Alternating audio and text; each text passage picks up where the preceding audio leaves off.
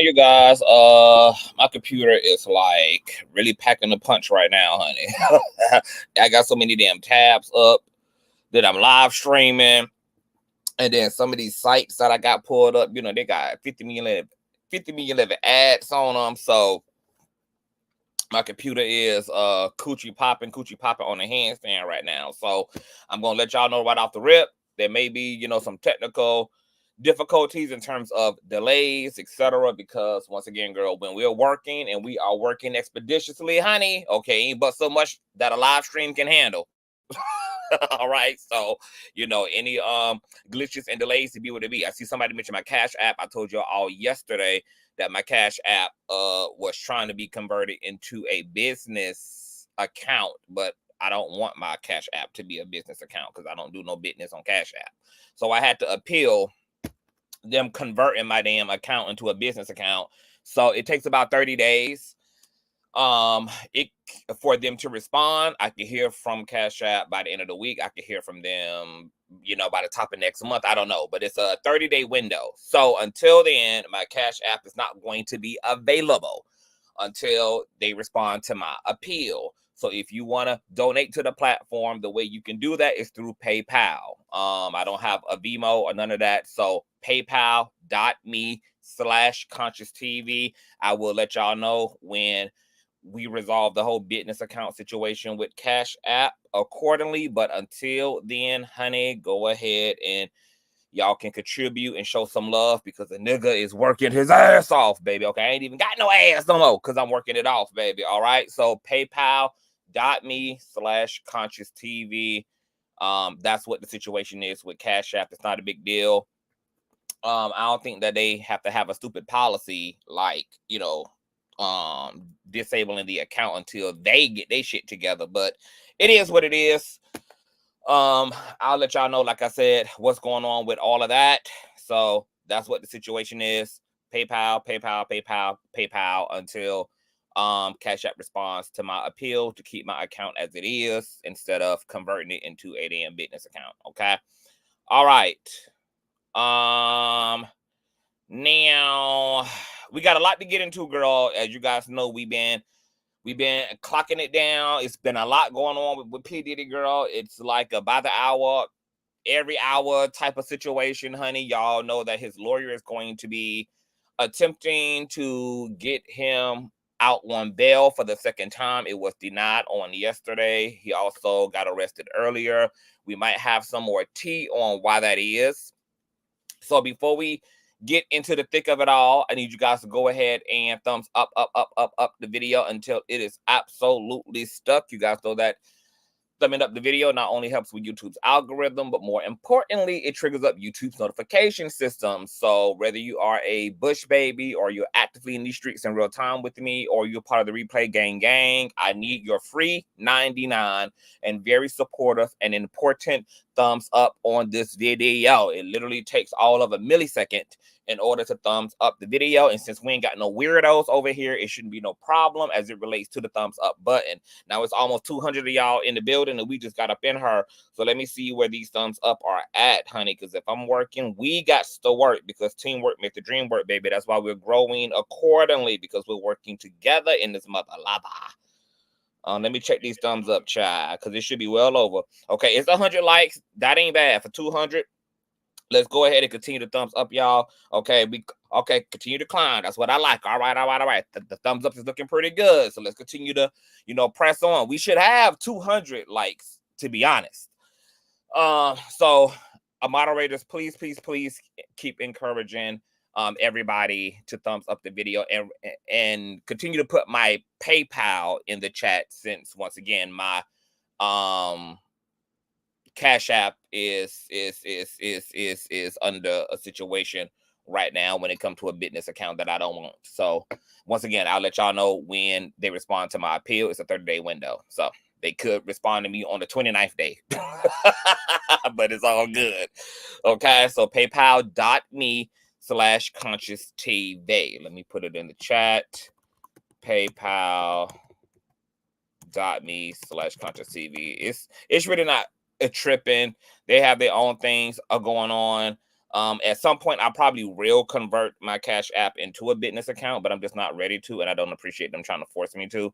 So, yeah, I'm appealing their decision because right now I don't actually do any business on Cash App. Like, it's just a app that I have where people gift me and donate to me because they just love the fuck out of the king. You know, when I start selling goods and selling weave and bundles and baby hairs and whiskey like Beyonce, honey, and, you know, all of that, then I'll go ahead and make it do what it do because it's only right, you know, but that ain't the case right now. So it is what it is. PayPal.me/ConsciouzTV for all gifts and donations. All right. Also, go ahead and share the stream out to wherever it is you have digital community. Shout out to all of the new subbies. We are at 49.k, girl. We are less than 600 subscribers away from an old nasty piece of 50k. I love this for us. And last but not least, please share the stream out to wherever it is you have digital community, whether that be your YouTube community wall, your Instagram, your MySpace, your Snapchat, the dark side of Twitter, Tumblr, or your personal OF. I don't really give a damn where you lay the link. Just let them whores know. The real out, real live, it was certainly in color. And with no further ado, let's go ahead and push on through. I know a place where you can recharge your soul. Baby, that's Consciouztv. And in the midst of brokenness, he gon' see your asshole. Baby, that's Consciouztv. You gon' heal, you gon' laugh and catch a little shade. Ooh, girl. Y'all know he be slaying, y'all better stop playing. Come hear what he's saying. Ladies and gentlemen.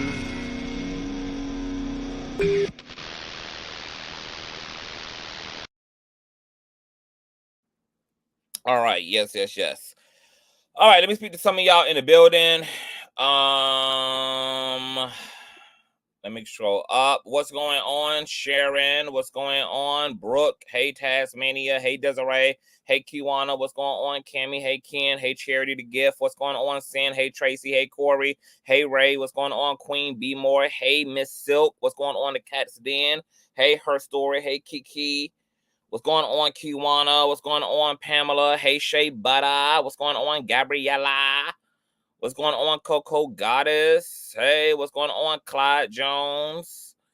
Hey, no power in the universe can hold me on, period. What's going on, Angela? Hey, Carrie. Hey, Stranger Teens. What's going on, Sexy Nessa? What's going on, y'all? Grand Rising. Hump day, happy hump day. What's going on, Aaron? Hey, Miss Mika. What's going on, Alex? What's going on, Poetic? Hey, the Cat's Den. What's going on, Boots Collins? What's going on, Beautiful One Style? Hey. Let's keep on scrolling. Hey, Moon Witch. What's going on, Mish? What's going on, Lady T? Hey, Blessed and Highly Favored. Hey, Amor. What's going on, Jamila Fox King? Hey, Boo. Hey, Kimmy. What's going on, y'all? Hey, Deshauna. Hey, Dancing with Nature. Hey, Vision Child of Reform. Hey, Boo. Hey, Coach Leslie. Hey, Love. What's going on, Walking Truth TV? Hey, Sister Phyllis. What's going on, y'all? All right, so let's get up in her. Y'all know we had an explosive, amazing, passionate show, girl. We covered so much. We got off into Don Richards' ass, got off into Usher and Neo's ass, honey. And we're going to continue to put our foot up asses accordingly. If I have time, I will be dropping the link. It's a lot going on out here with this P. Diddy situation. Y'all already know if y'all been keeping up, so I ain't really got to backtrack. So let's just pick up where things actually are, according to Miss Wednesday. Now, as I stated in the intro, Diddy's lawyer is doing what he is paid to do as a lawyer, which is to defend P. Diddy and to attempt to get his ass free. All right, you guys know he attempted to do that with a bail package that included auctioning off his $48 million Miami home, I believe, which is already caught up in a default judgment in another legality by an inmate who sued Diddy for SA and got a default judgment of $100 million. So that house is already up for collateral in that case. Therefore, it was not a bargaining tool in this particular litigation. However, he also auctioned off his mammy's Miami home. We're going to be getting into her and him. Girl, the rabbit hole runs deep. And despite Diddy, claiming that he was fine with, parking his jet, giving up his passport back in April. He gave up all his family's passports as well, so they can't go nowhere either. Because if I gotta suffer, baby, we all gotta suffer. And upon everything he did to attempt to make himself look like he did not pose as a flight risk, the judge said, bitch, fuck you. You will be held in jail, and then the worst of jails on top of that until trial, all right? However, in situations like that, you are granted a certain amount of appeals and motions. Therefore, it appears that the lawyer is going to exhaust all of the appeals on his client's behalf in order to get Diddy out on bail. Now, I think that Diddy risks far more than just a flight risk. The reality is that Diddy is a high profile individual. At this point, he's a global international superstar. He is a man with too much means. He's a man with too many connections. Therefore, he doesn't need a private jet in order to flee the country. He could use the private jet of any one of his friends. He doesn't even need complete access to his own money. He is connected and tied into enough big wigs to get out loans from them and to have them help him out financially, etc. So, there's really no way for Diddy to ensure that he's not a flight risk individual just because of his status at this point. Also, I think what is great to keep in mind is the fact that he poses as an actual risk and threat to the well-being and safety of any potential victims and witnesses in this case. And according to what we learned yesterday, girl, they have already have pulled at least 50 witnesses into this case who will be testifying against Diddy. They have also disseminated over 300 subpoenas to varying victims, witnesses as well, honey. Y'all know that they are going all the way back to 2008 and trying to get footage from hotels where Diddy and some of his compadres, such as Daphne Joy, who is P. Diddy's ex-girlfriend and 50 Cent's baby mama, from alleged freak-offs that were being held at various high-end hotels. Honey, they want room numbers, they want surveillance footage, they want identifications, they want car registrations, bitch. They are really peeling the wig back and really trying to get to the nitty-gritty of who, where, and how. Who, where, and how, baby. Okay, they want to know who has all been enmeshed in all of this, participating in all of this, facilitating all of this, where it happened, how it happened. They're getting all up in Diddy's ish. So I want to read you guys the letter that was submitted today by Diddy's attorney, Mr. Intrader, okay, who wrote the judge for the second time, attempting to appeal to the judge about releasing Diddy. Let me see if I can share my screen because my computer, like I said, honey, she is bankhead bouncing, bitch. There also is going to be a press conference over on Associated Press at 2:30. So we're keeping our eye out on that. We will be watching that together because I'll definitely still be live in 30 minutes. So we're going to tune in to see what the hell happens. And we're going to see Diddy's lawyers probably flapping his ratchet ass toupee around, girl, because more than likely it will be denied again. So let me share my screen and read this letter that Diddy's attorney wrote on his behalf, attempting to get his ass free, baby. Okay. Dear Judge Carter, you know what's so funny? I just said this yesterday. Does anybody else find it eerily bizarre and strange at the level of synchronicities that are like wrapped up within this case? Like yesterday, we saw that there was an attorney. I don't know. I forgot whose attorney because we done piled through so much information, girl.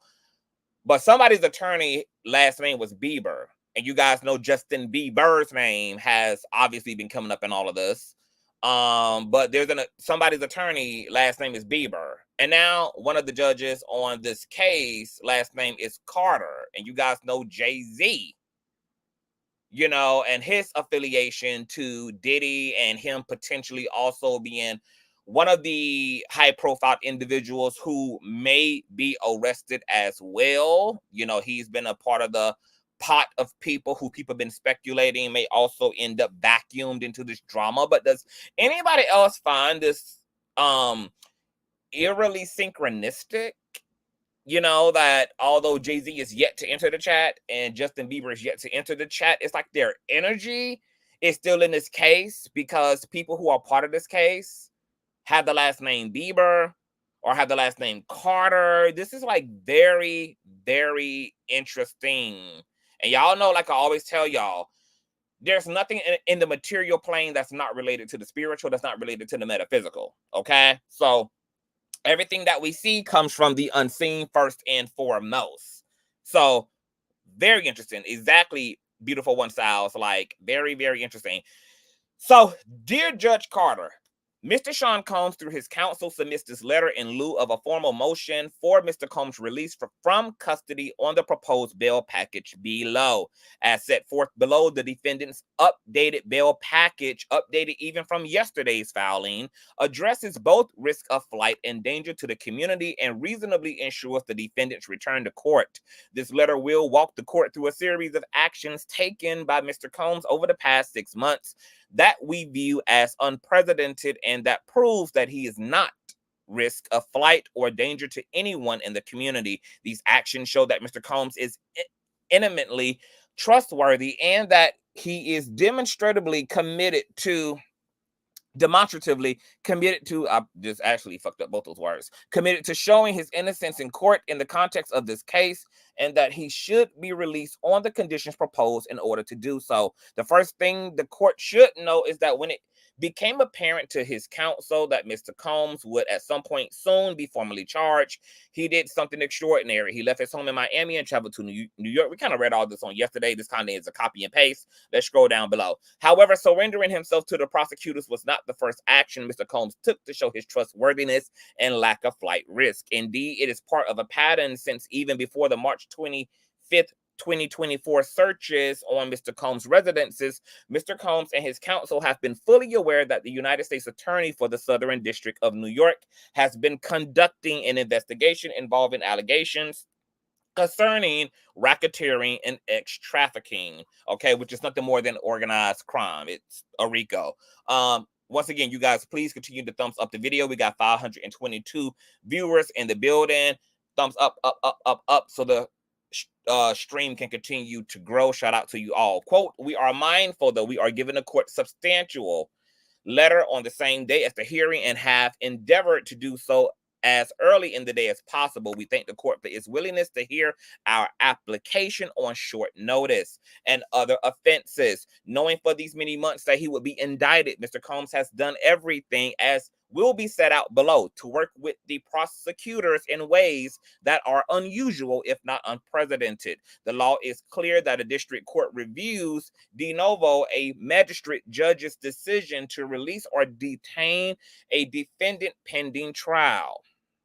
We respectfully submit that Mr. Combs can rebut the presumption of detention here due to his extraordinary actions in this investigation. Mr. Combs should be released on the conditions proposed so that he can fight this case in court effectively. So his attorney is just setting the grounds for saying that, hey, Diddy knew that all this was going to take place 6 months prior. He did all of these things that are kind of unprecedented that most people don't do. He relocated to New York to prep for this trial. He submitted his passport back in April. He's been completely compliant and he has, not obstructed justice in any way. He allowed the raids to his home. He has just been in alignment with everything that has been happening, even months out before he was finally arrested a day early. The defense proposes the following bail package, not all of which were proposed as part of our package to the magistrate judge.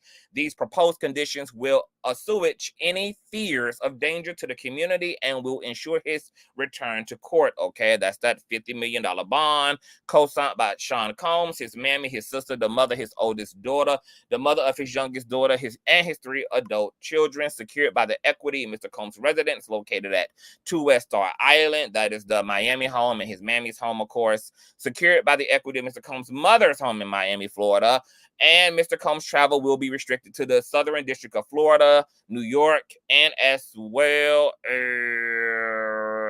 Florida and New York, because he wants to attend court, meet with his counsel, and attend medical appointments, as well as the Eastern District of New York or the District of New Jersey, only to the extent that his travel to and from New York involves an airport in those districts. Mr. Combs' passport was surrendered to his counsel on April 1st of 2024. His counsel advised the prosecutors of this fact in an email dated the same day. Counsel will provide the passport to pretrial services. The passports of the following family members who have already surrendered their passports to counsel after the raids on Mr. Combs' homes, which is his entire lineage. Since at least April 2024, Mr. Combs has been making effort to sell his raggedy tied ass, broke refurbished ass airplane. We informed the government of these efforts back in May of 2024, as explained further below. Just last weekend, Mr. Combs entered into a letter of intent with a party to sell it, but it hasn't actually been sold. Mr. Combs understands that he is not to travel to LA, where the plane had been located this week, and further that the plane is not to be brought to any district in which he is located until it is absolutely and utterly sold. They're also willing to be compliant with him being on some type of ankle monitor. Okay, somebody go check on Kenneth Petty, because Diddy is giving, his GPS and ankle monitoring a run for his money, baby. Restrict all visitors to Mr. Combs' residences at 2 West Star Island and West Star Island, the adjoining property that Mr. Combs owns, except for family property, caretakers, and friends who are not considered to be co-conspirators. Restrict female visitors to Mr. Combs' residence, except for family or mothers of his children.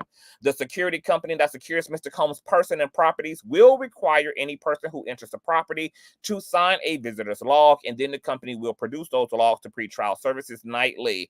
No contact with known grand jury witnesses, weekly drug testing by pretrial services, all other standard conditions of pretrial supervision. Now, I want to put a pause in it right here when it comes to, baby, they still trying to paint this picture that Sean Combs is a whole heterosexual man, baby. My God, today it's a desperation for me, girl. They're still trying to hold on to this heterosexual narrative. But let me see real quick if I can do real quick something that I might can do real quick that might be on page 13 of Don's lawsuit real quick. Let me see if we can do a real quick one. Let me see real quick. Let me scroll on up, child. Let me see what it gives, child. Because if I don't recall, hold on. Let me see what the T is. Hold on, I'm just scrolling through some ish right now, y'all. Because, we read through Don's lawsuit yesterday as well. Oh, I'm looking at the wrong shit, girl. This is the indictment. Okay, here we is, child. Miss Dawn, yes. Y'all thumbs up this video, child. I just want to find something real quick, because these people are interesting to me, child. Okay, yes, move that hell out the way. Okay, hold on, because in Don's lawsuit, if I'm not mistaken, and I know I'm not, because I'm never mistaken, child. Hold on. Nope, not making the band, honey. Let's get to the here. Requested. Mr. Combs refused and chastised the racketeering. Miss Richardson. Miss Richard. And then what had happened? And then Miss Richard spent several months. Okay. And then Miss Harper. Oh, Mr. Funk came downstairs high on drugs. Oh, okay. Push Miss Ventura against the wall. No, we ain't talking about that. Apparently refused to interfere. Relationship. Okay. Then around the Soul Train Awards, Atlanta. Appeared underage. Oh, here it is. It's this where we at? Young cousin men who appear to be underage, and then many of them appear to be lethargic. Okay. So let me just go ahead and put a pause right here. Let me just go. Hold on. Let's just do a quick little pause real quick. Let's just slide over to the left. First and foremost, page 13 of Don Richards' lawsuit in and around November 2009 after the Soul Train Awards in Atlanta, Georgia, Mr. Combs flew Miss Richard and Miss Harper to his house in New York on a private jet for an after party. There were many well-known celebrities at the after party, and copious amounts of illegal drugs were being openly consumed. Upon information and belief, Mr. Combs had arranged for dozens of young women and girls, some of whom appeared to be underage, to be transported to the party. The women arrived wearing little to no clothing and were given drugs and alcohol. Many of them appeared to be lethargic or passed out while Mr. Combs and his guests performed sexual acts on them. Miss Richard believed that her presence at the party was a test to see whether Combs could trust her or not. Mr. Combs repeatedly said things like, "This is a buffet. Enjoy yourselves. This is what we do. This is how we party." Okay. I was looking for the excerpt because Don also makes allegations that there were also not only girls and females being bussed in, but there were males and boys who were being bussed in as well. So the victims that the gender that made up Diddy's victims were not simply just that of woman. They were of male origins as well. You guys also know that we discussed yesterday Diddy having a specific profile for the type of victims he wanted, especially when it came to the females. Because according to Don's lawsuit, Mr. Combs openly stating that he had arranged for busloads of young exotic girls, such as mixed Black and Asian, Indonesian, and albino females. Miss Richard observed inebriated young girls being actually violated by Mr. Combs and his guests.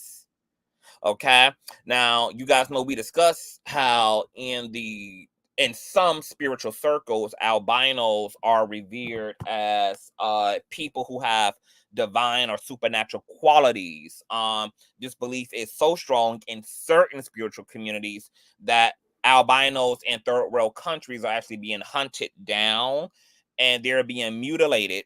They're being literally seized out of their homes. They're being literally run down through African countries, running for their lives and having their eyeballs extracted from them, having their breasts extracted from them, having their genitals, their feet, their abdomen, their noses extracted from them to be used in ritualistic magic, to be used in potions and spell casting and curses.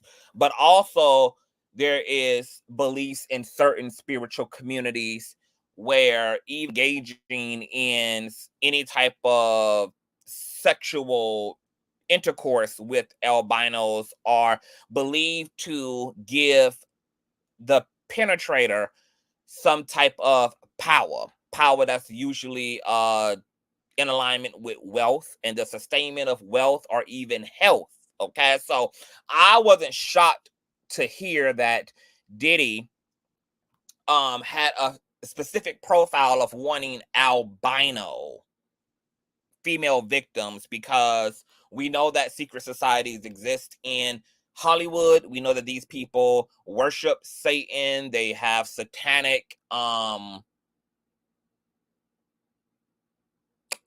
allegiances and Luciferian allegiances. These people are Freemasons. They worship the damn Baphomet and other deities and gargoyles.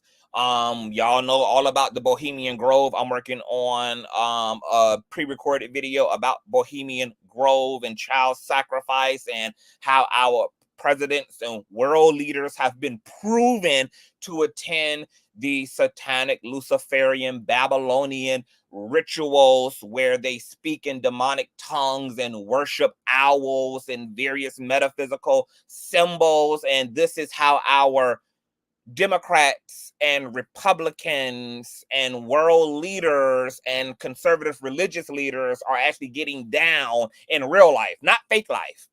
That fake facade that they put on when they come to the podium and they're in their synagogues and temples, that's the mask, okay? The reality of these people, okay? And these are provable, honey. We got flight logs, we have literal footage, photographs of these people at Bohemian Groves. We have intel. These people are walking around engaging in all type of fornications and adultery with each other at these annual events that are reserved for the elite. But Bohemian Grove itself is a very highly secured location, heavily guarded. There are surveillances and cameras all in the woods and wilderness, girl. It is a hot, freaky, eerie ass mess. But moving back to Diddy's attorney's proposal for bail on today. I don't want to get too sidetracked. Y'all catch the video from yesterday to get into all the things, shall. Okay, because we got quite a bit to cover here today alone. All right, so back to Diddy's attorney. Okay, so these are all the things, girl. No female visitors. I don't know what the hell Diddy attorney thought that was gonna do, girl. He should have put no children, no men, no males, no females, no girls on that restricted list. The combination of conditions will reasonably assure Mr. Combs' appearance in court and protect the government and magistrate judges' stated concerns with respect to the safety of the community.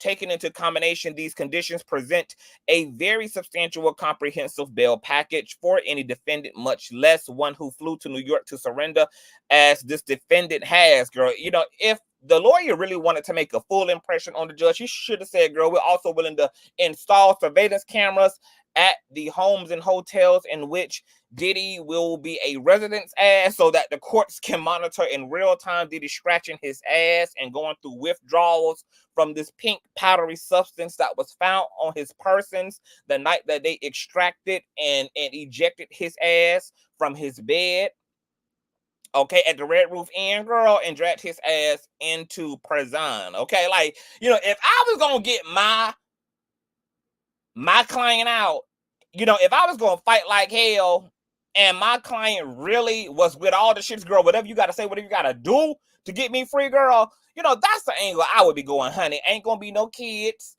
in his presence that's unrelated to Diddy, okay? Ain't gonna be no men outside of his staff, outside of his whatever. You know, we would have to install cameras, the whole nine. I mean, baby, I would have put out all them stops, honey, okay? Essentially, I would have made the bail package look like Diddy is going to be essentially living in a damn prison cell, even in his own damn home. I mean, you know, that I would have went all in. On March 13th of 2024, counsel for Mr. Combs emailed the assistant United States attorneys.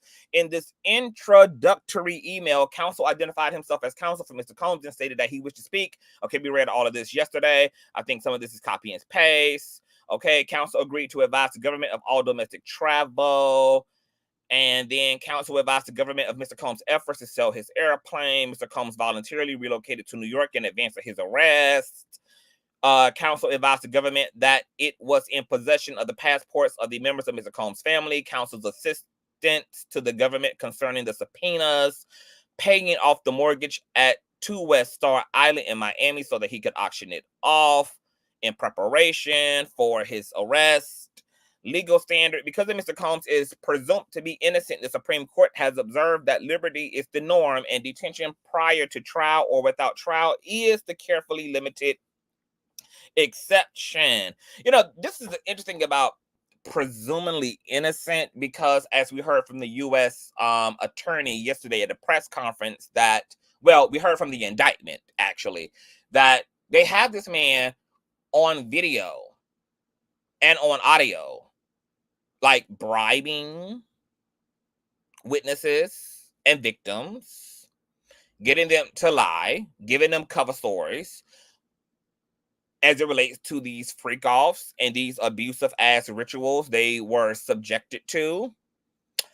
So, you know, with the plaintiff coming into the case where there's already very strong exhibits that plainly reflect his lack of integrity, his willingness to terrorize victims and witnesses, his capacity to lie, his desire to get in contact with witnesses and victims. Hence, as it was released yesterday, that Diddy caught Miss Harper, Kalina from Dirty Money, over 100 times over what, a 3-day period.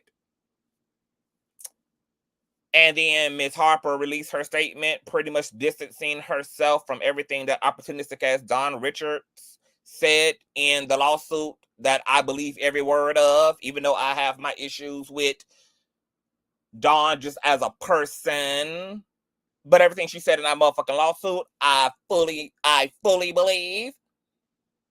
So because he came into this case with all this evidence already showing that he can't be trusted, he operates like a kingpin.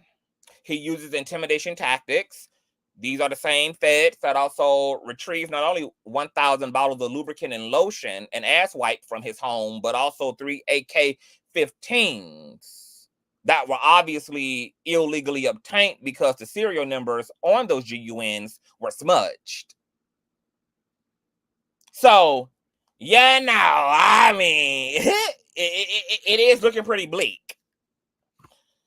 It goes on to say that while there is a presumption of detention in ex-trafficking cases, this presumption is rebuttable.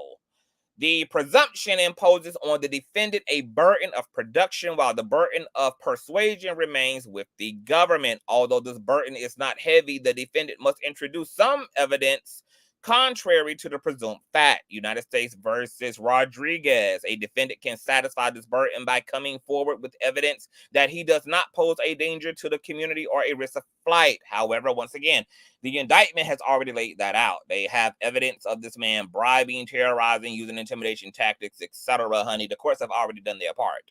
That's why they denied his ass initially. Even if the defendant presents some evidence satisfying his or her burden, the presumption favoring detention does not disappear entirely, but remains a factor to be considered amongst those weighed by the district court. Okay? In the benchmark case defining this burden shift, the court explained that since the presumption is but one factor amongst many, its continued consideration by the magistrate does not impose a burden of persuasion upon the defendant. And since Congress seeks only consideration of the general drug offender flight problem, the magistrate or judge may still conclude that what is true in general is not true in this particular case before him. He is free to do so and to release the defendant as long as the defendant has presented some evidence and the magistrate or some judge has evaluated all of the evidence with Congress's view of the general problem in mind. Once again, I think that the attorney is literally forgetting the indictment and is forgetting all of the objective evidence they already have on Diddy as it relates to his behavior. Acknowledging the ex-trafficking has a rebuttable presumption of detention, blah, blah, blah, the nature and circumstance of offense. Mr. Combs is charged with a 3-count indictment. The first count charges Mr. Combs with a racketeering conspiracy in violation of 18 U.S.C. Count 1 alleges that Mr. Combs relied on the employees, resources, and influence of the multifaceted business empire that he led and controlled. Now, what's interesting about that, too, is that, once again, the indictment also, he is being indicted and charged on racketeering, and as the indictment laid out, Mr. Combs led a corrupted enterprise that included his staff. So for the bail package to include that, hey, we're going to limit Diddy's access to just his family, his kids, his doctors, and his staff, hell, bitch, the staff is being incriminated in this damn case. The staff helped him to facilitate these freak-offs, these false imprisonments, these circumstances and situations. Like Diddy was just the head of the organization, but it was all of his henchmen and minions who were in the form of his employees, from drivers to personal assistants to personal cooks and chefs to all of it took all of this in order to organize the things that took place over decades. So I'm kind of confused on why the lawyer is almost like running into a wall that has already been resurrected, and it's almost like he didn't read the indictment. It's almost like he hasn't kept that in mind while trying to draw up the strongest argument he can to appeal to the magistrate on behalf of releasing Diddy on bail.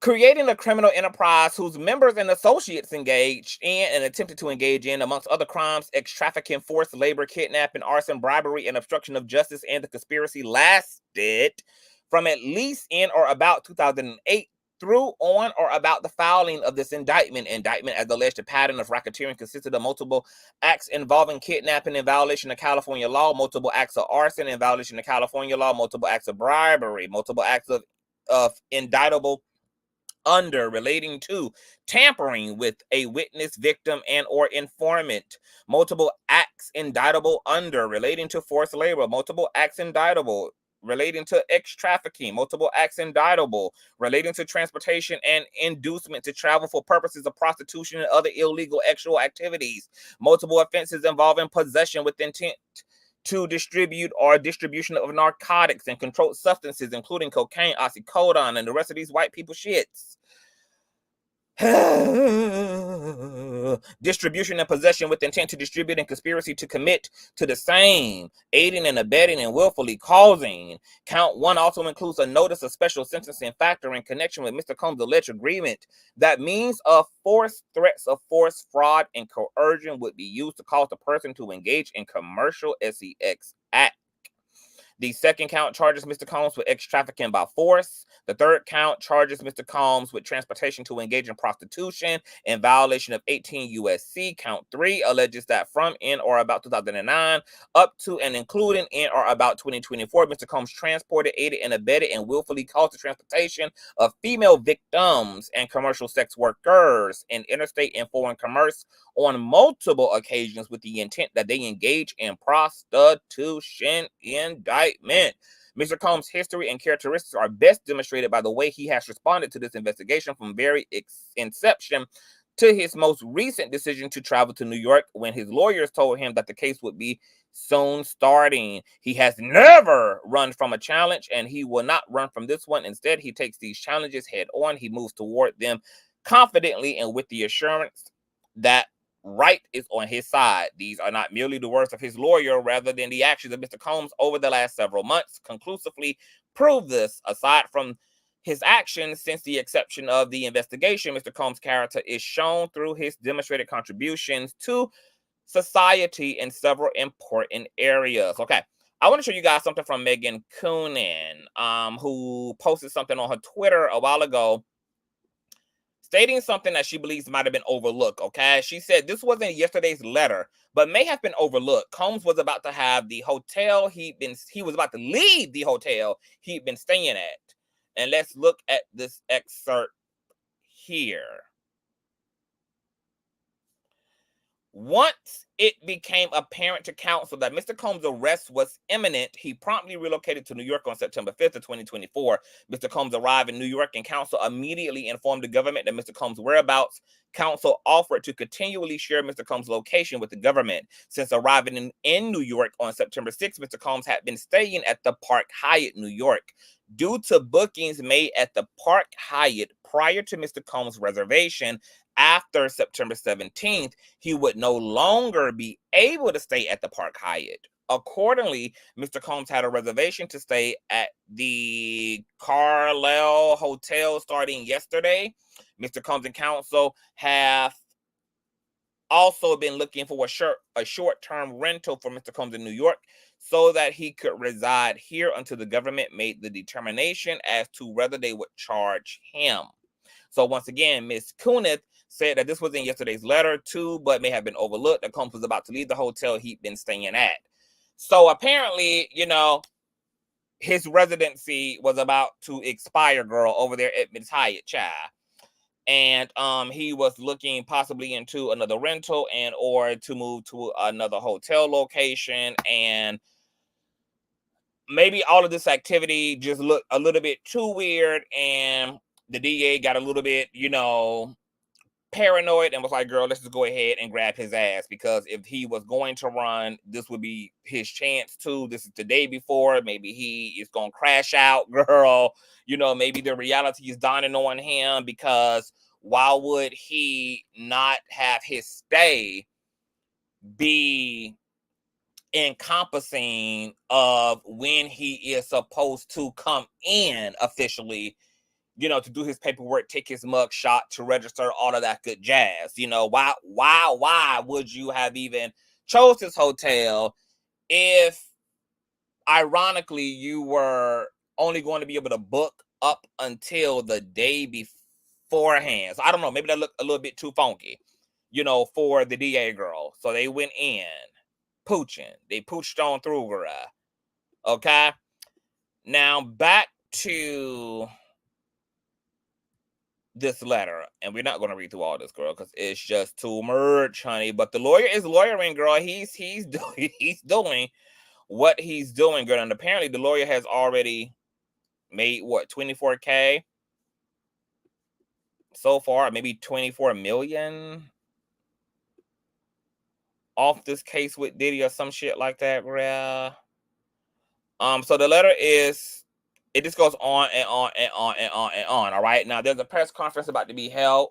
Let me go check and see what the tea is, see if they are making it do what it do.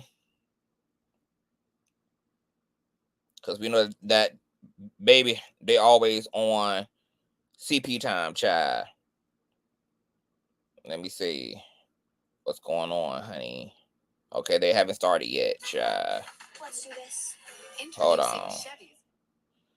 Hold doing. Okay, yeah, they ain't started yet, honey. But we're gonna watch that loud, live, and in color, so don't worry, honey. We're gonna be watching all things together.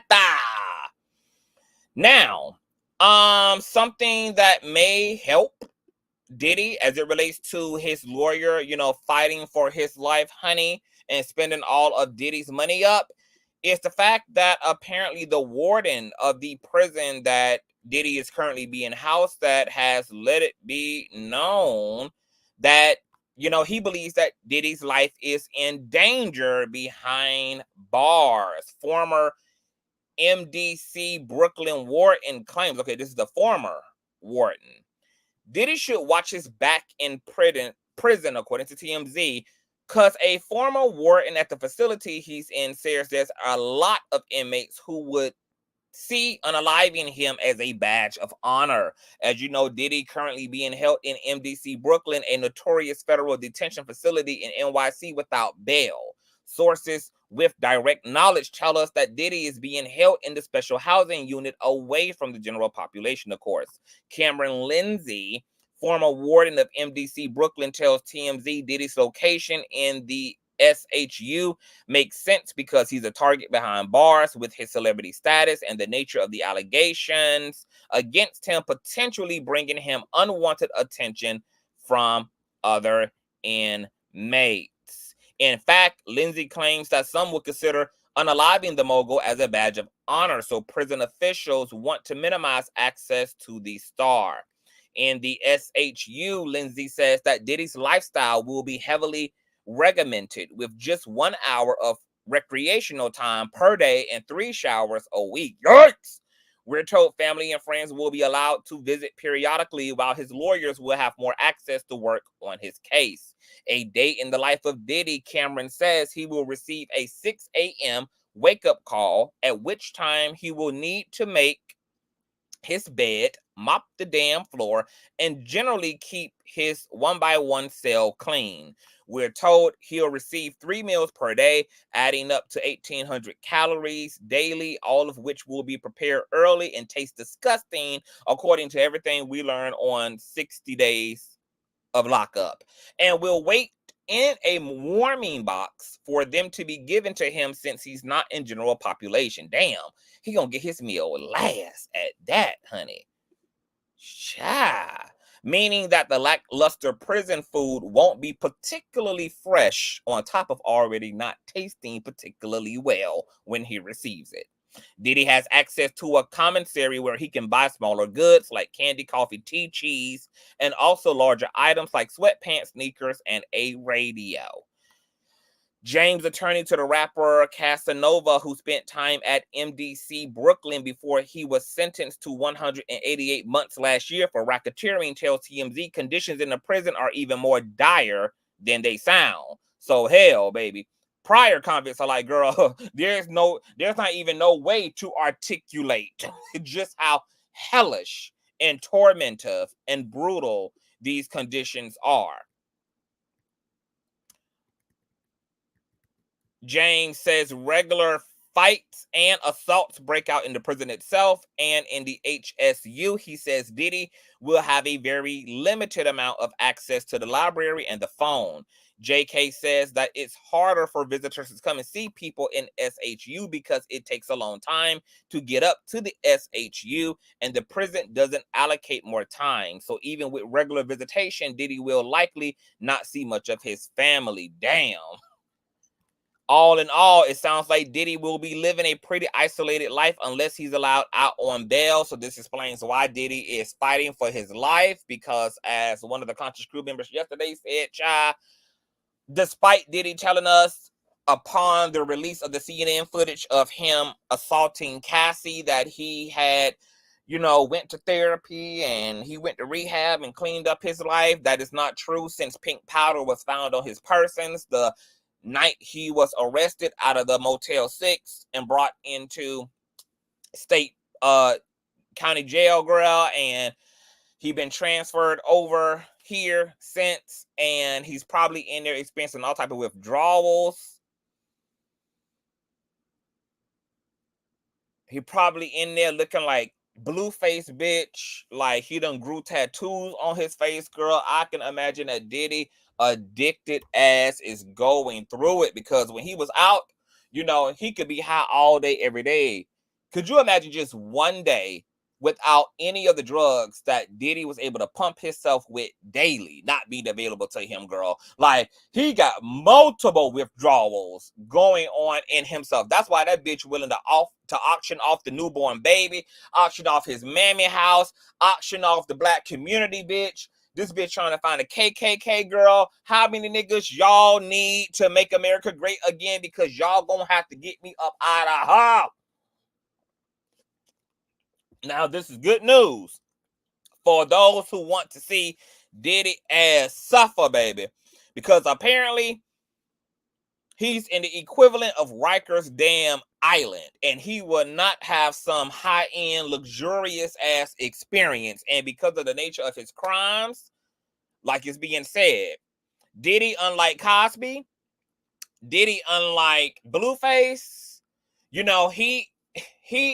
won't be a general population favorite because of the SA situation. This is why R. Kelly is fighting for his damn life, girl, because he's sick. He's sick of it. He's sick of that 1x1, that 4x4 ass room with that little ass window that's way to the top of the ceiling that he don't even have the luxury of looking out of. With that one little flat piece of mat that they give you to lay on, and a blanket that you can't even use to wrap around your damn neck because there's nowhere to motherfucking hang the rest of it at. Cha, cha, cha, my God, today. Thumbs up the damn video. All right? But will this help Diddy's attorney is the question. Will the attorney then turn to the ward, the current ward, because this is a former ward of this prison, who's given the 411 and the deeds? Will the attorney allegedly possibly even bribe the current ward to come forward and, you know, embellish like hell, make the narrative sound as worse and as grim as possible, come to the public, rush to the news, write a letter in to the judge on behalf of favoring Diddy being released out on bail because he apparently is in imminent danger, even though that's going to be hard to argue since Diddy is also in isolation. But isolation can have cruel and unusual impacts and disturbances on the human mind and psychology. So will they argue that, you know, that we don't need our client being halfway out of his goddamn mind by the time that it's time to start trial? We need our client to be competent. We need him to have good memory recall. Girl, if y'all allow this man to stay in this box with this half warm ass prison food that he's getting last, only showering his funky ass 3 times a goddamn day to sit his ass there by himself without his pink powder, without his pink cocaine, girl, without his oxycodone, without his painkillers on top of that. Our client is we gonna have to argue mental insanity, baby. By the time his ass take the stand, bitch. Y'all just gonna set it up for us to just be able to use the reasonable insanity argument, baby, because this nigga is gonna be far gone. Honey, he gonna be radio by the time he has to take the stand, girl. Diddy gonna come in here with a soda can on top of his motherfucking head and a little small backpack on to the courthouse to defend his damn self, honey. He's gonna come in here with a very little propeller hat on. Y'all gotta release him. This is not fair to us. You know, I just wonder what they're gonna do, girl. Because the lawyer is giving me, girl, that he with it all. Baby, the lawyer is giving me, girl, that he is gonna say and do whatever, and baby, he getting paid the kind of money to play all of the chess games. He is getting paid all the money, baby, to do all the things, honey. So it's going to be interesting to see if this narrative slides into the second motion if today's bail package is denied. Okay, now let me make sure that we are not missing out on the judge ruling yet. Let me flip through. Hold on, let me check out some things. Hold on, wait a minute. Uh-oh. A win is a win. Court sets aside. Okay. Oh, so this is about, okay, so y'all know that Diddy got a default judgment against him for $100 million by the inmate who has sued him for SA. Y'all know that Diddy's argument was he was not aware that he had been sued. And I guess they were able maybe to prove that, because you have to prove that you have served someone, okay? You can't, if you can't prove that the person received the summons in their hands, okay? It can't just be delivered to their house. A mailman just can't put it in a damn mailbox. A legal summons has to be signed off by the defendant, okay? It has to be handed to them. They have to sign off on it, and then the courts opened up the litigation once the defendant has been made fully aware that they are being called to the damn carpet, okay? Well, apparently they must have proved that Diddy did not receive his summons. He was not in fact made aware. This resulted in a default judgment. You guys know that Diddy put his attorney on the case. And now we know why Diddy responded so quick to this default hearing. And it's because as a result of that default hearing, Diddy's assets were going to be used as a form of payment in this default judgment.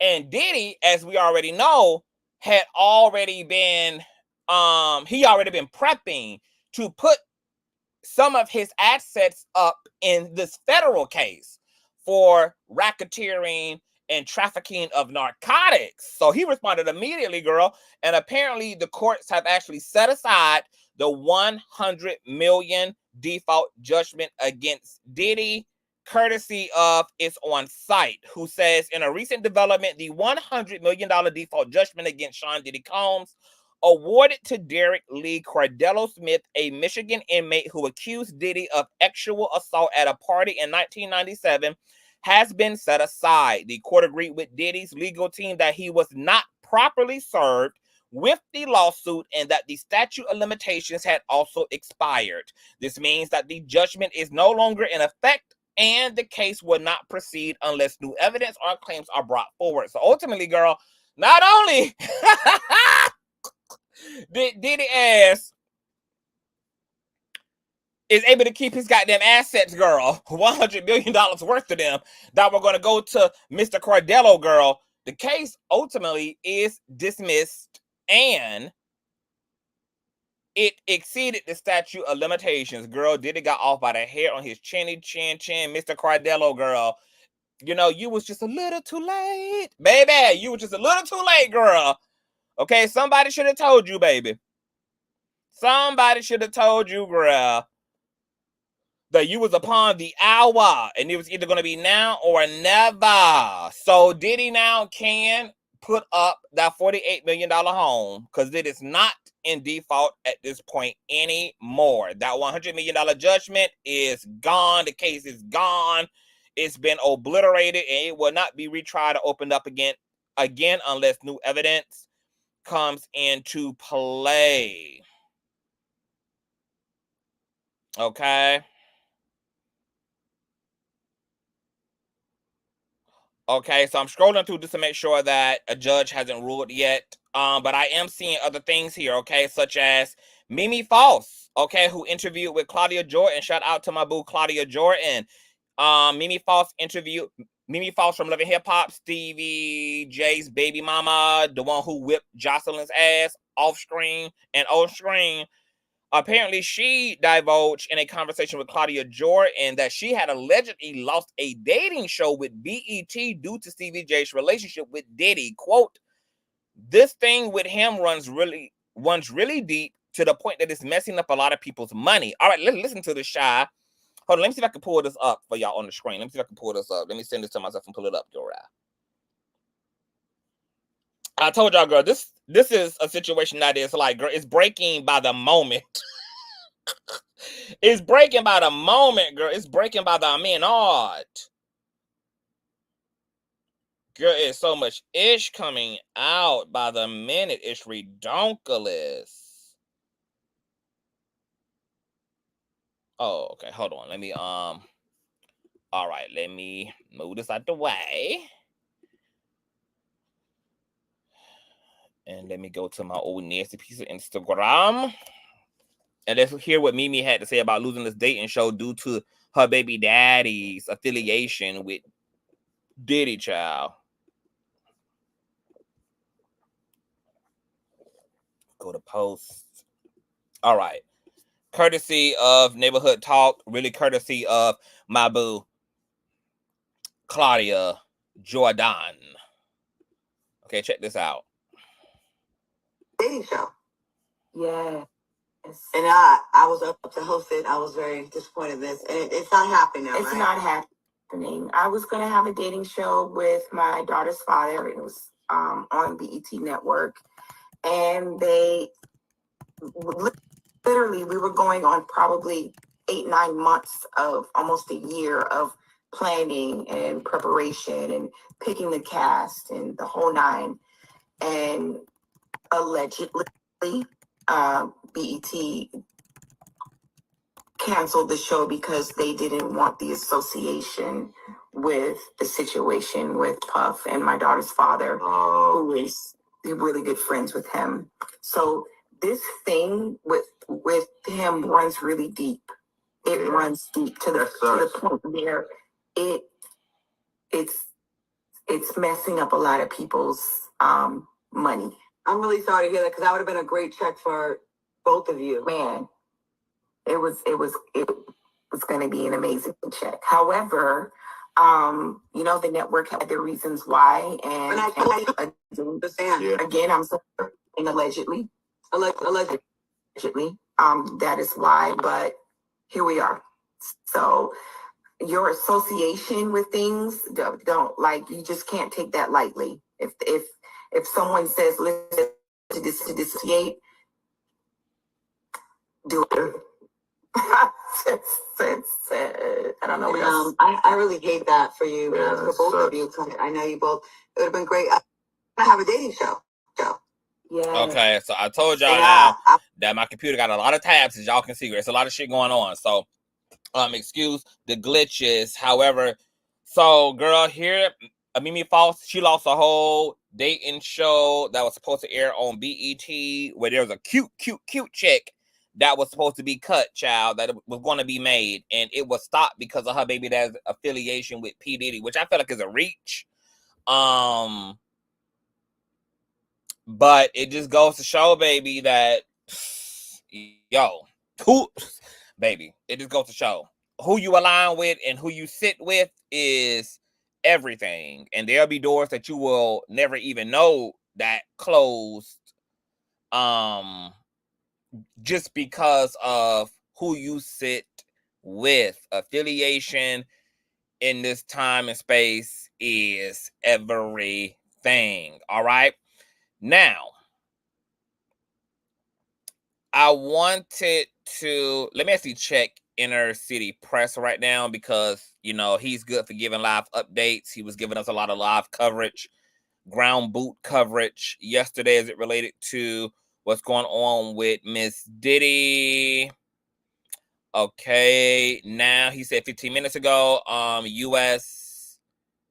versus Sean Combs bail appeal. Yesterday, Inner City Press asked U.S. Attorney Damian Williams if seeks to detain. Yes, coverage below. All right, we saw that press 1 minute ago. The defendant had a freak off on March 5th of 2016.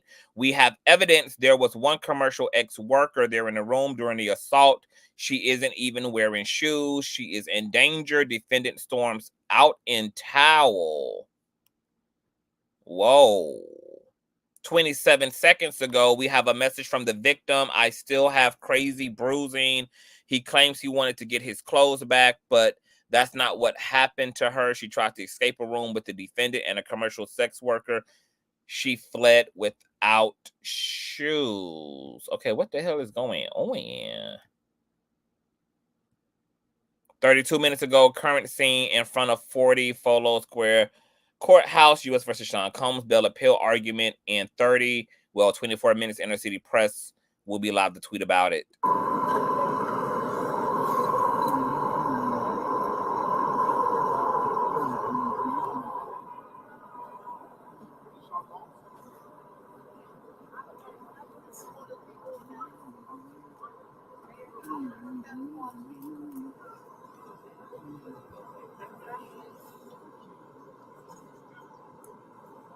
So this is the scene, moments before the bail appeal of Sean Combs. This car has been sitting here for a while. Everyone's wondering who's going to be getting out.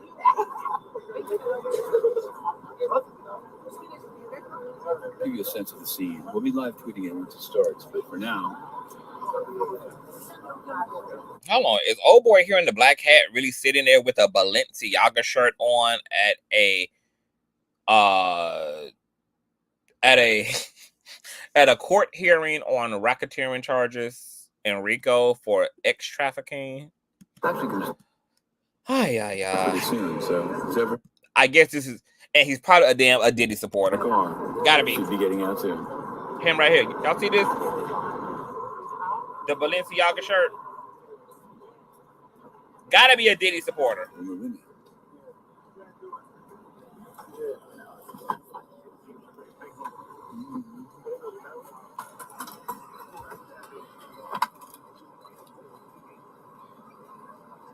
Okay, who got out the car? It's a woman, honey. Who got out the car?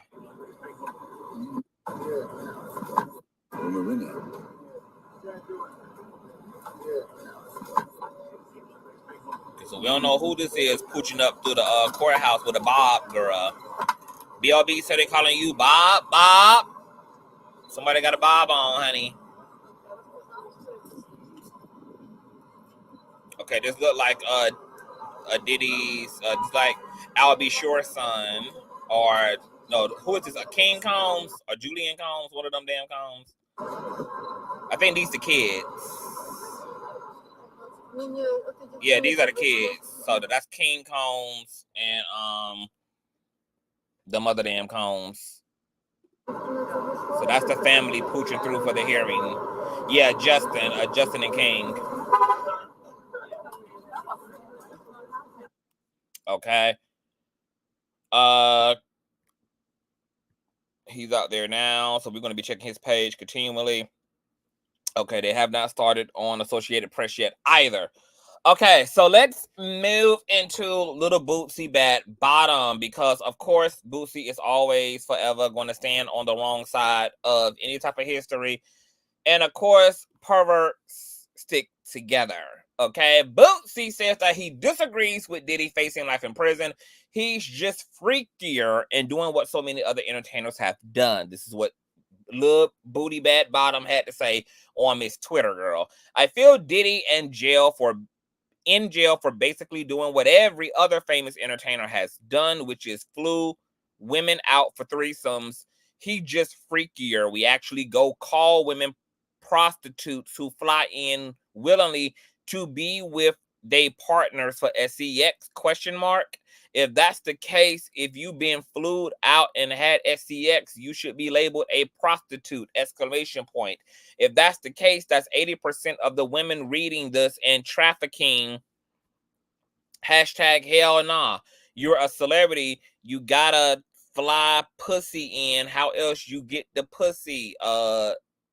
The dick can fly in to where the pussy is as well. And being fluid out and in is not what constitutes as prostitution. Prostitution is a literal exchange of sexual gratification, whatever that is, orally, vaginally, anally, etc., girl, for goods. Okay, typically money. The indictment is clear that these are commercial sex workers and escorts. If that's the case, it's 80% of the women reading this in trafficking. You never in one place when I saw that video, I was pissed off like nigga, like he really got a problem, but facing life in prison for doing basically what so many other entertainers has done.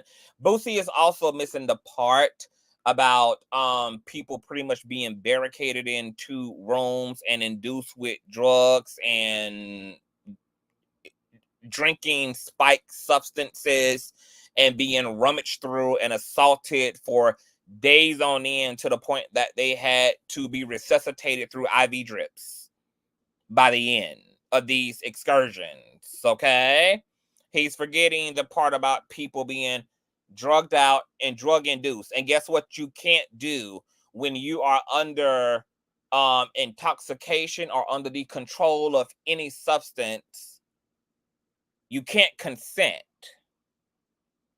Okay, a person's full autonomy is not present when they are inebriated. Now, even though the indictment is not dealing right now with the minors, even though I believe that there's going to be a superseded indictment that's going to deal with the allegations brought against Diddy by Don, but the initial indictment does not necessarily nuance who's making up these victims, whether they are underage or whether they are overage. You know, it had a very general language about victims, but yeah, these people were being held against their will. They could not consent. They was under substance control, and they were being assaulted against their will while being under the control of all these drugs that Diddy ass also is being charged with trafficking, to the point that they had to once again be resuscitated with IV drips and medication. And then Diddy bribe them and threaten them with violence if they leaked and expressed any of this. Now, Bootsy, my question to you is, if everything that was happening was consensual and P. Diddy is aware that he is consenting to these experiences and all the other women and men who are participating in these freak-offs are of age, for one, and that they are consenting, for two, then you need to tell me why in the hell does the feds and prosecutors have Diddy on audio bribing and threatening and coercing those individuals into changing their fucking stories and threaten them with violence if they expose what they were subjected to, you ignorant raccoon-eyed buffoon. You know, I know that you can't read, and that's why your conclusion is so partial. It lacks a full, genuine assessment of what Diddy is being accused of and what he's being found guilty of. You raggedy ass fucking weirdo. But, you know, I don't even be so much mad at Boosie at this point. What I am and find egregious is that Lil Boosie still has a fan base. And that Lil Boosie is still being supported and promoted, even by blogs. Because why do we give a fuck about what Boosie had to say? Why is what he said going viral? Why does Lil Boosie have any social equity? Oh, I forgot. It's because he's anti-trans and he's anti-lesbian and he's anti-homosexual. So it doesn't matter that he too is a convicted felon. It doesn't matter either that he has killed a man. It doesn't also matter that he bragged about having his own children who were minors sexually assaulted at the hands of sex workers. You know, because when you get to be when you are homophobic in the black community, baby, you can be absolved of all your other damn sins, girl. It doesn't matter what else you've done or you do. If you don't like them gays, baby, you get to have a statue resurrected of your ass in the community, honey. You get to be the Boosie Luther King of the community, girl. You get to be just that guy. You get to be that guy or that girl, honey. Okay, as long as you hate them gays, nothing else would count, girl. You get some type of qualified immunity in the black community, honey. So I'm not even more so ever shocked. And Boosie don't personally move me no more. I done dragged Boosie to smithereens over the years and just finally retired from just even investing any of my good nerves into this tired ass heathen. I'm more so curious why the community still stands behind Boosie. I'm just more so curious about why he still even has the bulk of the black community still in a chokehold. That's what's interesting to me. But let's talk about Boosie for a minute.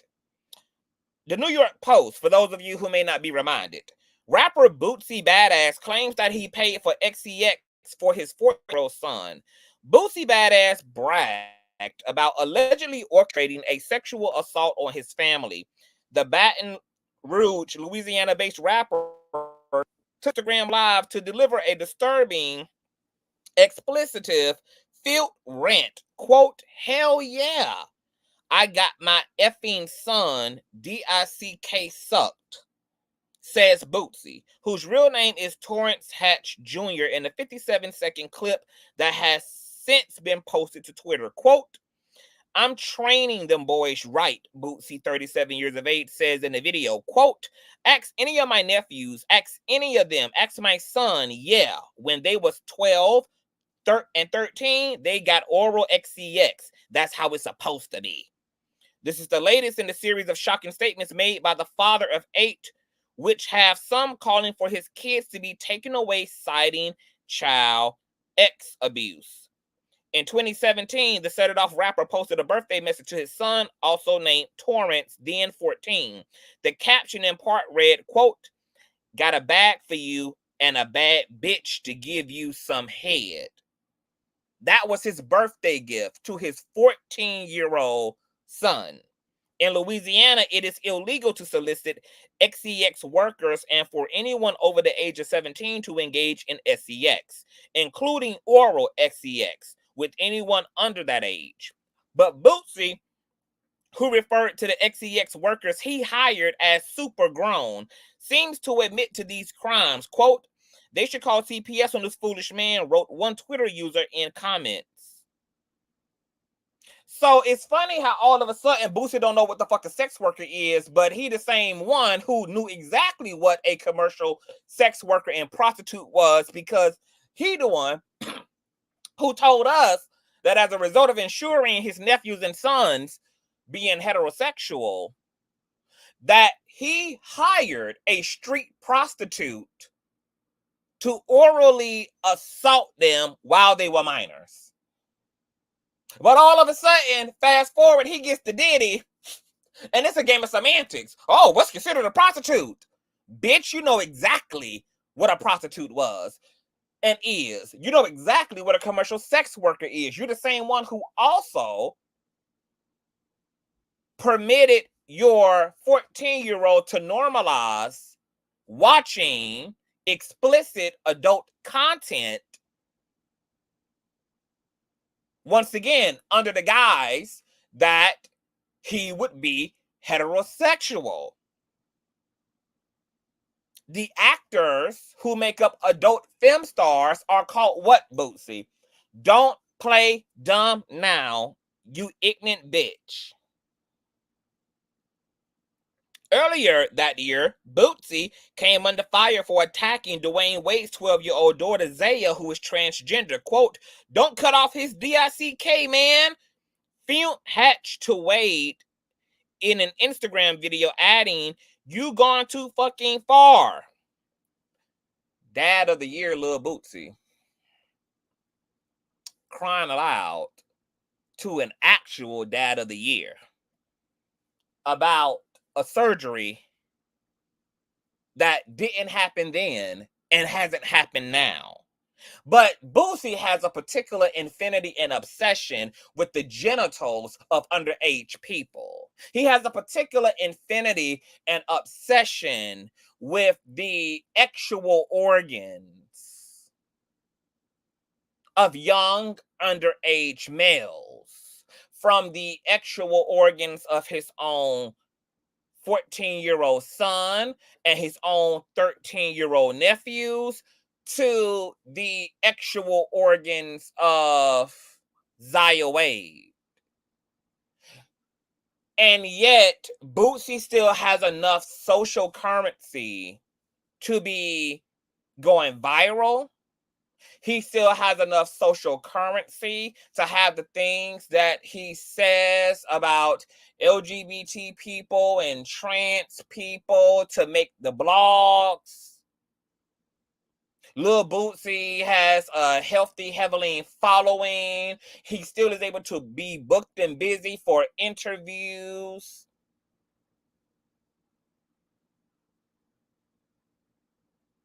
Little Bootsy time was supposed to come the same time as Diddy.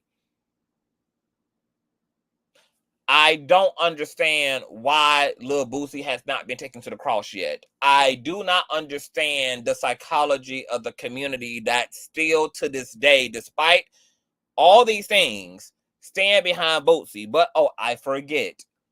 Long as you hate these gays, you can even be a pedophile, long as you hate them gays. Long as you hate these gays. Long as that's your mission, baby, to clear the community of these effeminate men. As long as it's okay for you to clear the community of these masculine women. As long as you're standing on your square, honey, to purge the community of these people who are considered freaks and weirdos.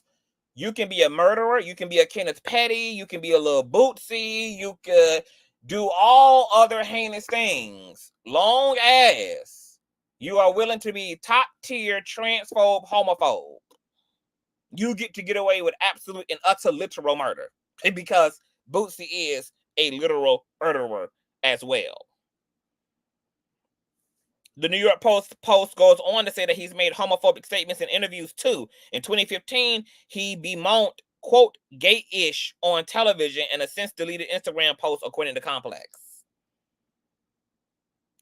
One claim he denies, the rumor that he beat up George Zimmerman, the man acquitted of the 2012 unaliving of Trayvon Martin, who was 17 in a Walmart parking lot, a bizarre idea that circulated last year.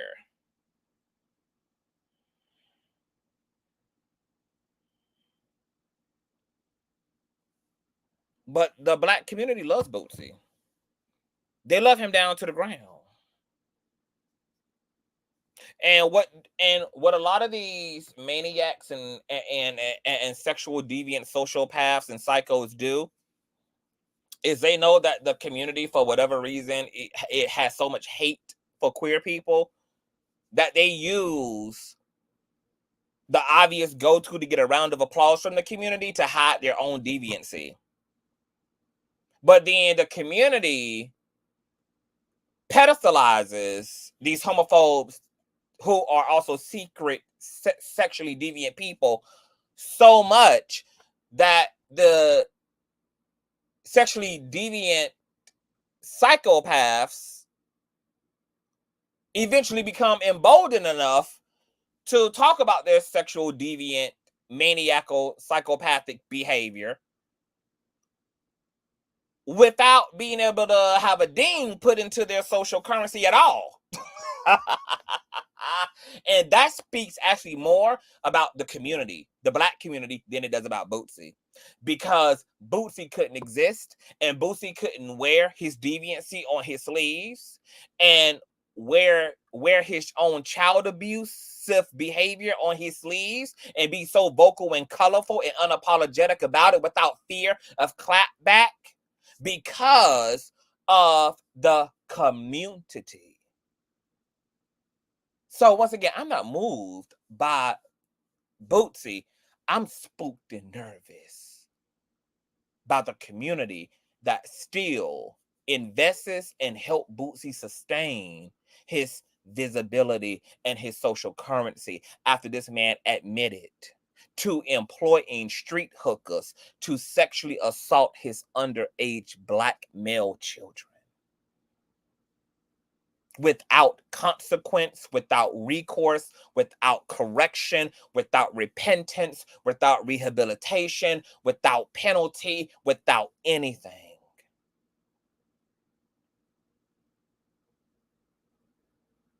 And yet continues to get a click and a view and to attract people to hit that follow button, so that his voice remains significant and it remains at the table, when his ass belongs in the same 4x4 cubicle of Sean Diddy Combs. I have more questions and indictments about the community than I even do at this point about Lil Boosie ass. But moving the fuck along. Let me go check on AP Press. Once again, you guys who may be coming in, my Cash App is being appealed right now. They tried to change my Cash App into a business account. It's not a business account. I just want a regular Cash App account. It's going to take 30. It can take 30 days for them to respond to the appeal. So until it's appealed, they have suspended the account unless I go ahead and change it to a business account. I'm not changing it to a business account, so I'm just going to wait until my appeal goes through. So until then, you guys can donate and gift to PayPal, and I'll let you guys know when my appeal clears on Miss Cash App. Okay, when I do business on Cash App, it'll be a business motherfucking account. But let me check to see if press conference anywhere has started, and let's check to see if there is any word so far about this bail hearing. Let's go back to Inner City Press and see if he has updated us on anything yet. 3 minutes ago, 13 contacts with 2 people Sorry 14 context between the defendant and the witness. Also, he reached out to a witness he had not been in contact with for several years. Wow. After the grand jury subpoena, he used intermediaries. This is why his ass is going to get denied bail today. This is why they denied that shit yesterday. This is what I was saying earlier on in the commentary. Okay? No, ma'am. You pose a whole, not only flight risk, you pose a risk to this investigation. You caught Kalina ass over 100 times over a 3-day period, and now they have evidence of him also contacting 2 other people.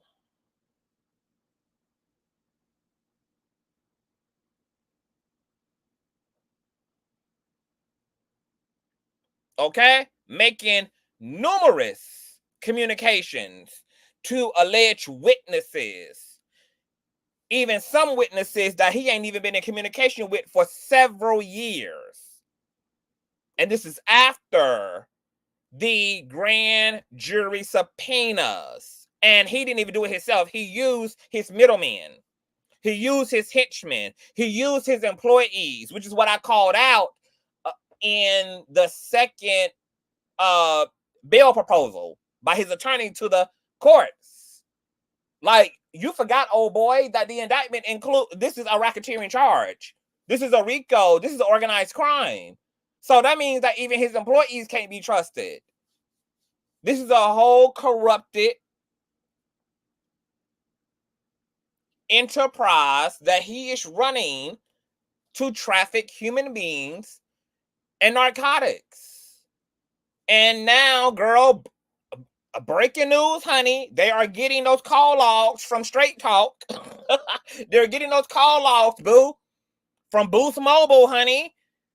Diddy ass is out here doing damage control just like he did with Kalina Hopper, who's a mammy anyway. She was going to have his back no matter what. Even had he not caught her desperate, stupid ass, honey, she was going to go down in a blaze of glory, girl. Okay, I already told y'all yesterday, honey, Kalina Hopper from Dirty Money, girl, she was pledging allegiance for better or for worse. Okay? But he is now dialing back, trying to get ahead of this investigation, trying to talk these witnesses out of testifying against his ass, girl. He's going all the way back, honey, to 2012, 2014, 2013, honey. Probably telling people he'll pay them off. Don't respond. I got you. I'm a have a da-da-da-da-da. And he's not doing it himself. He's having his middle people do it. And this is why, bitch, you are not going to get your ass out of jail or on bail. And you're going to sit in isolation, eat that cold ass hamburger helper, girl, with that little ass window that only allows a ray of God's asshole to shine upon you, girl, to let you know that there may be light at the end of the tunnel. That end of the tunnel, girl, being you atoning for your sins by just go ahead and confessing to every damn thing, and maybe I'll let your ass into heaven.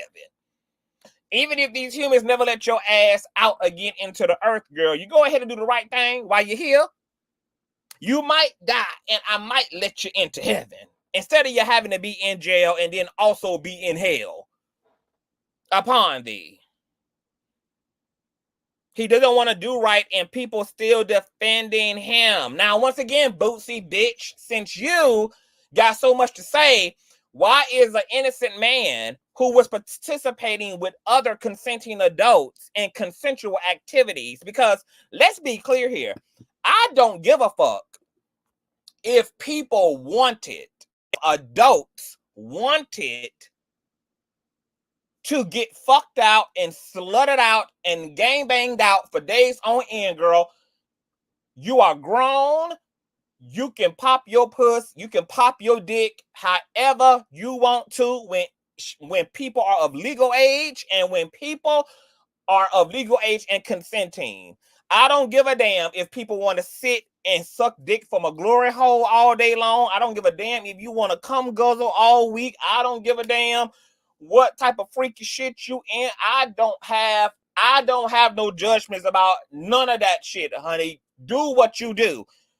When you doing it with of age people and your ass is doing it consensually, when all parties are consensual, honey, y'all do what grown folks do. The bedroom is undefiled. I don't give a damn. But Lil Boosie, since you arguing, girl,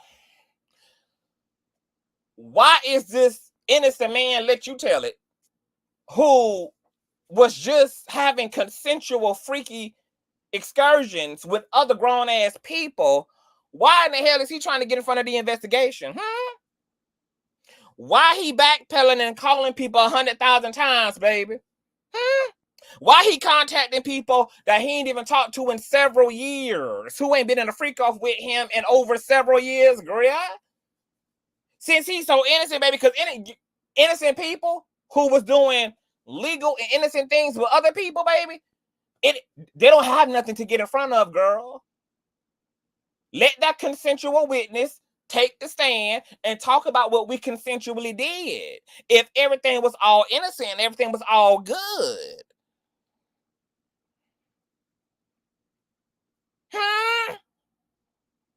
Bootsy, why is Diddy using up all his straight talk minutes, bitch, to call up Miss Harper before she released her public statement in response to Don's lawsuit?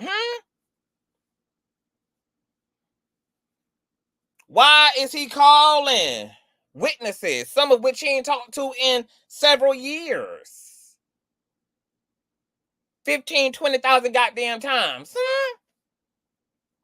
And yet Diddy want to be arguing and trying to manipulate the courts into seeing him as a non-flight risk. Girl, your ass is grass, bitch. Your ass is grass, baby.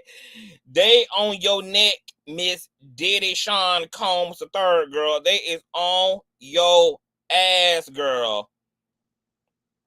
DJ Envy says that Diddy should be allowed to be released. Oh my God. Quote, Harvey Weinstein got one. OJ Simpson, Bill Cosby, Diddy should be able to. Y'all,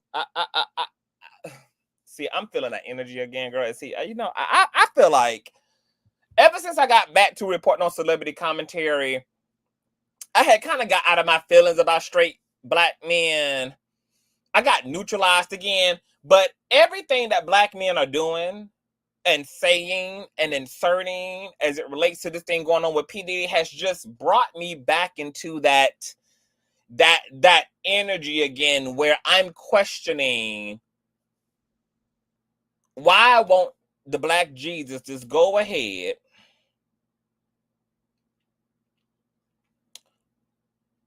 put all of us on the highest peak of the mountain in the earth and then send the second flood to swallow up these damn niggas?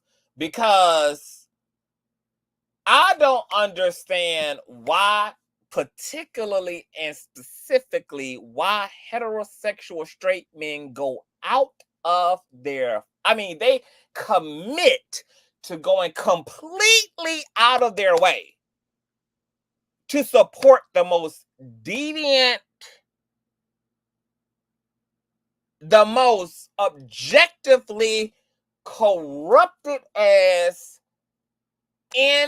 individual males. Like, if black women could have the level of commitment and faithfulness to each other that these niggas, girl, these niggas don't give a damn if it is Freddie on the stand, girl. If it's Jason Voorhees on the stand, girl, terrorizing Elm Street and the teenagers and young people there, girl, these niggas would be at the end of the street corner pouring liquor out and using their damn platform, girl, to talk about free Freddie and free Jason.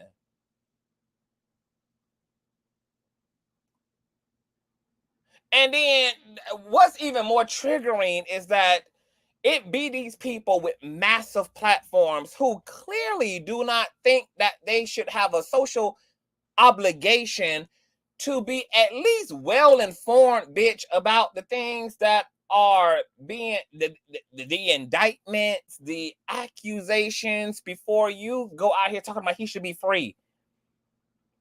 As if there's not decades of witnesses and victims whose lives could be at stake as a result, because as it's coming out right now, this nigga, it has been contacting all the way up to his arrest witnesses and victims while already being indicted on bribery, intimidation, menacing, and obstruction of justice. Breaking news. Okay, we're going to pull up a breaking news. Denied. I ain't shocking. I just broke it for y'all. Denied again. Let me see. I am fucking screaming. Okay, the bishop. Let's go to the bish gossip, honey. Hold on. Let me pull up the things. Wait a minute. Hold on. I'm already up here. Let me see if Inner City Press done tweeted it out. Nope, he ain't tweeted. Hold on, 5 minutes ago. We didn't deal with Lawrence, Magistrate Fox, anything else? A few more to go. How many? 3 minutes. Not addressed. Girl, breaking news. Denied. Let me go to Bish Gossip, who just reported it. Yeah. I just said it, girl. You're done. You're cooked. You're baked, girl. That broccoli been done. Sit down, Miss Diddley, girl. You're done, honey. You're going to be there for quite some time, sugar. It's okay, honey. Okay? Just go ahead and rest, honey. Just go ahead and rest in your femininity, baby. Okay? This is your time, girl, to recover from all those freak-offs until trial, baby. Okay? Just get your weight up. Get your electrolyte ups, girl. Get your cells. Get your white blood cells up, bitch. Okay? This is just your opportunity, girl, to finally take rest, honey.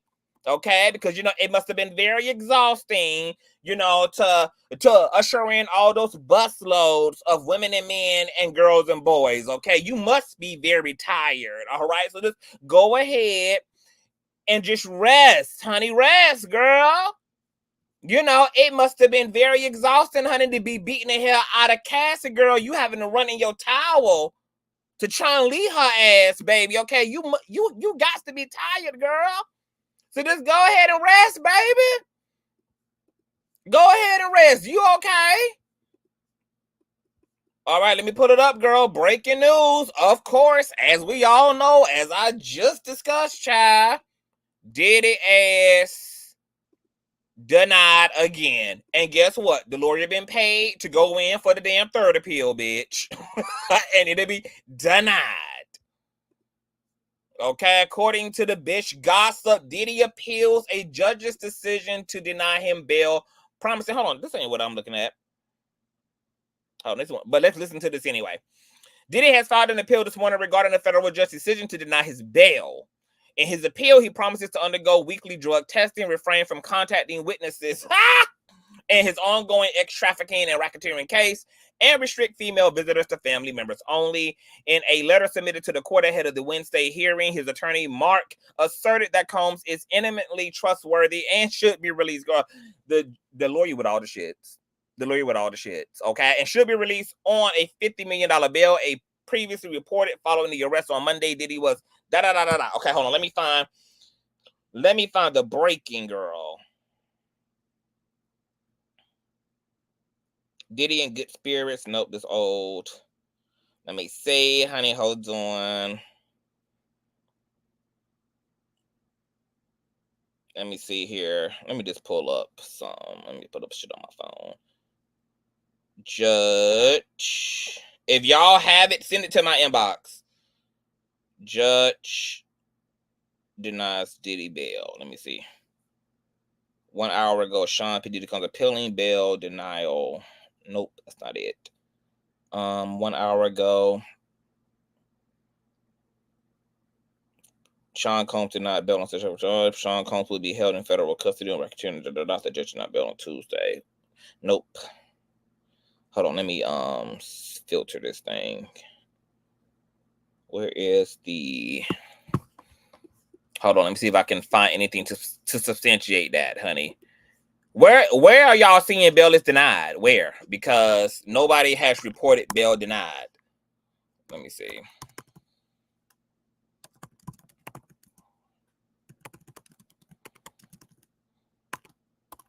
Let's see, Wednesday. Sean P. Diddy going to appear in court for bail, blah, blah, blah. Oh, let me put a filter on this shit.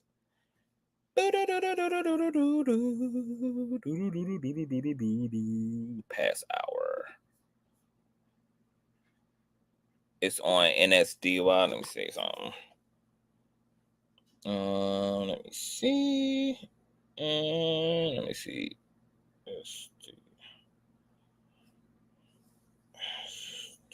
You know, Combs.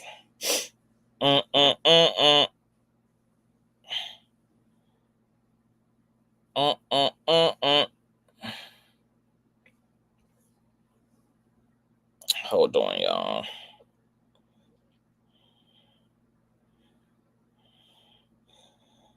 Let me see, y'all.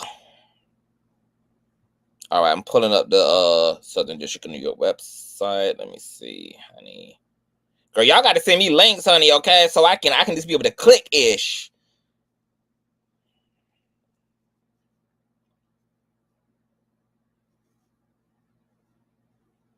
Hold on, let me pull this shit up. SD1 Diddy Bill. Do not.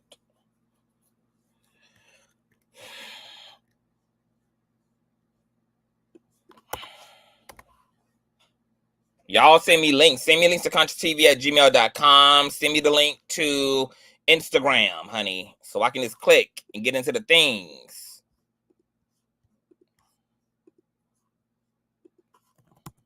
Hold on, y'all. Thumbs up, thumbs up if you are in the building, because these folk got me working, as y'all can see, child.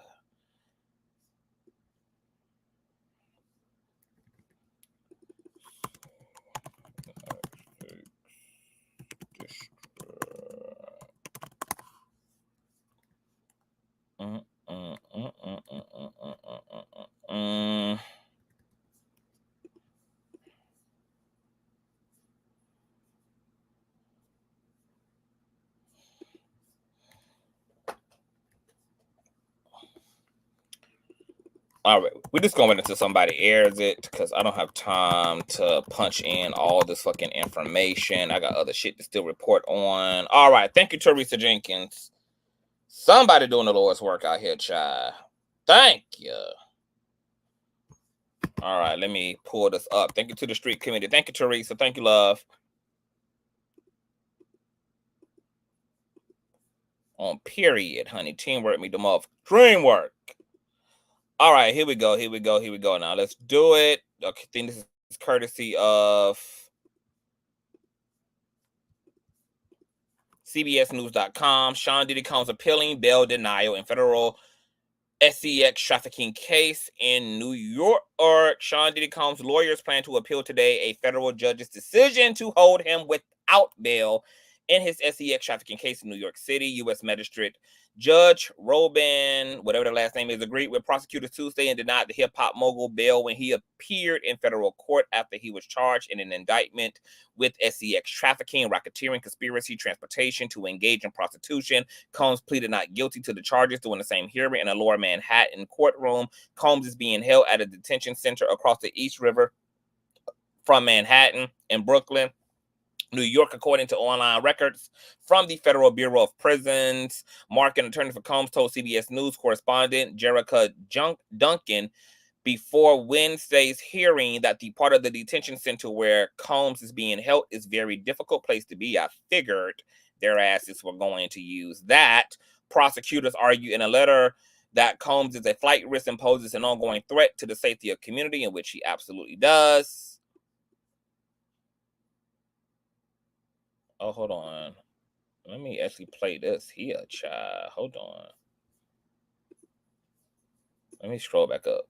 All right, let's listen to this, actually. CBS giving old Nancy piece of coverage, girl. And his lawyers are set to fight a judge jailed ahead of his trial. Now, the judge at a federal court here in Manhattan determined the music mogul is a flight risk and therefore must remain in custody. Prosecutors unsealed an indictment yesterday charging Combs with racketeering, sex trafficking, and transportation to engage in prostitution. He has pleaded not guilty. CBS News national correspondent Jerika Duncan is following all the ins and outs of this case for us. You see her there outside the courthouse here in New York City. Jerika, lawyers for Combs previously proposed a $50 million bond to get him out of jail. The judge, I believe, denied that. So what should we expect to happen today?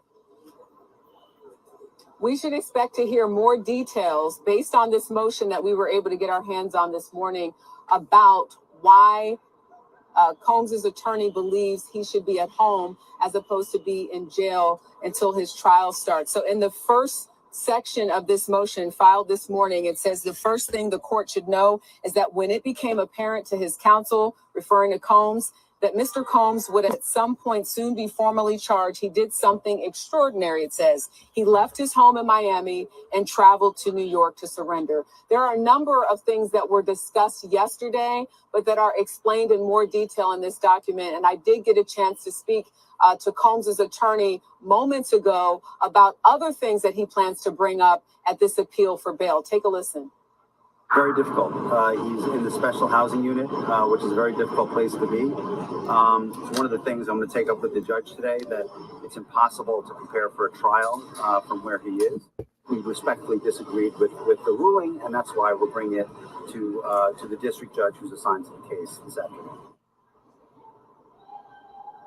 So it's unclear if that argument will be enough for this judge to make a different decision. But he also noted that Combs gave up his passport as well as other family members. He also talked about how they were in touch. Combs's attorneys were in touch with federal prosecutors this entire time about his whereabouts, trying to say he is not a flight risk. But of course, we expect to learn later today whether or not Combs will remain behind bars. That bail appeal is going to start at 3:30 this afternoon. Errol? All right, Jerika, we'll stay close, and as soon as there's an update, we'll bring it to our viewers live. Thank you so much.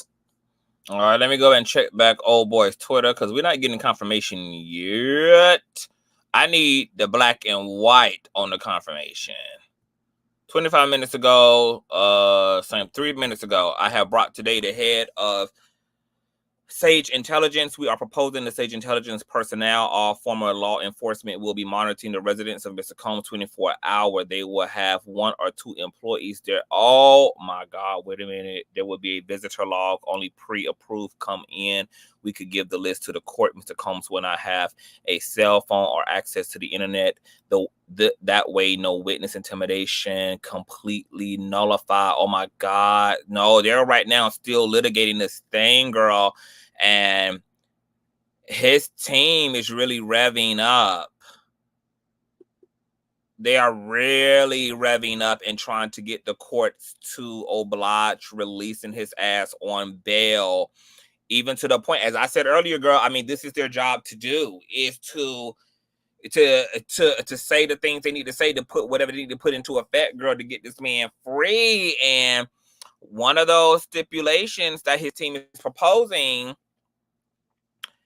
is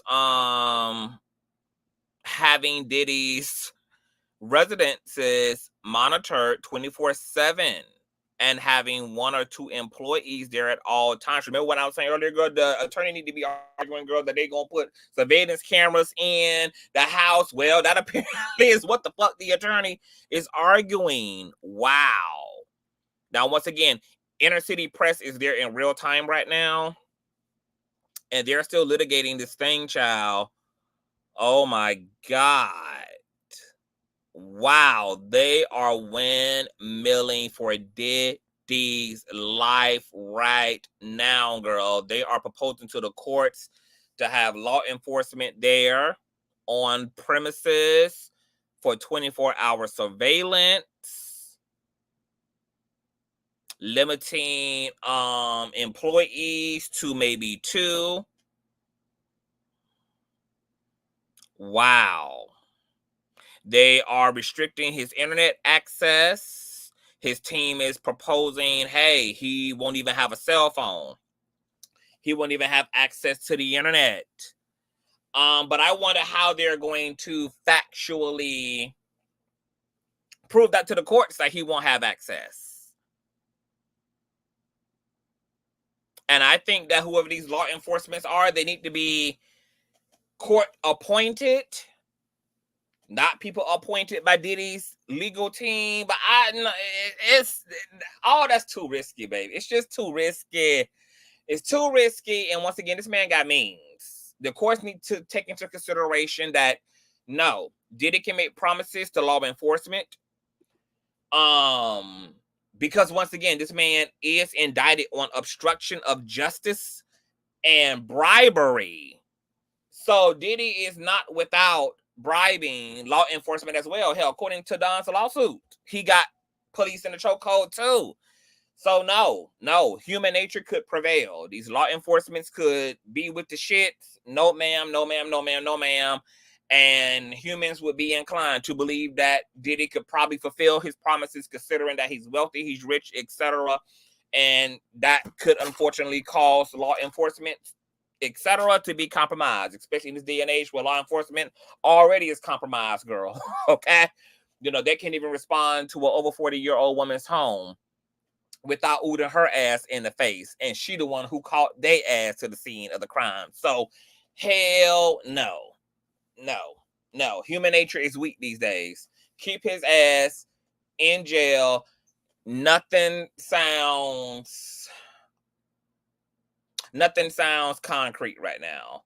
Diddy is going to be able to have his way, and he knows that if he gets out. He knows he's going to be able to make moves. He knows he's going to be able to compromise people. He's been in the compromising human beings business for decades. This is why he's in a predicament he's in right now, taking advantage of people, bribing people, paying people off, paying the Intercontinental Hotel to suppress the footage that came out anyway. No. Wow. But his legal team are doing what they're supposed to do. They doing what they were supposed to do. They doing what they get paid to do. They're windmilling for his life right now. Let me refresh this damn page.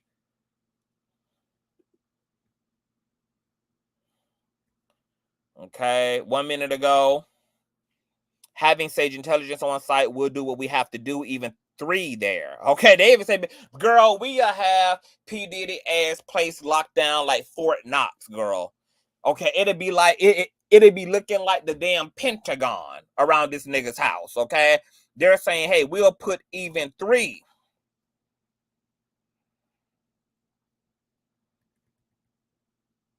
Officers there. If don't believe that Mr. Combs' actions in coming to New York are only about risk of flight, it shows he is deeply respectful of the court's authority. He is responsible. Babe, I would pay to be in this courthouse right now. They are really showing their ass for Diddy right now. Wow. Girl, they are throwing the books at the courts, honey. They are practically on their knees sucking the dick of the judge right now, honey. Okay, if Diddy's attorneys really want to put it out on the line, baby, just go ahead and offer to get the judge some head, girl. Just go ahead and offer the judge some pussy, girl. See where they'll get. I mean, hell, girl, if all else fail, all for the damn judge. Yo, direct puss, baby. Okay? Really show Diddy that you love them, girl. Because they are essentially on their hands and knees right now. Let me see. Okay, last update was 3 minutes ago. Okay, let's go on to Miss Cunneth, honey. See what she reporting over here on Twitter, honey. Okay, if her Bob is charged this morning. Let's see if she's given any updates. Okay, nope, not since. Okay, let me see. 49 minutes ago, more info coming about Diddy Mom shooting his 2016 assault on Cassie that was recorded at the hotel footage. 8 minutes ago, Diddy's lawyer brought to court with them representatives of a security company. Yep, that's the one that Inner City Press is reporting on. They say they would guard his home 24/7 if he's released. Once again, it couldn't even be anybody appointed by Diddy's team, honey. No, ma'am. 1 hour ago, Diddy will appear in different courthouse than yesterday. Yep, they're dealing with another judge today. There are 2 right near each other in Manhattan. He'll be at the older one today with the big pillars. Okay. This is the SDNY's description of the alleged Kid Cudi. Oh, car explosion. Okay, quote. Defendant's co-conspirator set fire to individual one's vehicle by slicing open the car's vertible top and dropping a Molotov cocktail inside the interior. Police and fire department reports extensively document the arson and conclude that the fire was intentionally set. Multiple witnesses would also testify to the defendant bragging about his role in destroying Kid Cudi's vehicle. Baby, they got the police report. They got the forensics from the fucking fire. And witnesses who are corroborating that Diddy has bragged about putting a hit on Kid Cudi's vehicle. Now, mind you, this is why they got to put a fine-tooth comb through Diddy. Because this should completely open up the floodgates of his connection to Kim Porter's weird-ass, unnatural death, the assassination of Pac and Biggie ass. They got to do it. They have enough evidence within this own case to reasonably reopen and try Diddy ass in these other deaths and assassinations. They have basically circumstantial evidence to support that Diddy blew up Kid Cudi's fucking car, which we were made aware of in Cassie's lawsuit. Wow, wow, wow, wow. Girl, I am shook right now. Wow, I gotta read this again. Approximately 2 weeks later, they finished co-conspirator set fire to Kid Cudi's vehicle by slicing open the car's convertible top and dropping a Molotov cocktail inside the interior. Police and fire department reports extensively document the arson and conclude that the fire was intentionally set. Multiple witnesses would also testify to the defendant bragging about his role in destroying Cudi's vehicle. Jesus! My God, today, girl, this is too much. Diddy really think he is a damn fictional character out of New Jack City? Like, this nigga really think he is Wesley Snipes? I cannot deal, girl. 12 seconds ago. Okay, hold on. Let's go back to Inner City because she reported on Inner City. We already got Inner City pulled up. Let's go back to some live updates, girl. We ain't even got to the other shit I got on the damn docket. Cause, okay, 1 minute ago, Judge, can you get to the point? Attorney, it shows he's trustworthy. He's not a defendant who says, come find me. And Maxwell and Epstein. Judge, how does that relate to danger and obstruction? If he was aware in April, why was he contacting witnesses, says the judge. Baby, the judge ain't with the shits. The judge ain't with the shits, girl. They trying to insert Maxwell, Epstein. The judge like, girl, all that got shit to do with the price of tea in China. Your client has been contacting witnesses all the way up till the day of his arrest, calling people 20,000 times, even people he ain't talked to in 7 years, who are witnesses in this case. Doing what exactly? And you're talking about he doesn't pose a risk factor. Baby, they are litigating their ass off.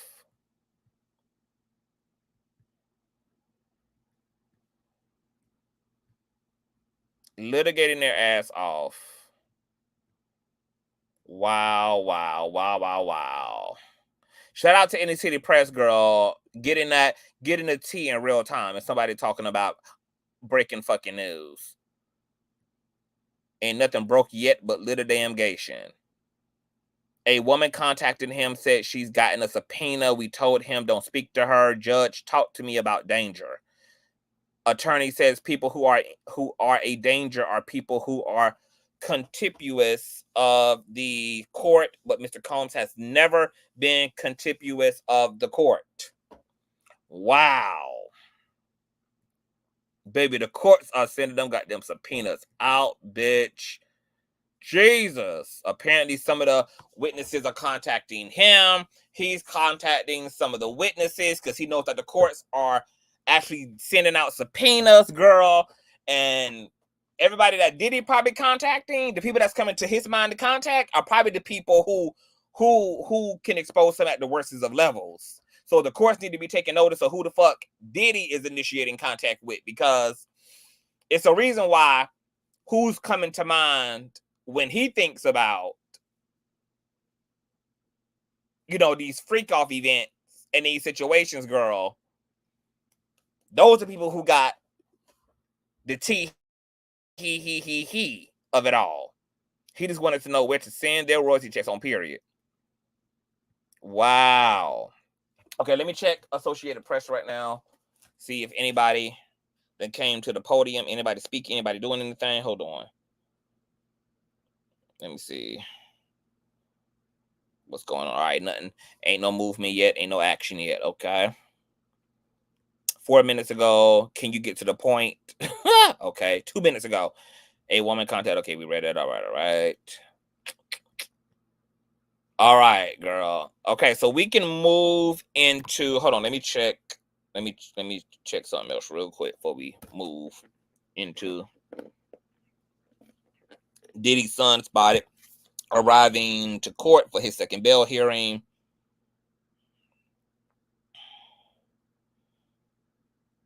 Let me see. Let me scrolling through, making sure we ain't missing nothing. All right. So while we still waiting, girl, on the judge to sign off, it's looking bleak. It's looking bleak, girl. It's looking like what it's looking like, girl. Okay.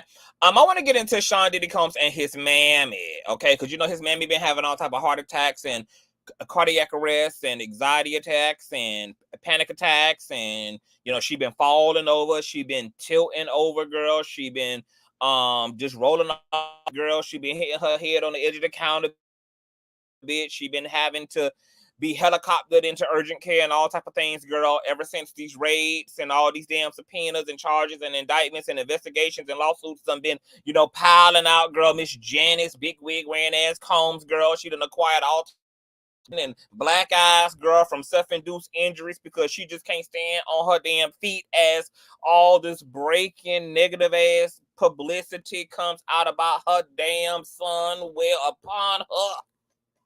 Okay, you know, just having so much to say in defense of her corrupted ass son child.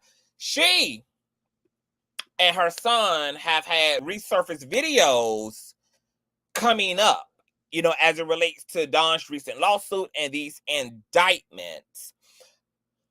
I want y'all to check this out because, baby, when people say the rabbit hole goes deep, the rabbit hole goes to freaky. Okay, of course, the sports skater. Amid Diddy's arrest on Monday, a video of Sean Diddy Combs has resurfaced on social media. In the video, Combs could be seen taking an IV drip with his mother, Janice Combs. In the footage, Combs can be heard saying, quote, "Let me introduce you to my mom. She's getting a drip with me. She's hydrating." Combs further revealed that his mother was single and that they once thought of doing a dating show with her. The rapper further described her as picky, he said, quote, "Yeah, my mom's single. I ain't gonna hate on my mom's. She's single." Meanwhile, netizens took notice of the video and expressed their reactions on social media. One fan sarcastically questioned, quote, "And what happened to drinking water to stay hydrated?" Another reacted saying, "This is weird." Referring to Diddy's recent arrest and alleged crimes, one fan penned, quote, "The mother was all in with the wickedness." For the unversed, the music mogul was arrested by federal agents on Monday in charges related to trafficking allegations. The charges included racketeering, conspiracy, sex trafficking by force, fraud, or coercion, and transportation to engage in prostitution. BBC further reported that the rapper was remanded by the judge after the prosecutors claimed that he was a serious flight risk. He had further been accused of running a criminal enterprise from at least 2008. In response to all these allegations, his attorney, Diddy's lawyer, said Mr. Combs is a fighter. He's going to fight this to the end. He's innocent. If convicted on all counts, Diddy could face a sentence of 15 years to life in prison. As mentioned before, the music mogul was taken into custody. Blah, blah, blah. Okay, so here's that video.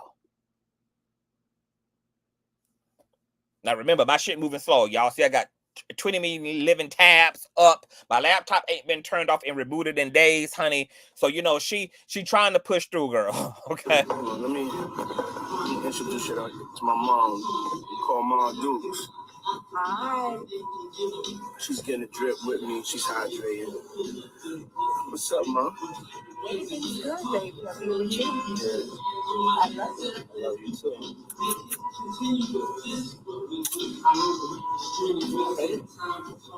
Mom, freshly dipped though. Hold on. Mom, freshly. Girl, what? Girl, wait a minute. This is my first time seeing this video, y'all. I haven't even seen. Oh. Wait a minute, y'all. I'm not ready. I'm not ready for this. I just can't. I can't deal with none of this. I am absolutely not ready. I am not ready. Everything Rumors and Tea said last night about the whole fucking family, how these people should not have access to the kids, the court should order a legal separation right now.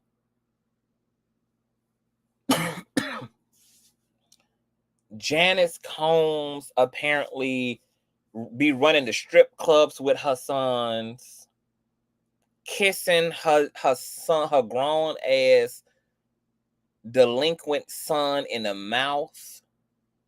They're getting IV drips.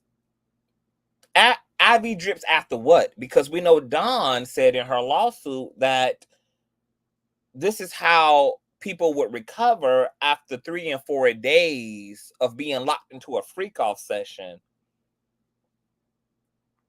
And Diddy would make them get medicated and get victims and the commercial sex workers and prostitutes and the victims to recover by way of IV drips after the freak-offs. And this don't even look like no type of like innocent kiss girl. They are both so puckered up. They've had a lot of practice doing us. Just the way he's even speaking about his mom. Oh yeah, she's single. We doing a date. It's just like everything is wrong about the moment, the energy, the everything. There's nothing that even intuitively feels innocent. Everything, especially now that we know what we know, considering what the hell Diddy has done and been doing and what can be proven against him. And just like Cassie, just like Miss Harbor, just like Don Richards, just like Usher, just like Neo, just like, you know, if there's anybody who know Diddy's true team, beyond Cassie, beyond Don, beyond Danny D. Kane, beyond Usher, beyond Neo, it's gonna be his tight ass raggedy mammy, because that bitch is with all the shits. As far as she's concerned, she living her best life. Probably never even. Oh, let me say, everything I'm saying right now is allegedly. It is meant for a commentary and entertainment purposes and all of those things. Now back to this big head potato head bitch. This one of those fucking mothers that never saw her son as her son. This one of those mothers who had a like inappropriate emotional relationship to her son. And saw him as her man growing up, depending on his ass like she would an intimate partner. Then once he had the nerve to go and do all the things he had to do, cut all the throats he had to cut, make all the deals he had to make to be successful in the capacity in which he was, I know this bitch's internal attraction for her son transcended and went through the roof as well. Probably saw this nigga as essentially the second goddamn coming. And then the nigga had the nerve to be sexually deviant with massive wealth and established such a reputation that he was almost immune to any consequences of his repercussions. And his narcissistic mammy, who had an inappropriate emotional relationship to him since he was a child, grew to be the head bitch in charge of the harem and wanted in on all of the things. Wanted in, babe. I want in on the fucking. I want in on the parties. I want in on the money. I want in on the travels. I want in on the celeb, bitch. I want in. I want in, y'all.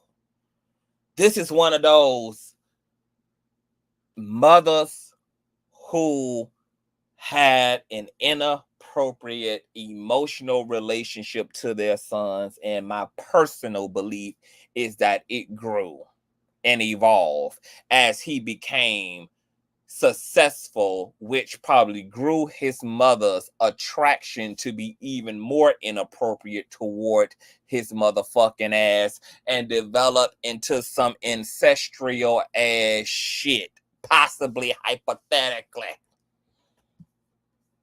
I cannot believe.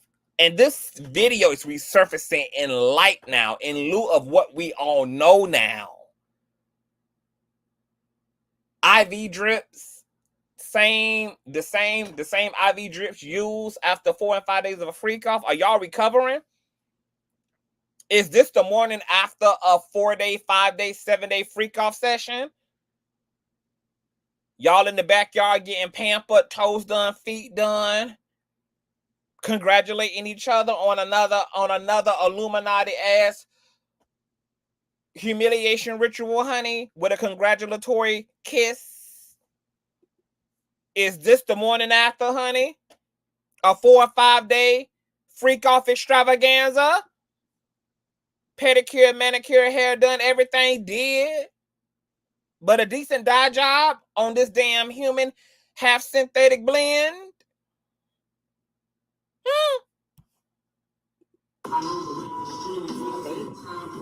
We know. We know, baby, boo, bae. We know. Yeah, my mom's is gorgeous. Hold on, let me introduce you to my mom. Hold on, girl. I done fucked up, and I don't need Twitter jumping to no damn pornography. Let me see.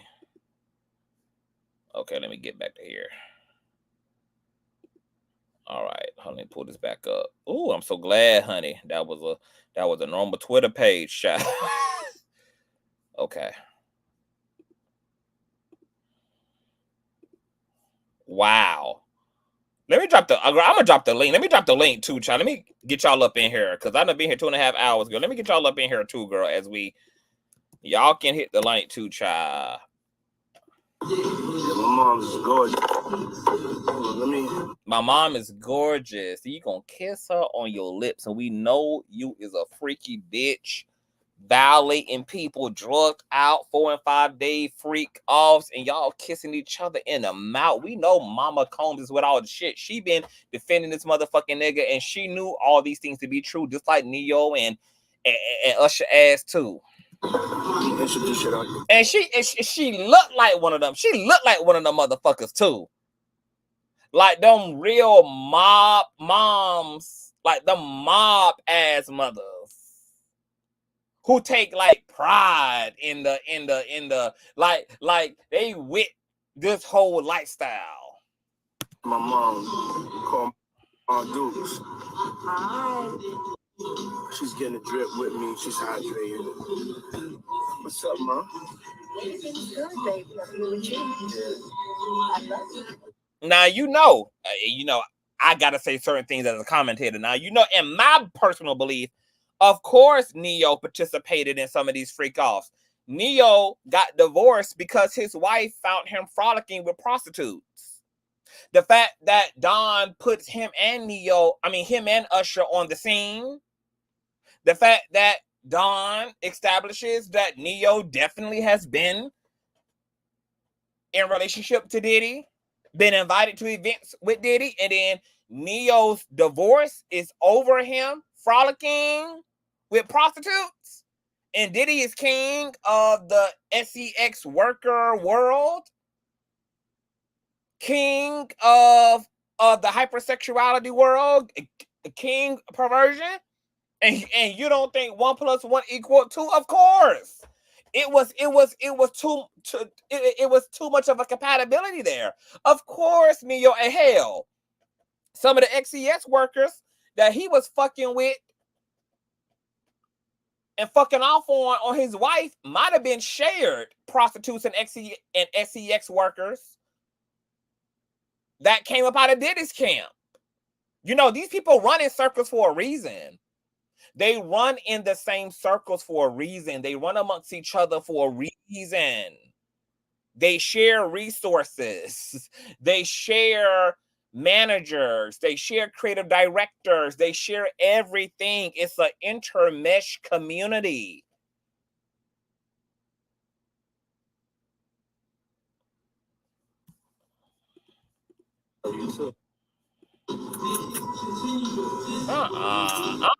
Bitch.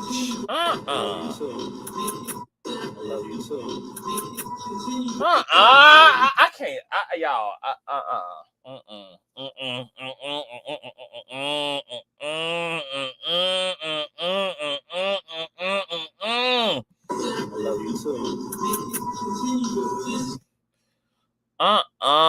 Bitch. Look at Diddy's face, girl.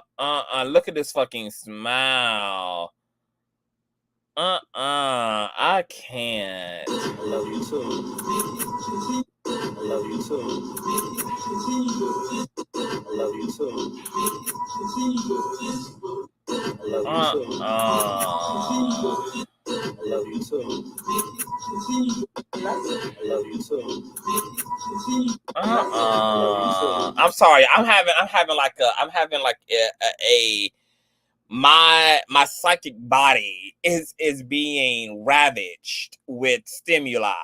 It's all type of like data that is being downloaded into my psychic body. I'm having a intuitive experience here, girl. This is really fucking with my energies right now, girl, because the energies that are hitting my psychic body, girl, are not in agreement.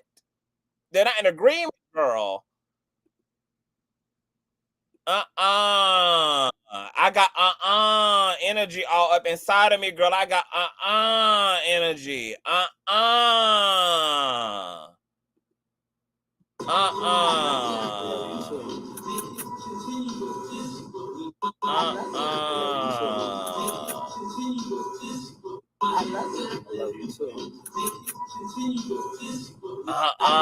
That's, hold on, y'all. What? Y'all, this can't be real life. This can't be. This whole shit just cannot be like real whole life. I just got energy just all up in my spirit. Hold on. We got people in the we got folk, girl. Hold on. Hold on. Let me let the people in the back chat up, child. Hold on. I see y'all in the back, girl. I hold on. Girl. Hold on. I need okay. All right. Hey y'all. Hey Miss Josie. Hey Diddy's baby oil. Hey Rashawn.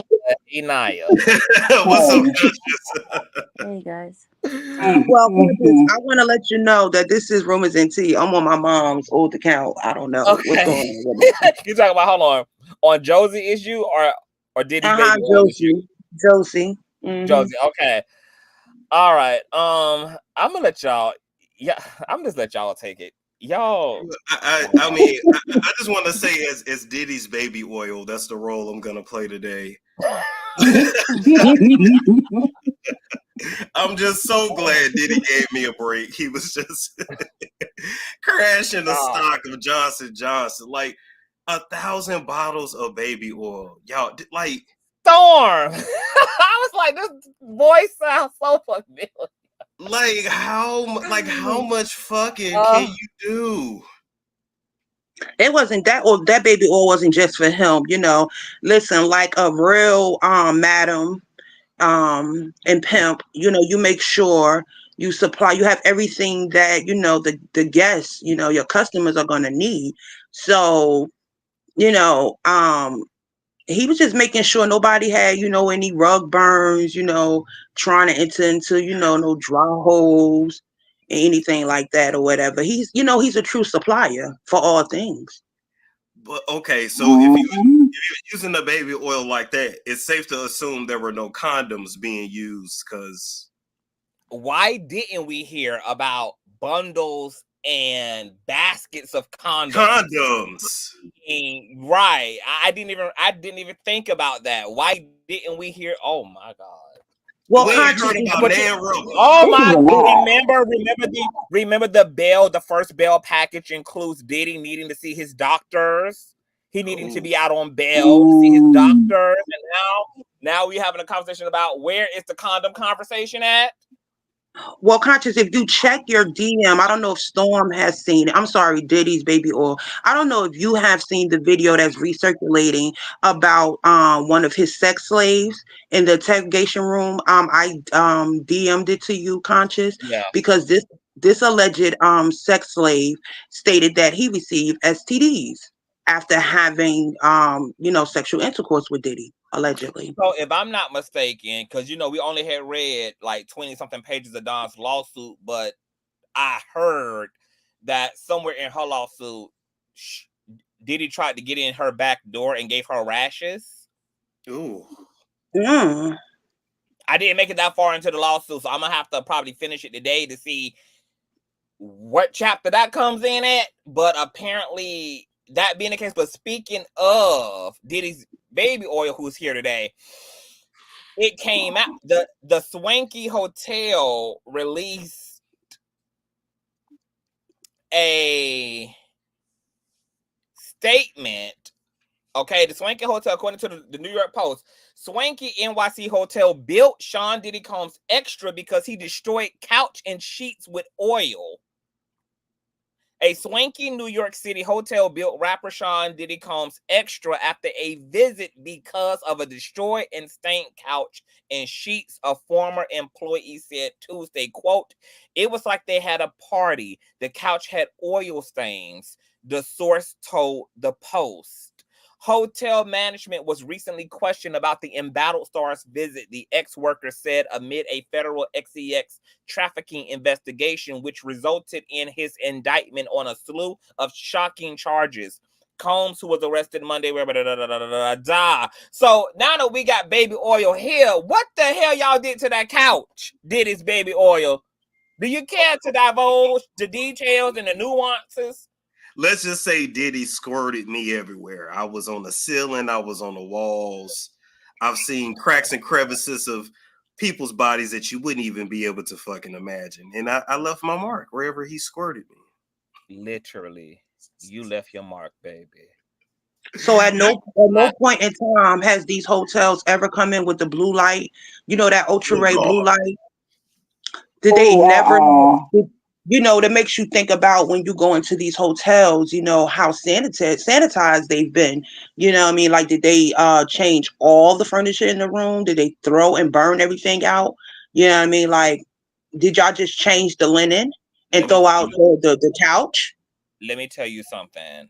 The things we're hearing about the level of FREAKOFF and IV drips and nuts and semen and pussy juice, oil and Johnson and sliding down the goddamn curtains and walls and ceilings of these goddamn suites, bitch. If I had been hotel owner and management, Diddy would have just had to permanently rent out the suite. Like, bitch, just yours. Okay, this is yours, girl. We ain't even gonna worry about it, baby. We ain't gonna even refurbish it for no other user, no other buyer, baby. It's your shit, baby. When you done all that into a room, girl, it's yours.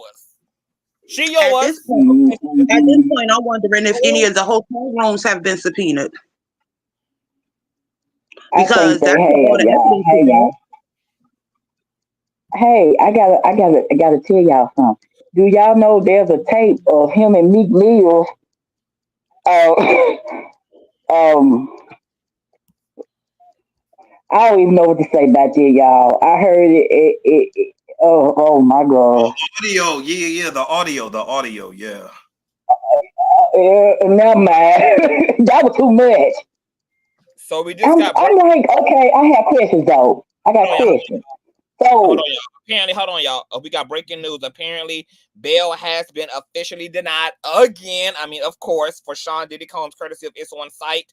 Combs will once again remain his black, lubricated ass in jail until trial. Now, let me scorch through Inner City real quick because I'm sure he done updated. Breaking news: Sean Combs will remain detained after appeal.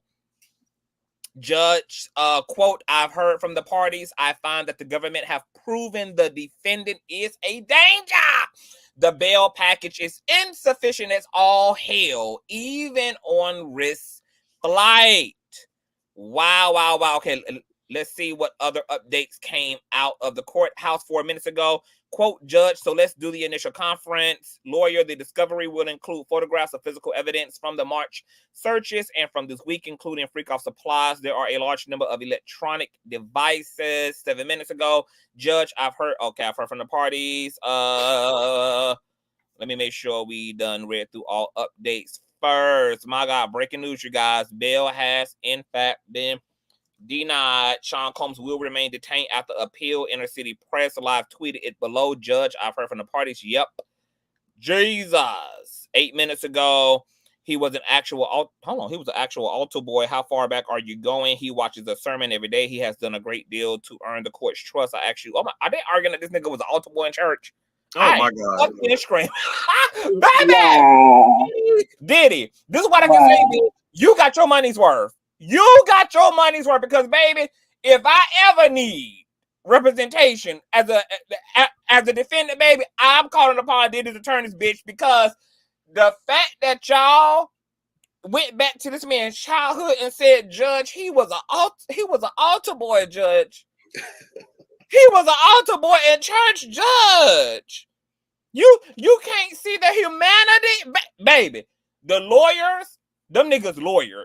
Them motherfuckers are lawyering. This is how you want your attorneys, bitch. When I say fight for me, this is what fight for me look like. Tell that motherfucker I sung on the choir. I made the honor roll through the 1st and 5th grade. Let him say, no, I was on student council, bitch. Let it be, run my shit down. Wow. I'm honestly impressed, girl, because I feel like I ain't seen this level of legal windmilling in a long time. Like, these lawyers they're doing it, girl. They are doing it. How do y'all feel? Breaking news: Diddy denied bond in a prison that is notoriously known for the most brutal living conditions, stabbing, shanking, and this is a prison that oftentimes does take out individuals like Diddy with these type of charges. How y'all You feel know about what? still being denied? Does anybody here think that he should be released on bail? Does anybody here believe that Diddy doesn't pose as a flight risk, etc.? Hell no. But you know what I didn't consider? What I didn't consider yesterday in my talking points about him going in, I didn't consider Suge Knight. I didn't consider his reach. And so I could see why he would not be comfortable. In addition to all of the people that he has wronged, that have family and loved ones, they have reached within the prison system. I don't think I recant and definitely think that he doesn't want to be behind those bars, but I don't think he needs to be out here. Like I said yesterday, I just don't trust it for, like, he has too many connections. I wouldn't even allow him if the judge was to ever grant him bail. I don't think that he should even have contact with his family. Like, I just don't. I don't trust the mother. I don't trust his sons. I don't trust the baby mamas. Like, I don't trust nobody. I'm sitting back and I'm wondering, like even with his attorneys, I don't trust none of these people. Well, they're working for Right, because here's the thing, he's trying to pay people off and trying to off people because they doing what he wants to do. Even in there, he's still trying to do underhanded stuff. And on top of that, here's the thing: a lot of people in Hollywood finna go down. He gonna. I'm gonna tell y'all now. He gonna tell on everybody. Hollywood gonna be gone. There ain't gonna be no more Hollywood, y'all. You know what's so funny? Everybody has been, and I would love to get y'all opinions on this. Everybody has been saying Diddy is going to seem like a canary. They said the same thing about R. Kelly, and R. Kelly ain't gave up not near motherfucker yet. I don't think that Diddy actually is going to squeal, and I'm gonna tell you why. And I had said it on yesterday's live stream. I absolutely fully believe, along with Nosy Ho, that motherfucking plane that TMZ was fucking tracking a few months ago, Diddy's private jet, when that shit was over in the Caribbean island and Diddy was still here in Miami and pooching around with his daughters and playing pickleball and shit, and everybody was trying to figure out why was his private jet in the Caribbean islands and he was here. Like, what was the tea? The tea is that all the incriminating evidence of all the big wigs, all the white politicians, all the religious leaders, more than likely TD Jakes, all the other celebrities, all of the notable people who got something to lose, all that evidence probably is loaded up on that motherfucking plane and was sent out of the U.S. jurisdiction so that it couldn't be accessible because, as we now know, Diddy been aware that he was going to be arrested and indicted several months ago. This gave him ample time to start preparing and percolating and regulating. What the fuck was on that private plane is the darkest of the shit. And Diddy, rightfully so, had to find a way to relocate that shit because he knows that there's going to be a hit out on his motherfucking head. If any of those high-profile people who can be seen on those videos participating in hurting and harming children, hurting and harming other adults, is leaked, is disseminated, or finds its way into this P. Diddy shit. Because just like Epstein ass disappeared and none of us believe it was by self-deletion. Either it was an assassination attempt or the elite helped to protect Epstein ass by helping him fake his fucking death. And he's probably somewhere in Bali with another damn face, living as a damn woman in some other damn country, going on about his goddamn life. And that was done to protect them. So I absolutely agree. I do not think that Diddy's going to squeal. And if he does squeal, if anything, he might squeal on the lesser players. He might give up some of his entourage. He might give up some of the people that are less powerful than him. But anybody above him, Diddy ain't gonna call them names because Diddy ass know that he poses a risk to his own damn safety if he gives up them damn names. And he know that those people have reach even into the jail cell. He Not knows just that his safety, but his family safety. he knows that these powerful people are in connection to judges, lawyers, inmates. They have power and resources to get all up into wherever the fuck you at, and to touch your ass like an angel. But see, it's a whole list. That's what I'm saying. They already done put the list out. It's a whole list of people that's involved. I They already agree with said R. you. Kelly is in it. R. Kelly was not. I know it seems like it's the same, but it's not. He doesn't have the mindset. And these people, and they knew that. But I agree with you, Conscious. I don't think that Diddy is ever going to squill on the big head honchos, those that are more elite, higher in status than him. I think he actually is protecting them. This is a sign to him that to them that he's still loyal. He's not going to release any information. I definitely believe that if he goes down, he will not get the full maximum sentence or whatever. I do believe that these people, for him, the think pattern and the thought pattern, they've already had conversations, and that he's waiting for them to step in and intervene.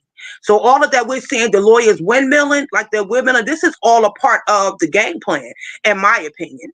And I definitely think that he's going to pull a disappearing act, but we have to remember, as Conscious was saying, like these people can offer, but not just him, his family. Like I don't think he's willing to risk it all in that way. His ego is too enormous for him to, try to take down, the elite of it all. No, I don't see that. I don't. Because people have been talking already. I got a question for y'all. Y'all think he got a boyfriend in there already? Yeah, I mean, he in isolation. No, he trying to get his ass up out of there, so I don't think he got no friends yet. Is he able to buy baby oil in the commissary? Baby, what that mouth do? You know who? What that mouth do? You don't need no lube up in here, baby. What that mouth do? I'm wondering if Mary J. Blige is one of the people that's been subpoenaed. List. Oh yeah. I'm wondering about Could y'all? So let's talk about the witness list, because they say that they got 50 witnesses, honey, and who they could have subpoenaed. Right. Neo ass, since his name have been dropped. Don ass, of course. Usher ass better have been subpoenaed. I want his fuck ass tied up, all up in this bitch. Come forward, honey. Just be a man about it. Definitely Aubrey. I'm sure all the members of Danny the Kane probably done been subpoenaed. Of course, all of his personal employees, his chefs, his personal assistants, any of his maids, butlers, his cleaning crew,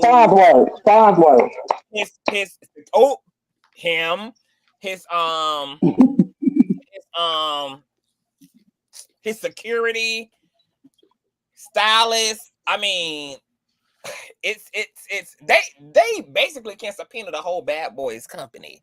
Damn.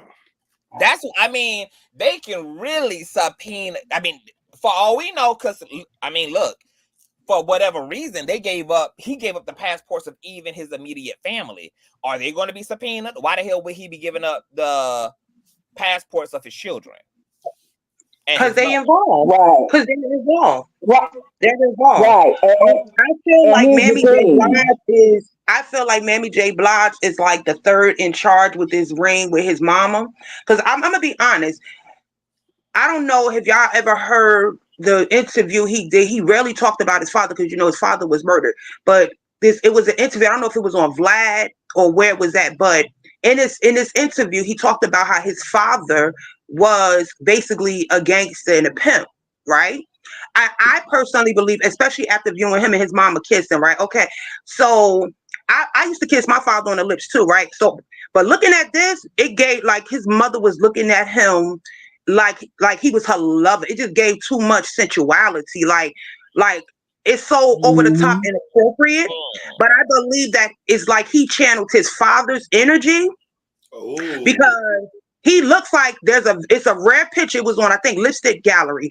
He looks just like his father, And I believe that Diddy wanted to relive his father's life because his father was supposed to have been like this big time, like, you know, hustler and pimp back in Harlem or whatever the case may be. And I believe he channeled that energy, and his mother, like, started looking at her son in the very lustful manner. I believe she was down with the get down of it all. I told you last night, I believe that she was the madam.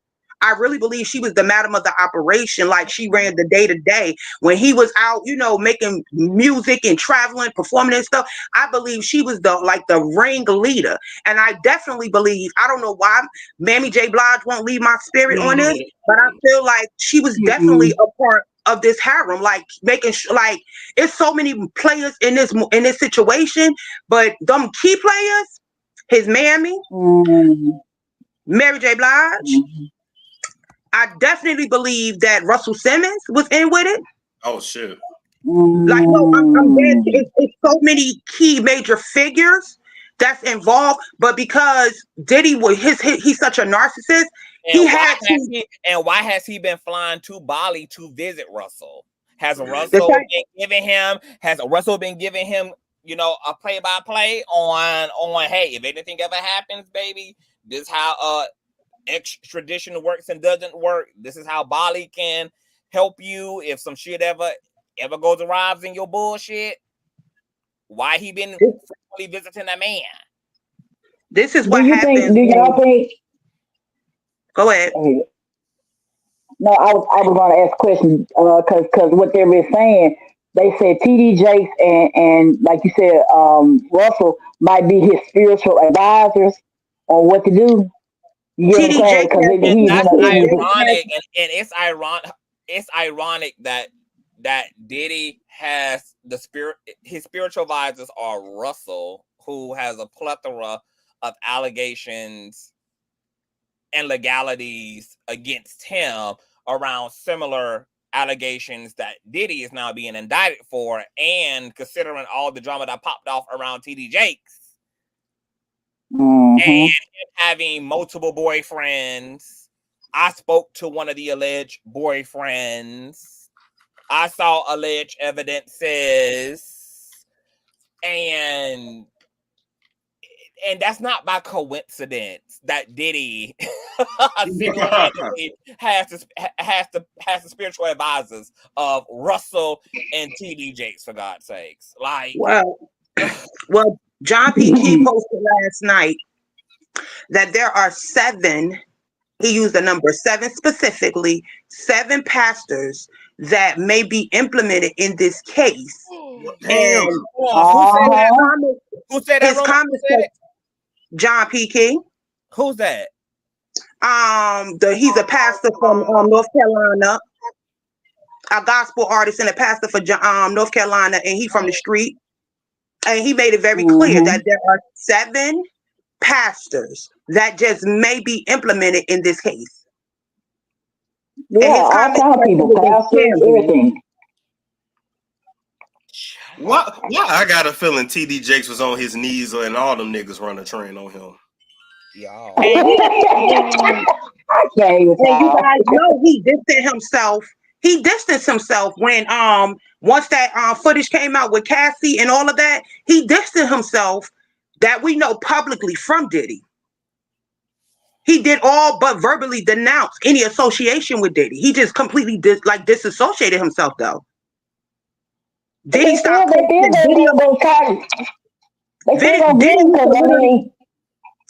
Diddy used to literally live stream Jake's services every Sunday morning.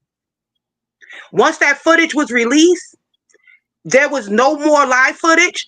Jakes didn't endorse Diddy anymore publicly or anything. Now, Jakes is known for doing these ritual ceremonies before the public where he forgives people, like, you know, almost help bring people back to that falling for grace. He did none of this for Diddy. And my personal belief is that he is one of the 7 pastors that is going to be implemented in some way. He definitely has his hands. He's been involved in it. And I don't think I don't think he's been with any women. No shade or tea. Oh yeah. As a matter of fact, y'all need to go. Y'all need to go check the TD Jakes household, the whole damn corporation between the daughter that's married to the gay dude, the one that's an alcoholic, the other one that's stealing the kids, the mama that's an alcoholic and a lesbian allegedly, and then we got Jakes that's a fucking power bottom. Y'all need to shut all that shit down. Cause they don't call it the pot. They don't call it the Potter's house for a reason, baby. Bad. What a It's winner! What y'all don't know. It's bigger What than y'all just don't know. the He music. said. But this thing is Go just ahead. it's bigger than just the music industry. And I Right. think that people like, it goes back to what Cat Williams was saying in his interview. It's a lot of major key players in this thing. And so going back to what you said, Conscious, I definitely believe that these people are going to step up, because if Diddy's empire crumbles, it's not that he's going to expose anyone himself, but what it would implement for others, especially these people that have the elitists that have definitely been in several big major scandals, and they have not been able to bring them down. This is going to be like literally a snowball effect. It's not going to stop with Diddy, just like with Epstein. It's not going to stop with just Diddy. So let's explore that, and then I want us to get back to this mama thing too, because there's a lot going on. But let's explore that just a little bit, because this thing, it's a lot of different ways to look at this thing going on with Diddy. On one hand, like Rumors and T said, the elite could do what they need to do to reasonably protect Diddy because everybody's ass is on the line. Then the other side to the argument is that Diddy could be in this reason because of the elite. Remember when, was it in the live stream last night? I don't know what we was reading, or somebody was saying something, but remember the conversation came up around somebody was mad at P. Diddy for being so like loose and open with all this shit. And Diddy very well could be punished now, and they're using the elite are suppressing Diddy ass in order to have his ass taken out, because I believe Diddy probably gonna disappear too. If Diddy ass is locked up, he's charged, he's sentenced, he's given his time, Diddy ass more than likely is going to somehow vanish. And I think the narratives are already being set up for that. Look at the former wardens. Oh, they unalive people like Diddy in here. Oh, he got a hit out on his head in here. Oh, this is the worst of the. They already setting up the narrative so that the public doesn't find anything out of the normal, or wouldn't find his death in that prison to be unusual because of how brutal it is and how the inmates respond to other convicts charged with these type of charges. So could the elite also, on the other hand, be taking Diddy out because he's too much of a liability? He's pretty much like the Bobby Brown of the Freemasons. Like, nigga, you don't operate with no reckless as fuck. You got your neighbors out here talking to news saying you busting in minors of females and males and all type of weird shit in the wee hours of the night. Everybody knows about everything you've practically fucking done, from the FREAKOFF to the alleged assassinations of your baby mama, of your best friend, of your ops, Tupac, etc. Girl, like, the true, real, like, it's called a secret society for a reason. You right. If you out here laying out all the ley lines and all the highways and byways that are exposing the fact that we're in a secret society. Hold on, y'all. Hey, I'm gonna call you back. I'm on live right now. I'm gonna call you, but just answer your fucking phone when I call you back. No. Don't try, nigga. Answer your damn phone. Bye.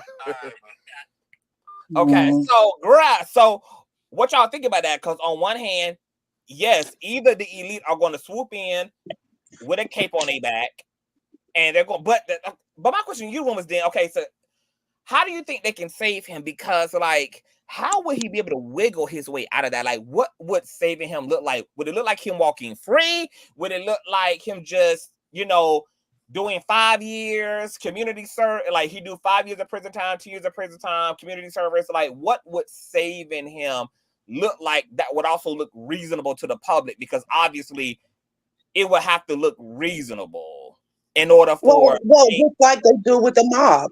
They go into prison, they live, they still have a certain amount of power. Like I was saying yesterday, they still have a certain amount of power and reach. However, they're just restricted from having, their freedom from behind those four walls. But even, remember when I was saying to you and Nosy last night about the plane, about the evidence and all that could be on that plane.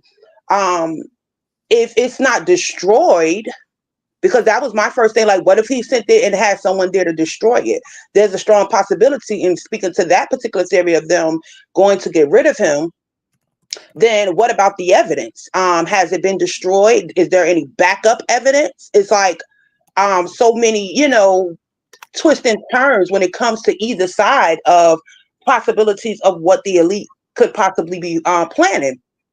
I don't think that they are willing, because listen, let me tell you something about this sex trafficking.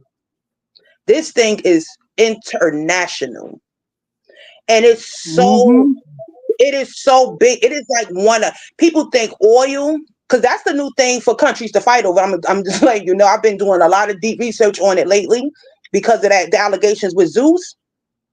And baby, that thing right now, that is a $1 billion, probably $1 trillion industry. Okay. And I believe that this is beyond, again, it is beyond Hollywood and entertainment. We're talking about oil tycoons. We're talking about internet, Bill Gates and all of them. All of these people have a hand in it. This is not just the people that we know. These are even the unknown billionaires and trillionaires of the world that we have no idea who these people are. So do y'all think that I have a question though. Do y'all think that they did all of this because of Tupac? Because like they already somebody told on him. No, I think that the public thinks too smart, especially the public here in the States. We think too small because all that we know, again, there are people that are involved that we don't even know their names. I agree with some of what Conscious is saying, because when you have multiple allegations for different crimes, this is not, we've heard allegations against Diddy for years, but now Diddy he's done public interviews, right? Where you can clearly see that this man is inebriated on some type of substance, and he's speaking so freely without but it's not obvious. It's only obvious to those that are critical thinkers. He had an interview he did with Usher. I think you posted it, but I had seen it somewhere else, Conscious, in your stories, where he was speaking incognito, and alleging like something was going on, like he wanted to almost brag about parties that he has. And Usher had this like twinkle in his eye, like they knew something that nobody else in the room knew. And it was very obvious that there, we've heard the rumors about the parties, but it was very obvious what they were talking about without even speaking it. As a former Eastern Star myself, I know that world is so like, it's very much in your face. That goes back to us being in a fucking matrix. It's very much in your face, but people don't know what the hell you're talking about and what's going on because they don't understand the verbiage. They don't understand the code language. And so for me, I feel like I do believe they're going to protect him. I do believe that he may get about maybe 20 years. And being that he's like, 50 or whatever, 70, with all the contraceptives they have out here, the pills to help you still get your heart on everything, whatever. Like, I just feel like he'll be in prison doing the same nonsense that he was doing out here on the streets. The only difference is he won't be privy to partake in it. Well, the thing about it is, really, the only thing he gonna really be able to pull off in prison is moving narcotics on the streets. But No, even with sex trafficking, Conscious, I'm telling you, well, hold on. I'm gonna tell you something. Well, I was gonna say this because remember, he's in a highly secured facility, and because of his high profile nature, more than likely he's going to spend the bulk of his stay there in isolation and not general population. And his phone calls are going to be recorded. All of those things are going to be documented. It's going to be read coming in. And as the warden said, even visitations are not unlikely because of where he is in the facility. It's almost pointless for anybody to come and see him because the time it's going to take for them to even get the way he is in the prison system, all that time counts as the visitation time period. So you gotta think about who's running the prison. I agree with you, but even with whatever level of criminality he's going to be able to commit, for factually, he ain't committing that shit at the grand level his ass is, and I'm still relieved by that. Regardless, I'm relieved by that. I think because I'm going to send you this stuff, this information, so that you can see when we talk about how corrupt our prison systems are. You ain't got to send it to me. I got friends and cousins and uncles who do all type of illegal shit in prison, so I know about the reality for sure that prison, like, that's why I'm a abolitionist to begin with. But once again, you got to remember, for me, this is a relative attitude. We're talking about somebody who has total freedom, who has total access to their wealth, who wants to participate. Diddy don't just want to live from afar and do criminality. He wants to he wants to be in the eye of the storm itself as well. I agree. He wants to be up in the shit. That's why he's desperate now to get his ass up out of here. He ain't even been in there for damn 2 days yet. And his ass is already auctioning off his newborn baby in order to get his ass the fuck up out of there. He's not going to find no gratification in being afar from the corrupted lifestyle he wants to be very hands-on with. That's why this is going to torture and torment Diddy to the degree in which we can already see that it is. I mean, look at what this man's oil packages look like. This man is so desperate. This man so needs to be hand and feet on the ground that he's willing to have 3-4 FBI agents, military recruit in tanks. He's willing to have a 24-hour chopper circling his goddamn house every day. Diddy ass cannot deal. And I'm loving that he is having this extreme adverse reaction to isolation, to not being able to touch his things, touch his wealth, be able to do the fuck shit he does with his employees and his associates and all of this, because every criminal is very different. For those who love being the person behind the curtain and who want to push drugs and all of that, yes, they can still do all that shit from prison. But we're talking about Diddy here and his personal proclivities and what he enjoys about the type of crimes he's committing. He's not going to be able to have access and indulgence to those things, and he's suffering right now because he can't. Can I ask y'all a question? Do y'all think that there's a possibility he will off himself? No. They already said that. They said it already. They say he was in there on suicide watch. The thing about isolation, though, is it's easier to commit self-deletion in general population, but it's really impossible to do so in isolation. Like the way that they set those rooms up in isolation, because I was with a man who was locked up in federal prison for 3.5 years. He was supposed to do a 6-year sentence, but he did 3.5 instead. And he oftentimes was in isolation. Like the way those rooms are designed and what they give you, like there's nothing to off yourself with in isolation. You don't even have. It's just an empty room, right? Yeah, it's an empty room with a flat cot. And you get like this blanket, and then there's no way for you to even use the blanket to hang yourself. Like you don't have no way to off.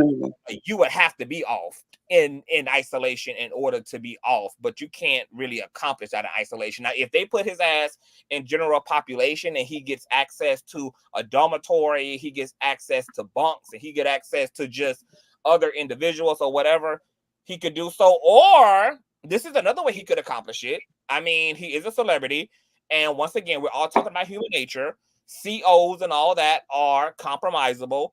Somebody could bring him in a poison per his request, bring him in drugs that could overdose him and claim his life, you know, if you're willing to be paid to do that. So, I mean, he could accomplish off of himself that way. But do I think Diddy will personally want to?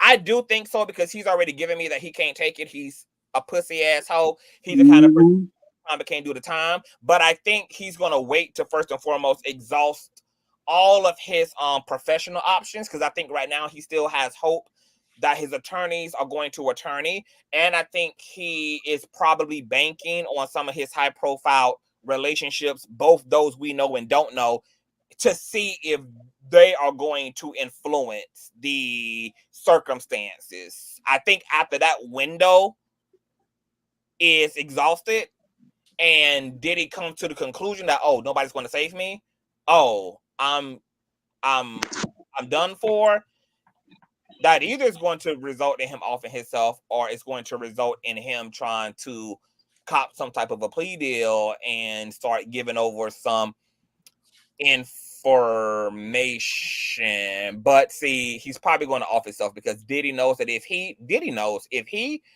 gives anybody name up who is a somebody, he is as good as dead. So he might as well just off himself, because it's really no point in using that to get out of prison, because you're not gonna make it. If you give up any high profile motherfucker who got something to lose in this situation, like, you can consider yourself already gone. So I could also see why he would still come to the conclusion that, yeah, I just might as well not be here, because either way I cut it, the shit that I could do to get up out of this bitch, which is rat niggas out, I am put a hit out on my head. I'm never going to be able to live a comfortable life, and I probably only have a small window between getting the fuck out and going home before whatever execution happens. Or hell, these motherfuckers can have me executed while I'm up in here, because once again, we're talking about human nature and people being compromisable. So higher ups could pay somebody to kill his ass, just like Epstein, once again, just randomly was found, hanging from his bunker. And then I remember forensics examining Epstein, like, hanging from his bunker and saying it's not, like, the physics don't even make sense in terms of how he was found, the way the rope, like the rope ratio to the bunker, like, there's no way like for him to have snapped his neck, for the injuries that allegedly occurred to have occurred. Like, obviously he was assassinated and it was staged to be a self-deletion. So here's the thing. He's been getting away with it for so long. He's thinking he can't be touched, and he feels some type of way now because he's been caught. You get what I'm saying? Because he wasn't like that at first. That's my whole point. He wasn't like this at first. It's like he got money and he started going off. Hold on. Who wasn't like this at first? I'm saying P. Diddy, because once he started getting money and stuff like that, back in the 90s and 80s and stuff like that, he wasn't. We actually don't know how long P. Diddy has actually been as corrupted as he has been. Like, we don't know who he was. And that's what I was saying about talking about his father when he did that interview. The way he was speaking about his father, you can hear it in the tone of his voice. This is someone that he wanted to damn near resurrect. And I believe that he did ultimately resurrect in conjoined with Hollywood in general. Because as Conscious was saying, we don't know. This man has been in the industry for eons. And what we've heard, the rumors and speculations, what we've heard about Hollywood, And then with him, when you said they talked about him being an altar boy, let's not even go into the rabbit hole of the Catholic Church and all. Listen, this stuff is deep. So he, in my opinion, he was birthed into this sex trafficking. You know, we now have a term for it, but he was birthed into this. He's been groomed for this. In my opinion, he had such a thirst for being the king of this that he fed, and the bigger his fame and his celebrity got, he became so engulfed in it that he did believe that he was untouchable, because the reason why he was untouchable, because of the people that were elitists, the people that were in place to pull him. Like we've been looking at the peanuts. We haven't been looking at the 4-course meal. Like we've been getting snippets. So I definitely feel like this is going to be one of those, like almost like what was his name, the mobster, the big mobster, I can't think his name, for Chicago. Everybody they said allegedly killed that unalive, what's his name, the man, Jimmy Hoffa, or what. I think it's going to be this is going to be the crime of the decade. Like, you got to be careful what you want and what you wish for and your hopes, because you don't know how the ending is going to come for you. And I definitely feel like this is part of his ending, but this is not going to be. I feel like this man life is going to be gone. I don't know if it's going to be during this trial. I don't know if it's going to be after the trial, but I know that it's not going to end with him. It's a lot that's going to be revealed. I want to play y'all the Associated Press footage. Diddy attorney just spoke. So let's listen to that. I'm gonna pull the audio up on my phone. And let's see what he got to say. People saying he basically ain't said shit. Of course, he just gonna windmill. But here it is. So we made a bail appeal to Judge Carter. It did not go our way. The fight continues. We're not giving up by a long shot.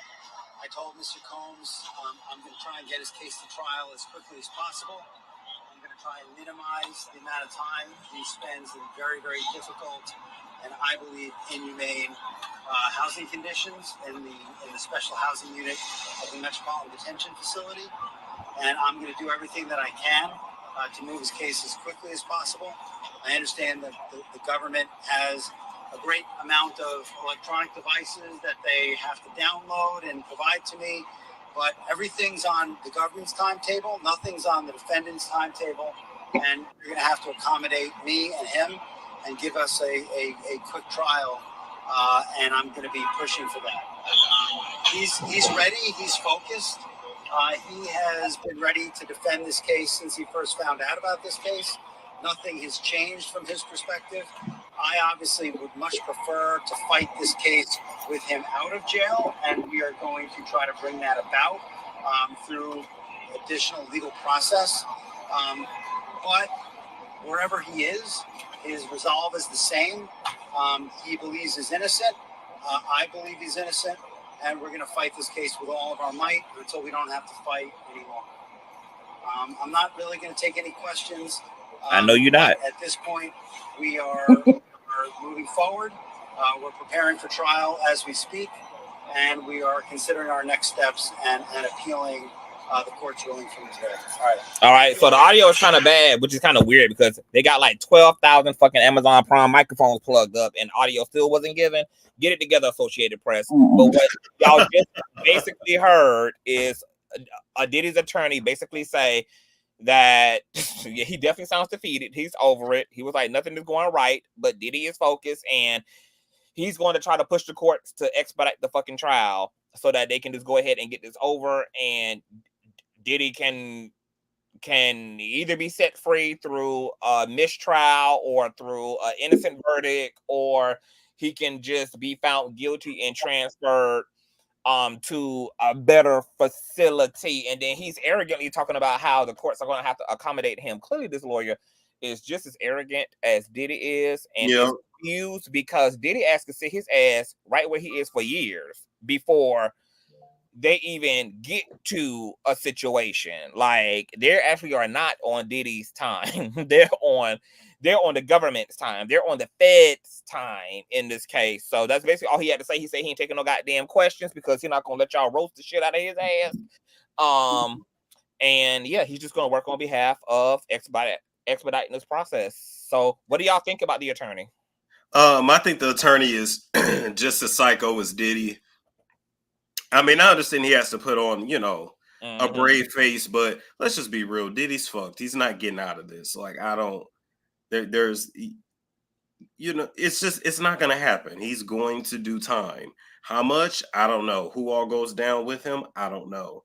I do think a bunch of people are going to be exposed, though. That I do think. And I wanted to ask y'all this: how do y'all think Meek Mill is gonna make it? You know, without his top, without Daddy. Meek Mill is probably on the phone with his attorneys to see if there is any way there can be conjugal visits down there at the special convicts unit. Meek Mill might even decide to carry the torch hell. He might decide to pick off where Diddy left off at and continue the yearly annual freak-offs. You know, bottoms don't miss their tops when tops are by the bundle. So, you know, he missed that, but, you know, Diddy was forcing good dick or exotic dick or sex worker dick into the willing participants.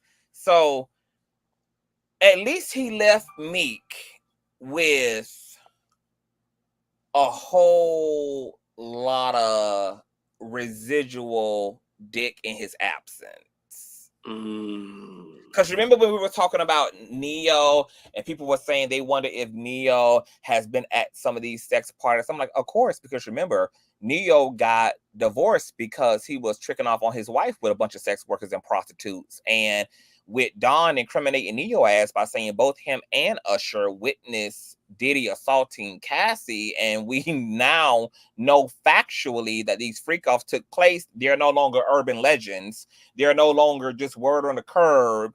There now is evidences and footages, and there's now, you know, this freak-off has now entered into reality in the history books and out of the fringes of urban legends. It would be very hard to believe that some of the sex workers and prostitutes that Neo was tricking off on his wife with are not the same sex workers and prostitutes that he tricked off with and probably shared with Diddy. Hell, he probably met those damn sex workers and prostitutes through these damn freak-offs with Diddy. That's a good point. And keep in mind too, Neo's ex-wife also said that Neo was fucking these prostitutes without protection. And that's why Diddy wants to be so that he could see his personal care provider. Because you know what I would never understand, guys? They literally have in Vegas, they literally have bunny ranches. So why not just take your ass to Vegas and do it legally? Like, is it the thrill of because it's illegal and you get a rush at challenging the law? You know, like, is it one of those type of things? It's a lot of rules at the bunny ranch, to be fair. It's a lot of rules up there. Yeah, see, when you're dealing with like sadistic and sadomasochist individuals and people who have like an actual spirit or a warped a consciousness, it's not about legal. Like, they want to grape.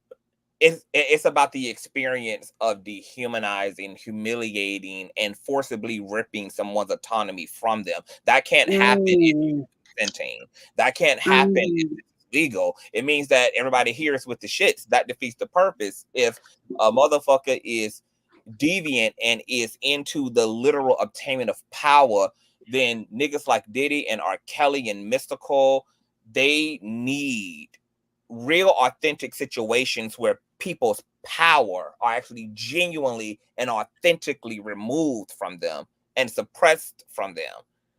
So this is basically like so That can't happen if you are agreeing to the experience, and they're also energetically feeding off of the genuine pain that they know that they're afflicting you with. Somebody who is agreeing to even the most hardcore sex experience consensually, even the person who is doing the dominating, knows that any grunting, moaning, yelling is done in the spirit of pleasure. So you need genuine victimhood when you are literally genuinely assaulting someone. You like, a part of what you're getting off to is the literal damage that you know you're doing to this person's body, to their mind, to their spirit, etc. When it's consensual, even if it's hardcore, like, the receiver is still experiencing pleasure through that rough sex. It's experiencing pleasure through that role playing and through that domination session. Like, that's very different from someone consenting to being dominated and chained up and beat and whipped and spat on and urinated on, versus some person who think they're coming over to have dinner with you or to come to a party, and you literally drug them up. You literally then have them gang raped by a horde of men and women. Gotcha. So that's consciously. That's why I've been struggling with Neo. Honestly, like, I've been really struggling with trying to understand the rationale of his. But now I really do understand that this is about just the dark energy, like energy vampires. Just I got you. Hey everybody, how y'all doing? Hey, opinionated. Hey, boo. Welcome to the platform. Thank you, Conscious. Hey, Storm. Hey, everybody. So, hey. Hello, panel. So I'm so happy, and I'm just elated to see Storm back on the squad, and Conscious, you growing. You know, it's just beautiful to see, and I love it, baby. Thank you. I sent you all the emails. Okay, good. So one time I was watching you, right, and you mentioned AK, the guy that I mentioned in the chat, AK47. You get your stuff. Oh yeah, yeah. Okay, so a whole bunch of white internet sleuths, Mexican internet sleuths, some people from Canada.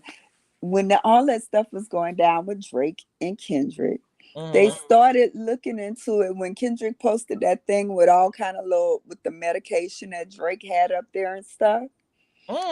Okay, they went and they found out, and I'm gonna make it short, but they went and they found every little piece of the stuff, right? Them internet sleuths. Come to find out, the hotel that you was talking about and mentioning that Diddy had to pay for. Yeah. That hotel in New York is called the Mark Hotel.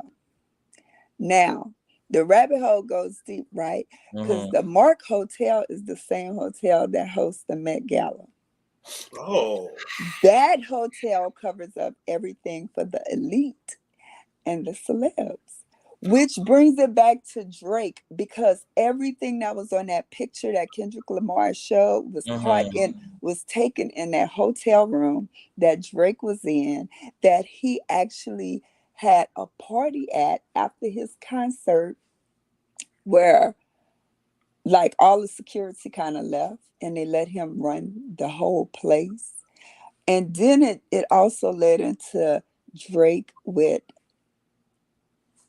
the cats and the dogs, and the little kids, and Diddy was associated in some of those things. So they went so deep. When you watch the video, I mean, it went so deep down the rabbit hole to the point where AK shit was excuse me, but AK whole thing was just shut down. Everything. They shut it down? They shut it down. On what So premises? he had to go and private all of those videos. I put them under members only. So that's how I went, and he still got some of it up there, but he got the edited portions. But The ones where he and the ones that members only, which is the ones I went and get for you, is the ones where they really go down the rabbit hole. And I'm telling y'all, if y'all want a story that never ends, that you're gonna find out so much about more and more and more celebrities. Now That you Mark know I'm Hotel. going. Well, you That know, Mark like what you Hotel. sent me in the like what you sent me in the email, then you know I'm gonna be soaking that up for the rest of the day, then, because I'm gonna have to get all the deets, Yeah. honey, and do my I sent it own to version. Storm. I sent it to you too. Yeah, I because I just know got y'all it. like Yeah, to yeah, go yeah. down the rabbit hole. But y'all, when we Wow. found out that was the same hotel that hosts the Met Gala, you know what goes down at the Met Gala. That's what I'm just like, and Kendrick, when he did that picture, that's what made them go search to see, hey, where all this stuff came from.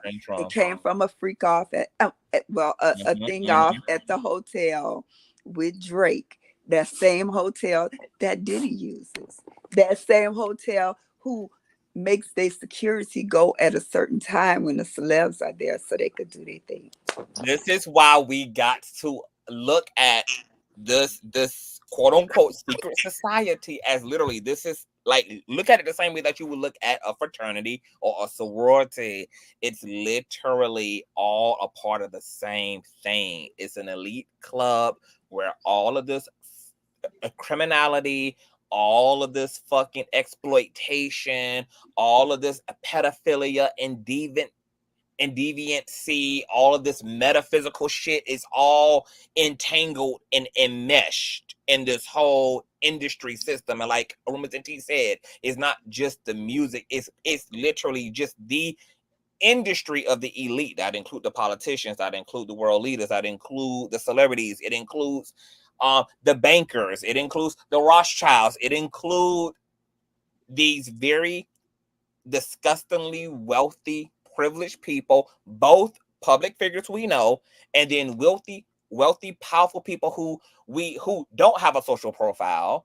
These are the shadow elite. They are the covert elite. This is the hidden hand of the elite. They move with their money and their brand, but you never see their personhood in society. This is all of that, and we're learning through these exposés of R. Kelly, these exposés of now P. Diddy, just how real, not like, once again, this is not urban legend. This no longer is like conspiracy anymore. This no longer is any of that. We are learning the reality, that these things are reality. This system is reality. And people been calling people who've been knowing this shit their whole life, who've been knowing they shit for decades, who've been talking this way for decades, been calling them conspiracy theories, calling them irrational. There's been so much slander. Liars. Like, there's been so much slander against people who've been trying to put the dumbass, asleep, unconscious ass general public up on game, that the world is not what it looked like. This facade of reality is literally just that. It's a facade. The people that are running our country, the people who are running our world, the people who are literally actually in control of the culture are sick, demonic, Luciferian worshiping ass motherfuckers, and they sacrifice the Babylonian gods. They are the still ancient powers of yesterday that still make their blood sacrifices to their deities in order to sustain their wealth, in order to sustain. This is why our country invests big money into maintaining war. It's because of the blood that comes from war. This is all to these Old Testament Babylonian deities. This is who they're yielding to. This is who they are petitioning to. This is who they are appealing to in order to help to keep the matrix in accordance to where they want it to go. And we're going to see much more devastating, jaw-dropping, almost mind-boggling truth pour out over this 2,500 year fucking period. We haven't even scratched the surface. Y'all think we seeing shit now. They done found cocaine at the White House. Y'all know that y'all president at Bohemian Grove. Yeah, like all the fuck shit of it all, baby. The curtain is going to continue to shred. And I believe y'all, some of this stuff is going to get so, it's going to be so beyond conceivable, especially for good people, like for the innocent, naive, healthy people in the world who actually, you know, just can't even conceive of wickedness, can't even conceive of evil. Like, it's going to be enough to drive people's mental health into total destruction. Like, people's mental health is going to be challenged because of the things that we're going to learn over time that is happening in these areas of life that we have known, held respect for, where people put on their bow ties and their dresses and act so domesticated and classy, are some of the most rottenest ass, some of the most demonic ass, some of the most dark-hearted ass individuals and industries like in the fucking world. Like when I watched Quiet on Set, and I was supposed to do a review on Quiet on Set, after I watched that shit, it was just it was mind-boggling to me at how, from the casting director to the talent recruiter to the vocal coach, all these fucking predators triangulating, working in unison to create a system of perpetual and proverbial abuse against young people under the guise of a kid-friendly network. It's just mind-boggling how these people create institutions. They create these innocent masks like music, modeling, movies, acting, politics, whatever the fuck it is, teaching.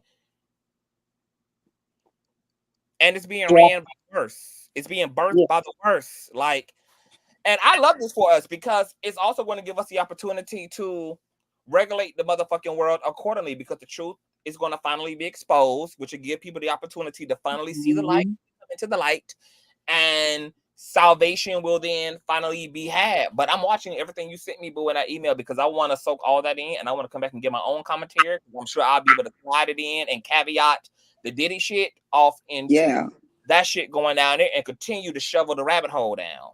And then it's one more thing I wanted to clue you in, and then after that I'm gonna get off of here, right? But when his stuff went out, it's like the name, a name kept appearing with all of this stuff, right? Because they was digging, and you will see it, and it was one of them big elite names, like you was mentioning, and that's what. And then after that, you started seeing the stuff that they would go to, and the screens that they had open was deleting in real time. They was deleting the content in real time. That's how I know they had to be on. We was all watching it, so they was all on to something. But one thing that they uncovered that's right in front of y'all eyes that y'all haven't even realized yet is Euphoria. You know about Euphoria, the movie on HBO, right? Euphoria. Okay, Euphoria is about young girls, right? Young kids, you know, the whole sex thing.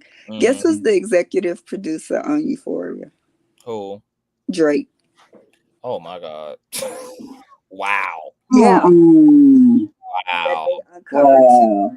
So I mean, they went deep down the rabbit hole. Wow. But you saying that's right, just like Megan Thee Stallion. Megan Thee Stallion did a rebirth on a video. She came back as a snake. Y'all didn't see that when she cracked it? Oh yeah. That was terrible. Yeah, that's what I love about Storm and Conscious commentary, because it goes so deep that you got to be able to really wake up and realize it. But that's all I wanted to tell you, Conscious. When y'all get Thank you so much, boo. Like, all right. Thank you, baby. The opinionated.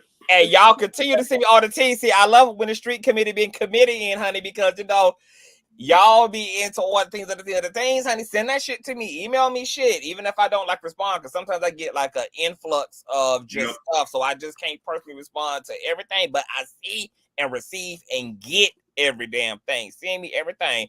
Jamila says you ain't know that. I don't be watching that scripted. I don't watch scripted TV, so no, I never even saw a single episode of Euphoria. And I really don't watch TV in general, so no, I had no idea. I did not know that Drake was the executive producer, but that goes hand in hand with what I was saying about Quiet on Set and how these fucking demons, they literally have a kingdom too. Christ acknowledged that. Like, Christ acknowledged that hell has a kingdom as well. Hell has an entire fucking kingdom, and it's a mockery of the divine kingdom, but it's set up the same way. There is hierarchies. There are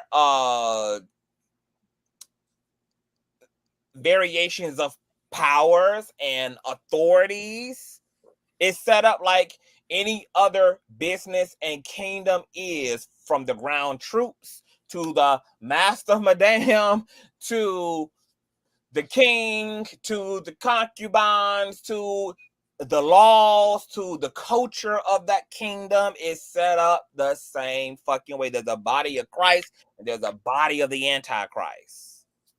And both I got a question, Tom.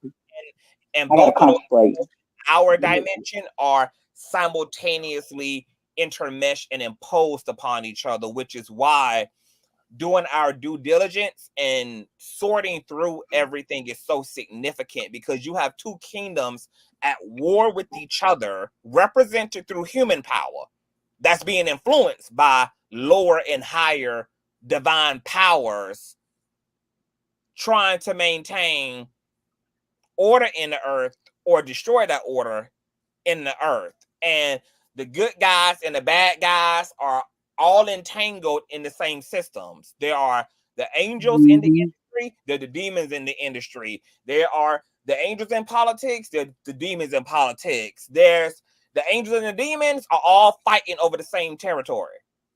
The righteous and the unrighteous are all trying to regulate the same areas of life. And so being diligent and doing these rabbit holes and just doing our due diligence and kind of like the Bible says, separating the wheat from the tare. Like, that's how we're going to get to the nitty gritty of identifying the right people, identifying the wrong motherfuckers, and landing where we need to land on the side of right.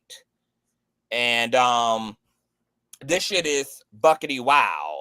It's wild as hell. And hold on, let me see if I got through my whole shit, because this is a lot. Sean Diddy Combs out. Oh, so somebody just Sean. No, I think I already dealt with that. We don't care about the women, honey. We know you need to include men and children, and who ain't gonna be allowed at your goddamn house. Let me see here. What is this I got on my docket? Oh, I want to show y'all some shit too. So remember, I was going full on nuclear yesterday on Usher ass.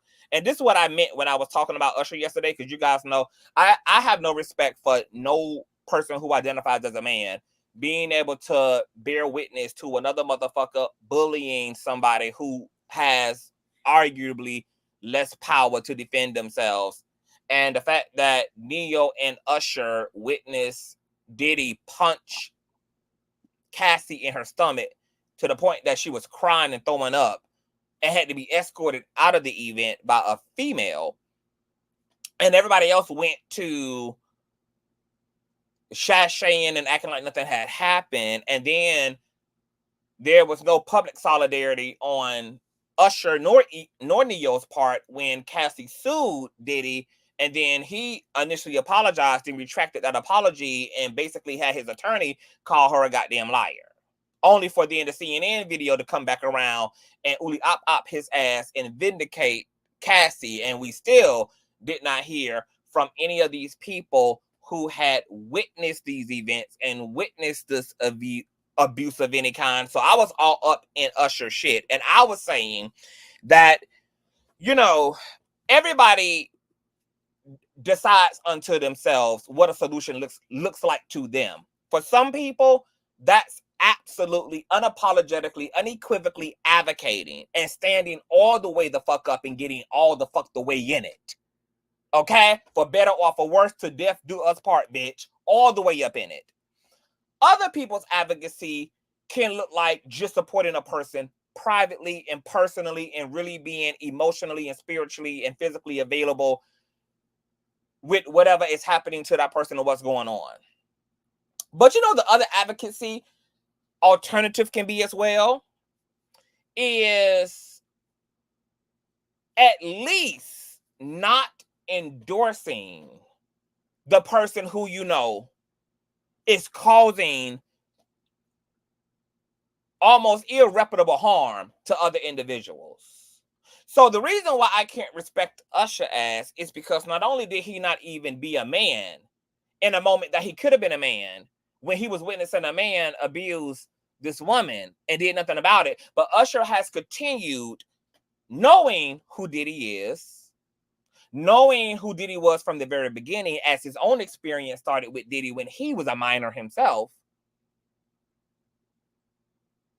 And yet you knowing that this man is hoodwinking and bamboozling all of his artists, all of these talents who don't know anything about the business, and Diddy is hoodwinking them in these raggedy deals, tying up their royalties, tying up their ownership, tying up their music, their careers, etc. And then he's literally perpetuating physical and sexual, spiritual and mental harm and violence upon the people that he has access to. And at the very fucking least, all Usher had to do, if he wanted to do the bare minimum, but still wanted to do something fucking right, is he at the very least, especially after becoming a titan himself, not needing Diddy anymore himself, he's now independently his own person empowering superstar. His career does not depend at all upon Diddy. He can exist outside and without Diddy. The very fucking least Usher could have did was remain socially distancing from Diddy. And this square chin ass bitch couldn't even do that. Oh my God. He couldn't even fucking do that. If he was going to do nothing at all, he could not even at the very least say, because I know first-handedly what this man is capable of. I know what he's done to me, allegedly. I know what he's done to plenty of other people, and I've heard it with my own ears and seen it with my own eyes. At the very fucking least, I ain't got to lead no charge against him. I ain't got to come out here and expose them. I ain't got to run down there to the feds. I ain't got to even come out here and support Cassie or Don or Lil Rod or anybody else or whatever the case may be. But at the very fucking least, as a man who now has means and leisure, and there's no obligation for me to ever be seen or work with Diddy, as I could have remained at a social distance from him. Because for me now, as a whole carved out superstar, anytime I'm with Diddy at an award show, I'm pooching around with him on a red carpet, I'm doing a televised program like the one y'all about to see of him and Diddy and Martha fucking criminal steward ass all sitting down for a criminal breakfast together. Like, all these photo ops and event ops are a endorsement of this man who I know is a abuser and a fucking thief.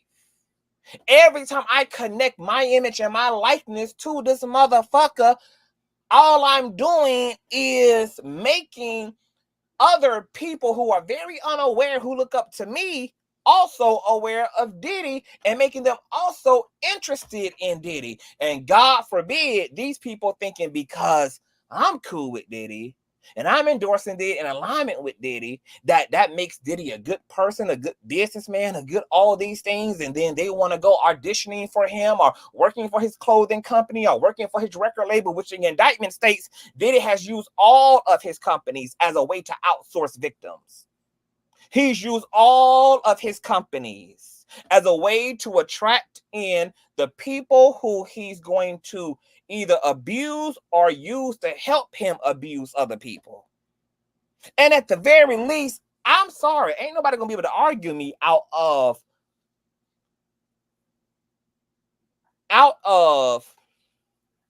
not being able to expect Usher in the very least to have removed his public endorsement of Diddy. Because I don't understand just how more bare minimum you can get than that. You don't got to go to the feds. You don't got to get out here on no soapbox and expose them. You don't got to participate in nobody else running down on them. But you're going to argue me that the bare fucking minimum that Usher could have did is just by not continuing to tote Diddy around so that he could be a point of attraction for other people who don't know what you know? That the bitch couldn't do that.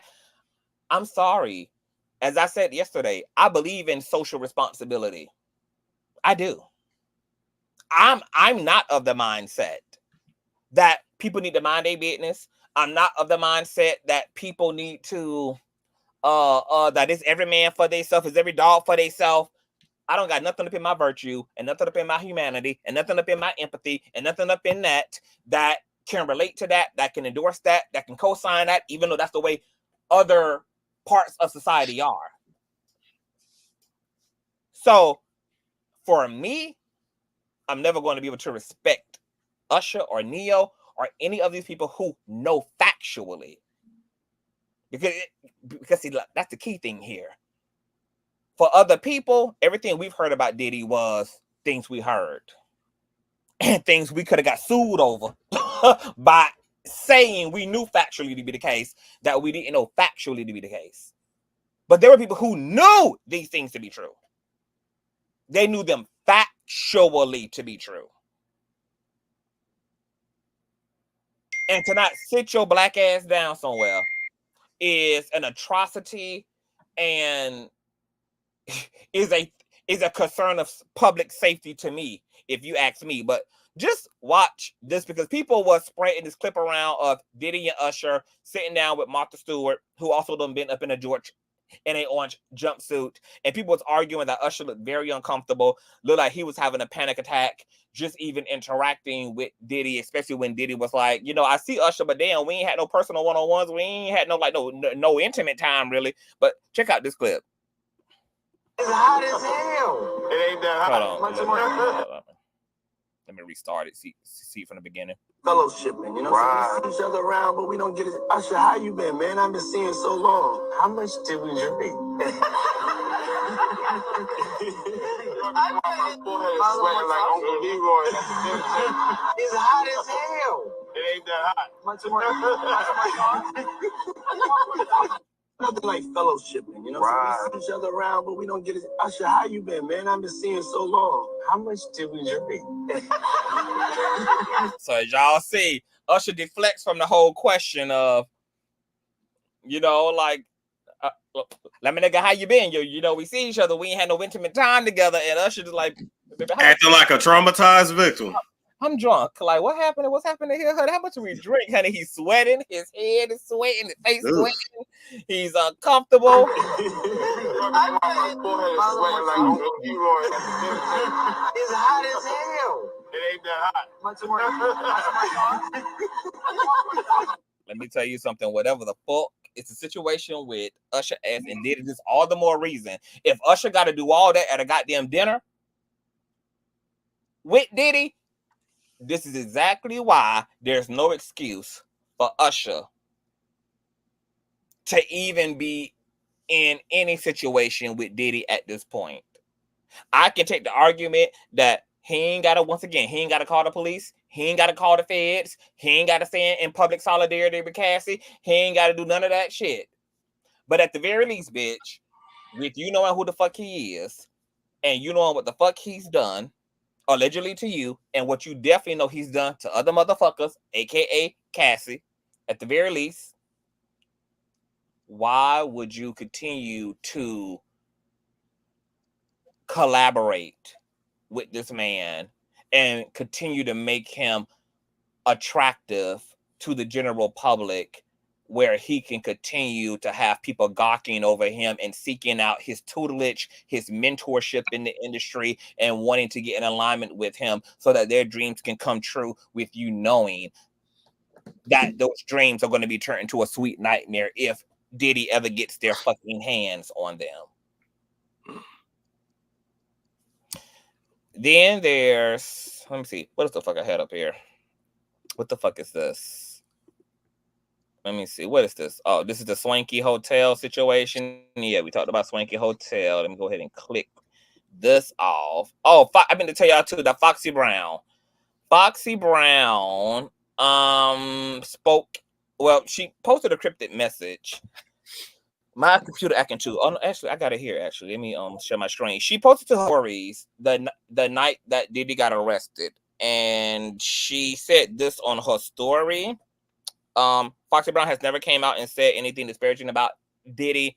There was a moment, I think, after the Cassie lawsuit was filed, where she commented underneath the Neighborhood Talk, where she was responding to a fan who basically said, "Hey, I'm so glad that Foxy never got caught up in this shit and that you went where you went, because this would have been a mess." And, you know, she didn't say anything disparaging, but she was just like, you know, he's always been good to me and looked out for me. And, you know, I got the best of both worlds between Def Jam and Bad Boys. And she kind of left it at that. But the night that he got arrested, she posted this to her story first, which was the shocky face emoji.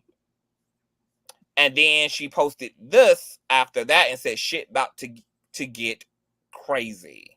Shit about to really get crazy. And of course, like Neo, like Danny Kane, like Cassie, like Lil Rod, like Usher, of course, Foxy, and as y'all was saying earlier, Mary J. Blige, Lil Kim. Remember that weird obsession that Nicki had with Cassie? You know, when she was in her pink wig era, she was also being managed for a brief period by Diddy. There was even allegations that Nicki and Diddy was dating at some point. All these people know what's up. They know exactly why shit about to get crazy. And I think also a part of why Foxy said shit about to get crazy is because she know that there's probably no way to investigate Diddy without one of those roads leading back to Lil Kim ass, who is her op. Ooh wee. So she's probably looking forward to seeing if the rabbit hole that is about to go down is going to bring Lil Kim into the chat, which Lil Kim also could be an individual who is subpoenaed in this case, because over 300 subpoenas. Okay, go ahead. Go ahead. No, I got some information. Do you know the reason why she said that is because when she came in the industry, she was 15 years old, and she said that because Jay-Z is involved in this. See what I'm saying? Yeah, so, it could be a trillion reasons why Foxy's saying this. You know, she knows what the tea is with Diddy, their connection to Jay-Z. She know Rose gonna lead back to Lil Kim. So when she said she about to get crazy, like, yes, it very well could be inclusive of all these areas. But, you know, that's still another one of the problems. So many people knew, participated, had their experiences, and I'm sorry, victim or not, I'm holding everybody responsible who knew.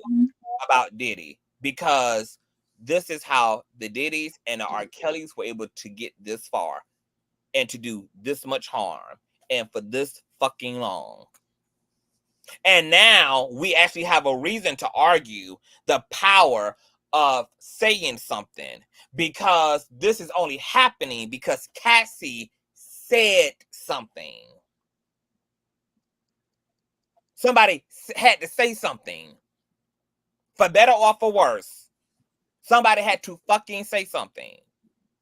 And this would not be happening if it wasn't for somebody saying something and putting that shit on wax. Somebody who was willing to really roll the motherfucking dice.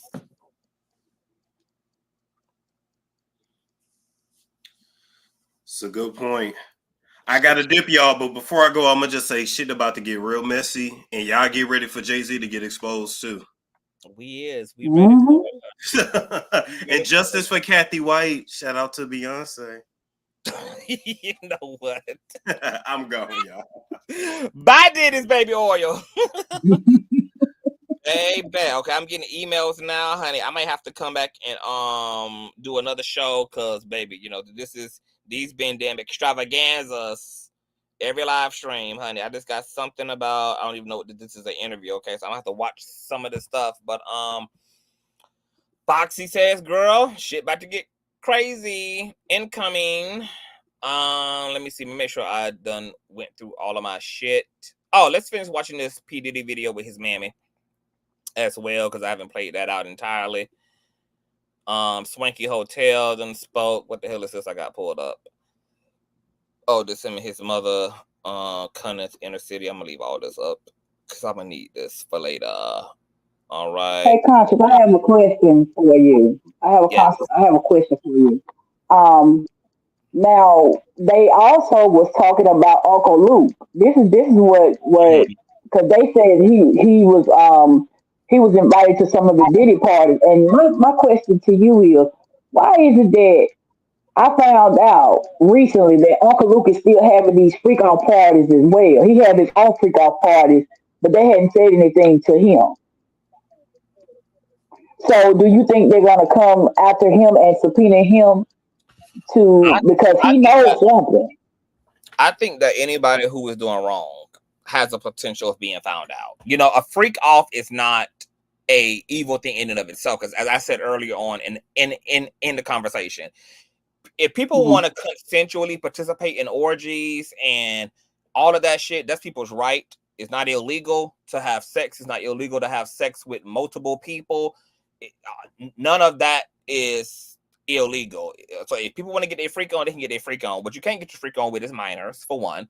And what you can't do is argue people can consent if they are inebriated, or if they are high out of their mind, or if they're on some type of narcotic or hallucinogenic or etc. You will put yourself in a situation where there's major liability. But people can fuck off and freak off until the ends of the goddamn earth.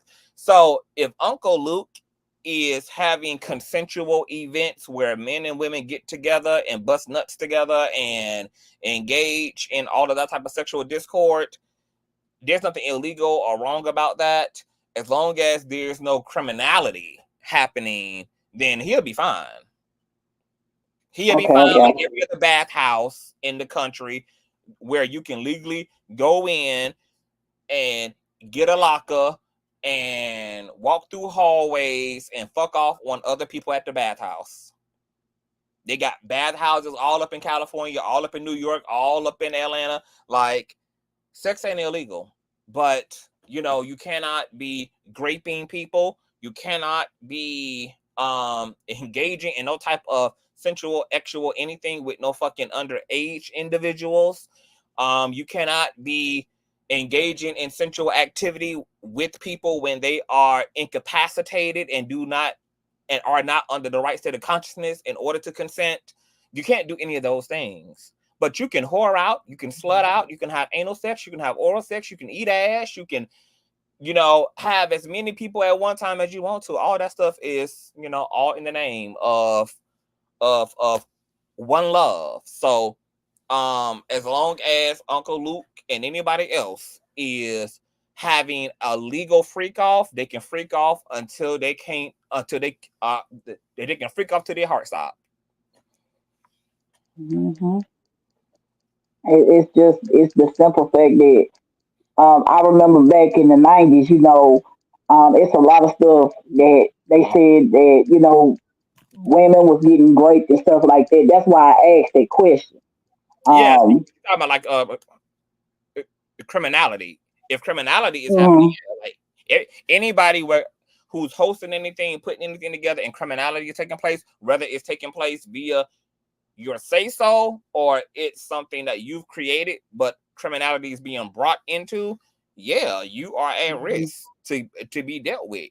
If there is criminality, if there ain't no criminality, you ain't got nothing to worry about. But if people getting raped and people being assaulted and they're experiencing that in your parties, at your events, whether you there or not, etc., if your name is on it, yeah, there's a liability, and you open up yourself to trouble. So this shit with P. Diddy better put people on fucking game that no, you don't get to just do any fucking thing, and you better be very clear and very in control about the shit that you are getting into, and make sure that you are in alignment with what is legal, because especially for black and brown people, baby, they already over policing us any fucking way. So if you're gonna be a Uncle Luke, you know, like the whole sex thing and promiscuity is still kind of a taboo thing, but it's not illegal to be promiscuous. It's not illegal to you know, to be sexually fluid. But because he is a black man, if you're gonna be if you're gonna be black in America and you're gonna be doing unorthodox shit, then yeah, you better make sure that even though it's unorthodox, it's legal. It can be as unorthodox as it want to be. If y'all want to be up in there even dressed like nuns having damn orgies, y'all can do that. That's legal. You want to be up in there, if you want to rent out a damn church and screw all up in the damn church, all that's legal. It's unorthodox as hell, but it's legal. You just better make sure that your ass is doing legal ass shit, whatever it is. And when you black, you gotta be extra on top of making sure that the shit you doing is in alignment, because they already want our heads. They already looking to see if there's anything that they can incriminate. So I just hope that Uncle Luke, I hope that whatever he doing now is you know, it's grown, it's regulated, and it's legal. If not, then yes, his time will come too. His time will come like everybody else. Yeah, it will definitely come for sure. I see the thing is some legal documents. Chef, what legal documents are you talking about, boo? Or whatever it is, just go ahead and send it to me, child. Don't even ask me, can y'all send me stuff? Just send me the shit. Just email it at consciouztv@gmail.com. Send me the shit, honey. You ain't got to ask for no permission, honey. Whatever you got, send it to me. And, you know, if I already got it, then I already got it. But, yeah, send me the things. I'm not sure which documents you are talking about.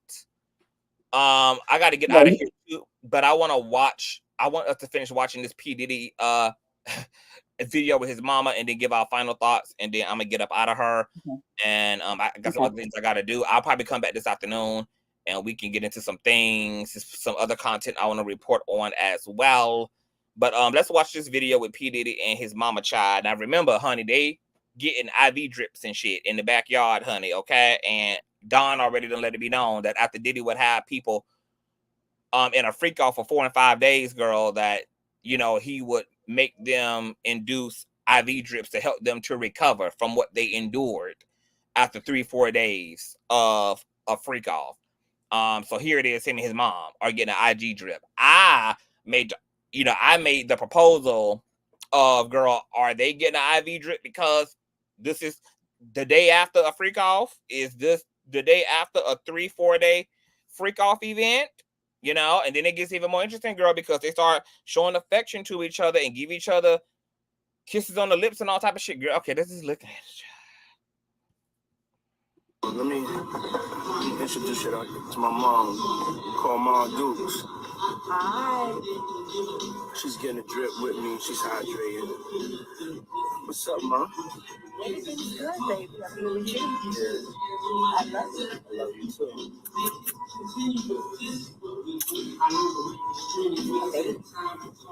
Mom, freshly dipped though.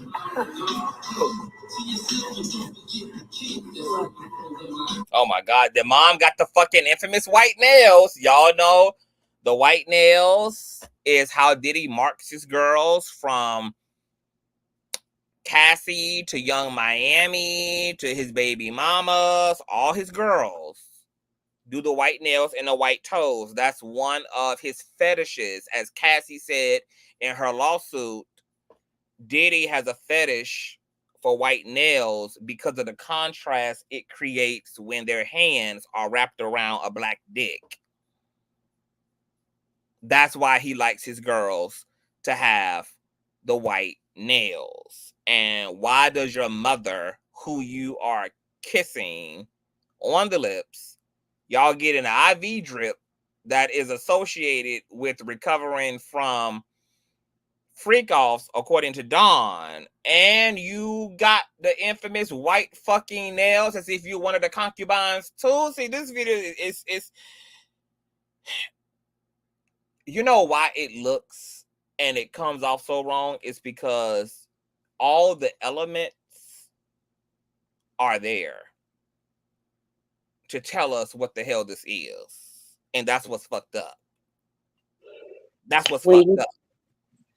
When you check your email, it's going to come from Malachi Kelly Calhoun, right? I sent you the interview. I didn't even know he did an interview about his father, going into details about him. You're going to see the picture of his father and him. Who, Diddy? Diddy and his dad, yep. Okay, yeah, I had pulled that up. Okay, so that's you. Okay, got it. He looked just like that, man. Because we're going to come back and revisit that too. I'm going to pull this video back up here we playing and then get into that too and all of this, because it's a lot. She got the white nails. They got the IV drips. They kissing. I was just trying to show you.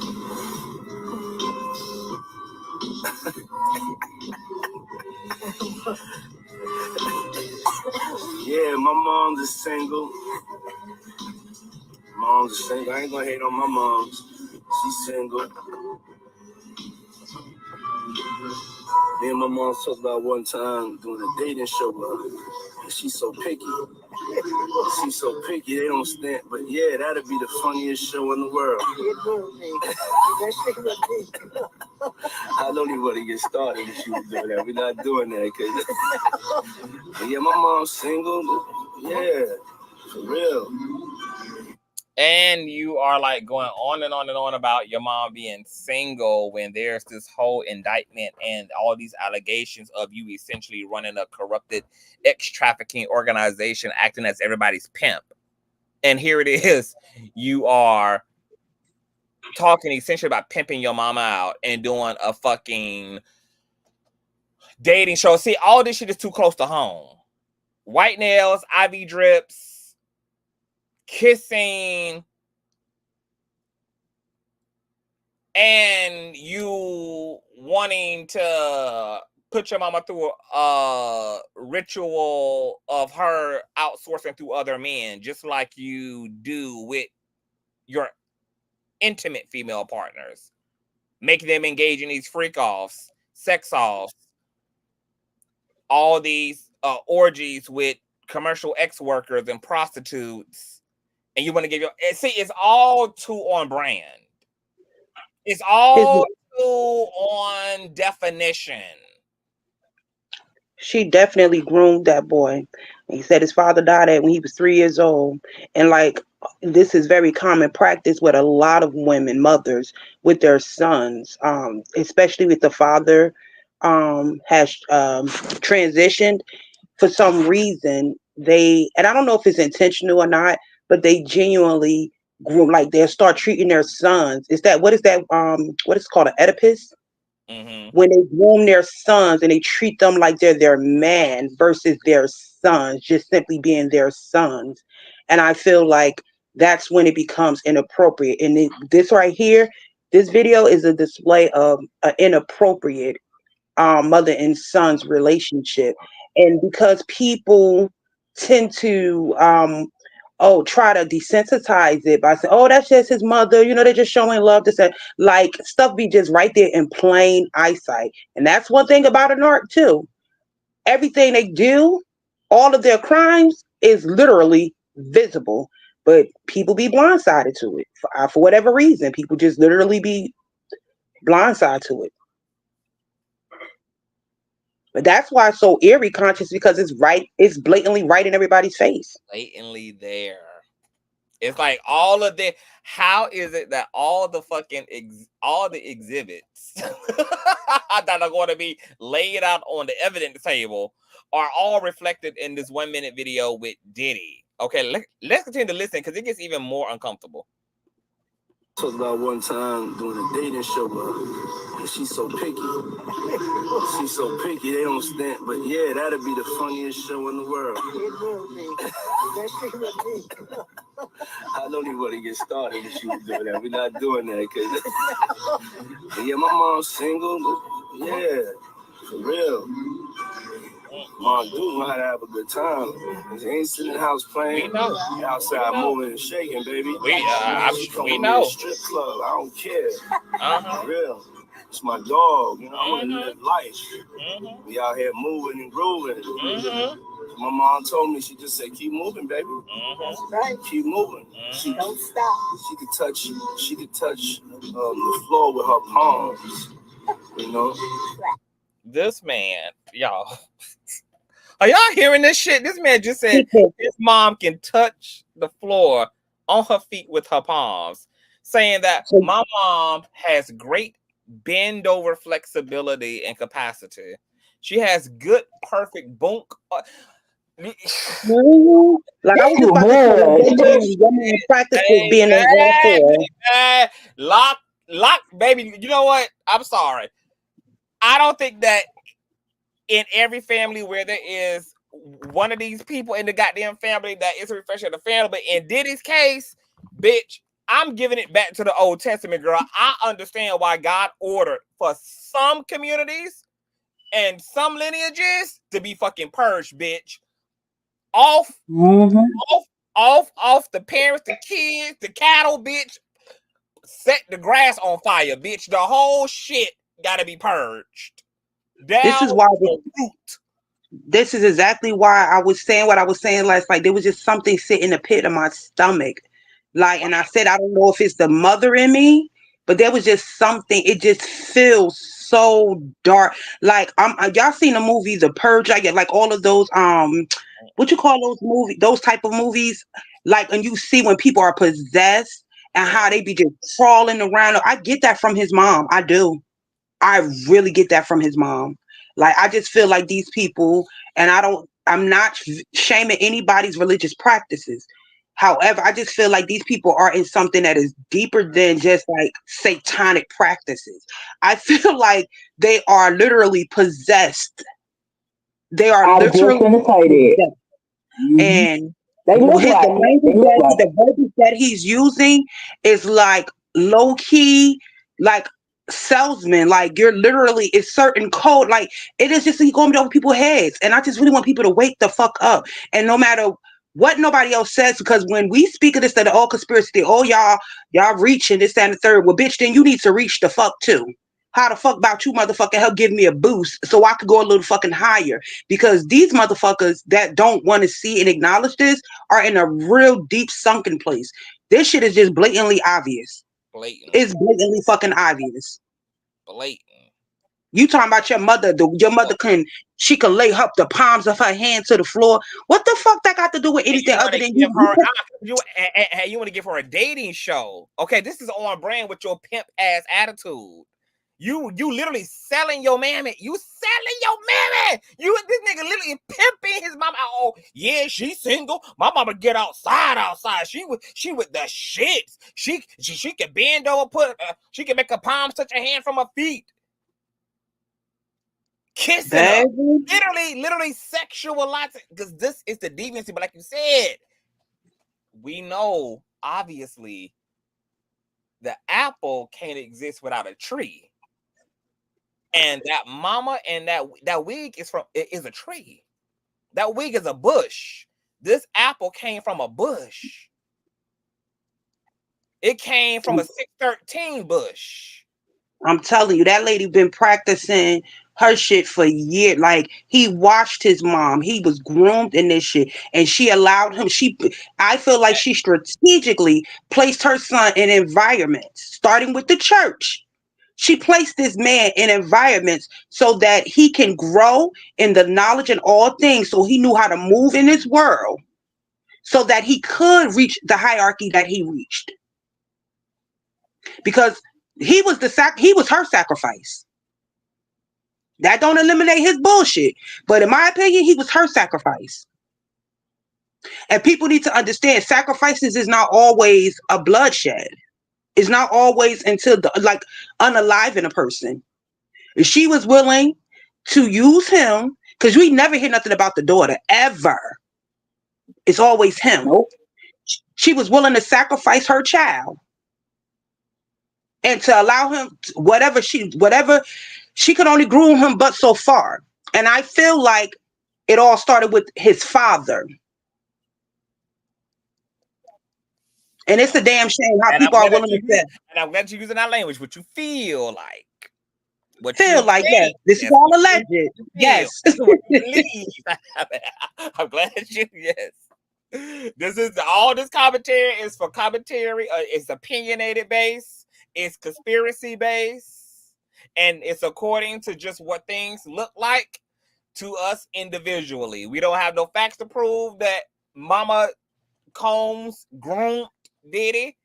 We don't got no facts to prove that there was any type of an ancestral entanglement. This is just our opinion about things that are public, things that are known, things that have been disseminated, things that are shown to us, especially under the circumstances of what's going on right now with indictments and arrests and charges. And it's just mighty convenient that she got the white fingernails, which is the fetish dog tag that Diddy like to put on his women.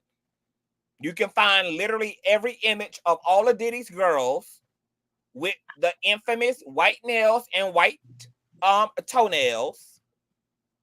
You got them getting and inducing the IV drips that Don says oftentimes takes place after 3 and 4 days of freak-offs. You got him kissing his mama on the lips on screen and then pimping her out, talking about, yeah, he want to see her with other men and she can make her hands touch her toes. It's just too, as rumors say, too blatant. It's too in your face. It's baby, it's shocking. It's shocking. Who in their right mind would talk about their mom in such a way to the public? And what type of mother would sit and allow their son to talk about them in this way to the public at that? Shit, Mama D looked like the fucking Virgin Mary compared to Mama Combs. True story. Talk about it. That part. Like, this is like the most bizarre. Like, watching this and knowing that this is our reality. I agree with it. We have not seen anything yet. We think that the world, as far as when it comes to people's mental health, we think that it's at an all-time high. We have not seen. No, I'm so glad you mentioned that earlier, because people are literally going to freaking lose their marbles, their shits. Like, when they find out like how fucked up the world, like we getting little glimpses here and there. We have not even began to see that we are living in the fucking dark ages. We literally are living in the dark ages. And I just, my prayer for everyone is to embrace themselves, like literally have something set up. I don't know, 800 number to dial, you know what I mean? Prayer is good and everything, but y'all need to get y'all something like a care package, have it set right there and prepare yourself for what's to come. Rumors. Uppity African just made an interesting observation. the white nail dog tag that Diddy is putting on his girls might actually be in honor of his mother. That may Baby. be the psychological connection between Diddy and his girls and the white nails and white feet. Adiposy. I'm telling you, that's the proper word. Oh I know my it's something like that. It Oh like, my listen, this thing is dark. It's not funny. This is like a nervous laughter from me. This thing is so dark my and God. so scary. And like when I say the dark ages, because these are practices. Y'all have to understand we have been engulfed in the European practices. And a lot of people don't know, they don't, because we've been taught to study any other religious practice is a taboo. I think it's important for you to start doing research and learn about these other practices, as well as learn about your own homeland practice. But you need to know what, because then it opens your eyes to things like we walk around here wearing symbols and stuff. We don't even know what the fuck we wearing. We don't know the history and the education behind it. Like when it's all, I know we was dealing with the legal side of things and everything, but this is all spiritual. This is all spiritual based, and you guys got to really, really start doing your research and fuck what people talking about conspiracy theories. Though this is a real life theory. This ain't conspiracy. We don't have proof of everything, but once that third eye is open, baby, you everything, all the smoke clears, and you no longer have to question your sanity. You'll know and understand it's not you. This is just the world we live in. And this is what's going on. It's a reality. Girl, this is why I'm a virgin now. I don't even be having sex no more. I don't date. I don't do big girl. When I say I live like a fucking recluse, and I be so happy about it. I be so happy about it, baby. I don't, baby. It is, baby. I am reserved inside the ark. Because that energy transfers and you don't know who you're laying down with. Like, I understand now why some of the things that I've learned in regards to spirituality, why it's important to have a spiritual practice, to find something that suits your life, but to be so that you could be aware, self-aware. And listen, conscious, I don't even feel like masturbating half the time, to be honest with you. So I don't even indulge, because I feel like the energies that are around me, even though I'm isolated, there's still energies floating in this earth. Yeah. And you don't know if you know what I'm saying, like what energy is good or bad until you test the energy. You don't know what you're attracting to yourself. So it's so deep. I mean, this situation with Diddy is opening up so many different conversations, subtopics. And I believe that if people really did their due diligence for themselves and go beyond just Diddy, like, yes, it's important for us to focus on Diddy. We want justice and everything, but we got to look deeper. And I'm so glad. What was her name that came up here and spoke about the Met Gala, that hotel? Opinionated. I'm so glad she mentioned that. Yep. Because I would have forgot to even bring that up, because when I was speaking about the elite and like with Little Kim and all of that, these people are not rubbing elbows. I was trying to figure out for a long time, and I'm gonna just mute after this. I was trying to figure out for a long time how she's able to sustain herself. She's not making new music. I know she's not broke, but she's not making new music, but she's still out here rubbing elbows with the real true elite. And these people, the Anna Winthrops and all of them, these people have lineages that go back further than the Dark Ages. Like, we be some, man, it's deep. Like you said, politicians, everything is deep. Child, I just pulled up this article, y'all. I'm about to come back to a separate. We definitely we be doing exposés. Okay, this already been 4.5 hours. I'm just gonna have to come back because, like I said, girl, it's just breaking news literally by the moment. Let me send this. I can't. But see, shout out to the street committee. I love y'all because see, I can't be in all places at all time. Okay, but together we can be omniscient, omnipresent. So y'all send me everything. Send me the things, honey. Like, send me the article. Shout out to Food Expert. Thank you for sending me, boo. Like, y'all keep me informed so I can bring this stuff back to the platform and we can do the rundown on the things. Let me send this to myself, child. But you're right. Rumors into Israel out here. Energy is about to get thick. Love is about to dissipate from the earth. You know, even though I'm not a proponent of religion and I have my criticisms of the Bible, I can discern where the spirituality is in scripture. I can discern where the metaphysics are. I can recognize the metaphysics in scriptures, and the scriptures absolutely speak about an era and a chapter in humanity where there's going to be generations of lawlessness, and that man will be a lover of himself, which is just another way of talking about and defining narcissism. That people are going to be self-centered, they're going to be stiff, they're going to be cerebral, they're going to be transactional. This is going to create a shallowness and a superficialness and an emptiness, which we're all perceiving. And it says something even more terrifying. There's a verse in the book of Revelations that talk about God actually removing love from off of the earth. Not only removing love, but removing death off the earth as well. So at some point, we're going to see absolute all hell, like real life all hell break loose. This country at some point is going to look like a third world country, a literal third world country.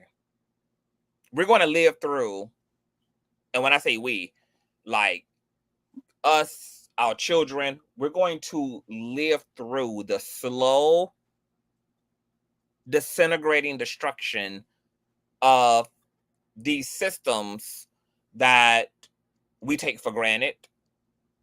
And we're going to live through and bear witness, and generations of us are going to live through and bear witness to the slow destruction of even the American system. The world is going to bust hell wide open at some point, and it's going to be completely and utterly apocalyptic. And it's not going to happen in one swell swoop. It's not going to happen through one singular event. There's just going to be a synchronistic slew of domino effects that are going to create breakdowns that lead to breakdowns that lead to breakdowns. We're already seeing that shit with this border control issue. We're already seeing chaos burst here, burst there, burst there. There's just going to be a slow, synchronized coordination that's going to bring the tension in the earth to a complete and utter boil. And when Rumors is talking about this tension, she can already feel. I can feel it too. I don't even masturbate. I've never been a masturbator to begin with. I damn sure am just so far removed from sexual energy as a whole at this point. And sometimes I be like, damn, I don't even know where it went. Like, it's just not even there. Like, I can't even really access it. It's not even accessible. I can't even find where it is, and my mind is just so not there.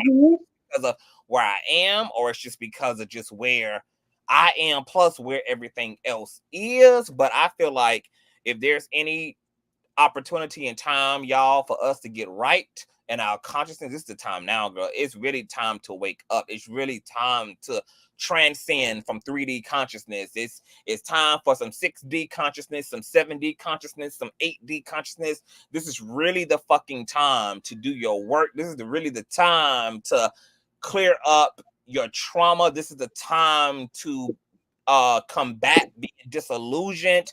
This is the time to really open thine eye, honey. Christ talks about that too, honey. He said, let thine eye be filled with light, so that the entire body can be that of light, you know, the spirit of truth, okay? But see, the church puts a very it romanticizes truth. Like, truth is always cozy and pretty and attractive. No, honey.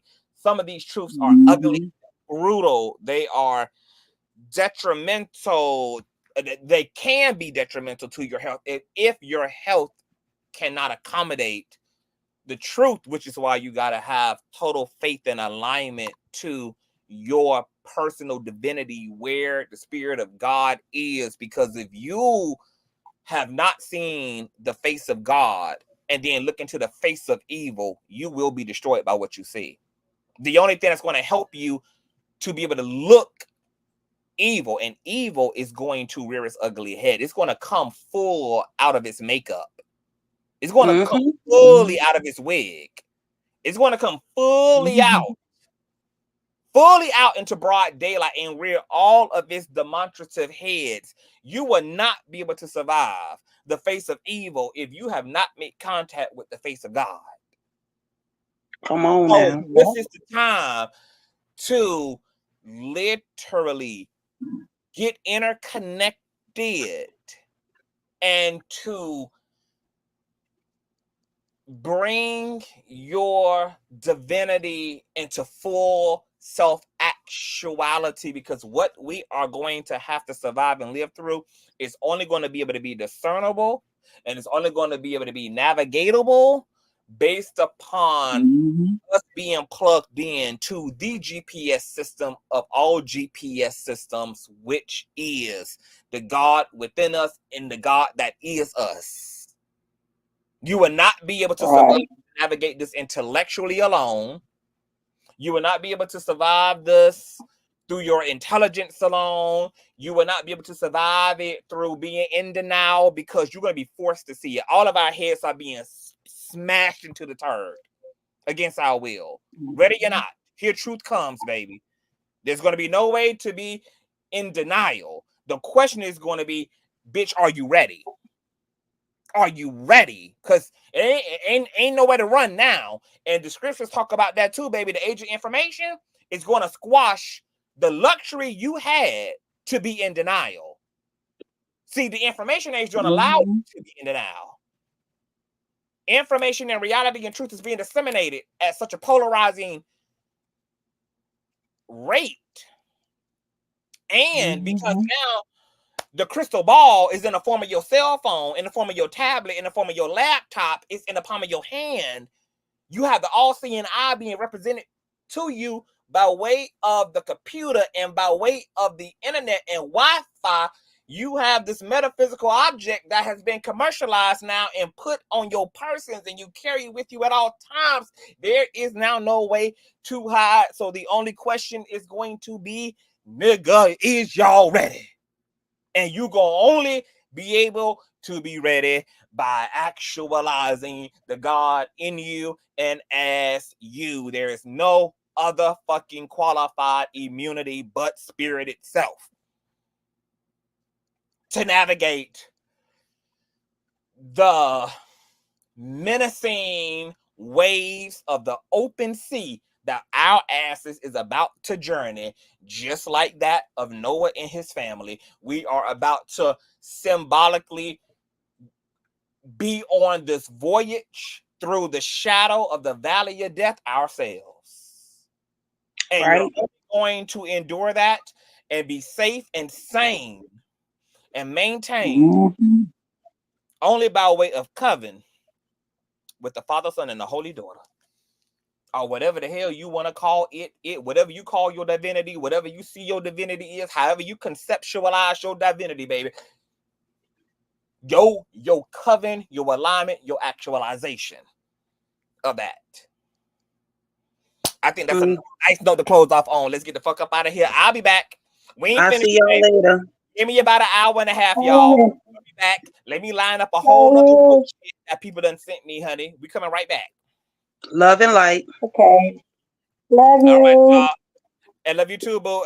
Thank you for coming up here, Rashonda. Thank y'all to my donators. I see my PayPal's, girl. As I told you guys before, my Cash App right now is not available because they're trying to turn my account into a business account. I had to appeal it. So until they respond to my appeal, it's not going to be available. I'll let you guys know when my appeal is actually recognized. Until then, on the screen, you can PayPal it, paypal.me/ConsciouzTV. I love you long time. Shout out to you guys. Share. And I'll see you guys in about an hour to get back into the extravaganza of it all. If you enjoyed yourself, thumbs up. If you enjoyed yourself, if you were entertained, if you were shocked, if you were appalled, if you felt anything, baby, that's reason for you to subscribe. And once again, if you appreciate the hard work, honey, people been saying, CCV, please get your rest, bitch. You been going ham for days now, honey. Okay, we having a damn YouTube freak off on this motherfucker. All right, it's been days on end, honey. If you appreciate the work, then definitely show your boys some love over on PayPal, and all information is in the screen. I love you guys. Long time. And any receipts, any tea, anything that's relevant to what we're talking about, honey. If it's connected to Drake, connected to Jay-Z, connected to Beyonce, send it to me, send it to me, send it to me, send it to me. You ain't gotta ask me for no damn permission. Send me the goddamn tea, okay? Send it to me. Consciouztv@gmail.com. Follow me on Instagram. DM me. I love you all. Catch you later. Bye.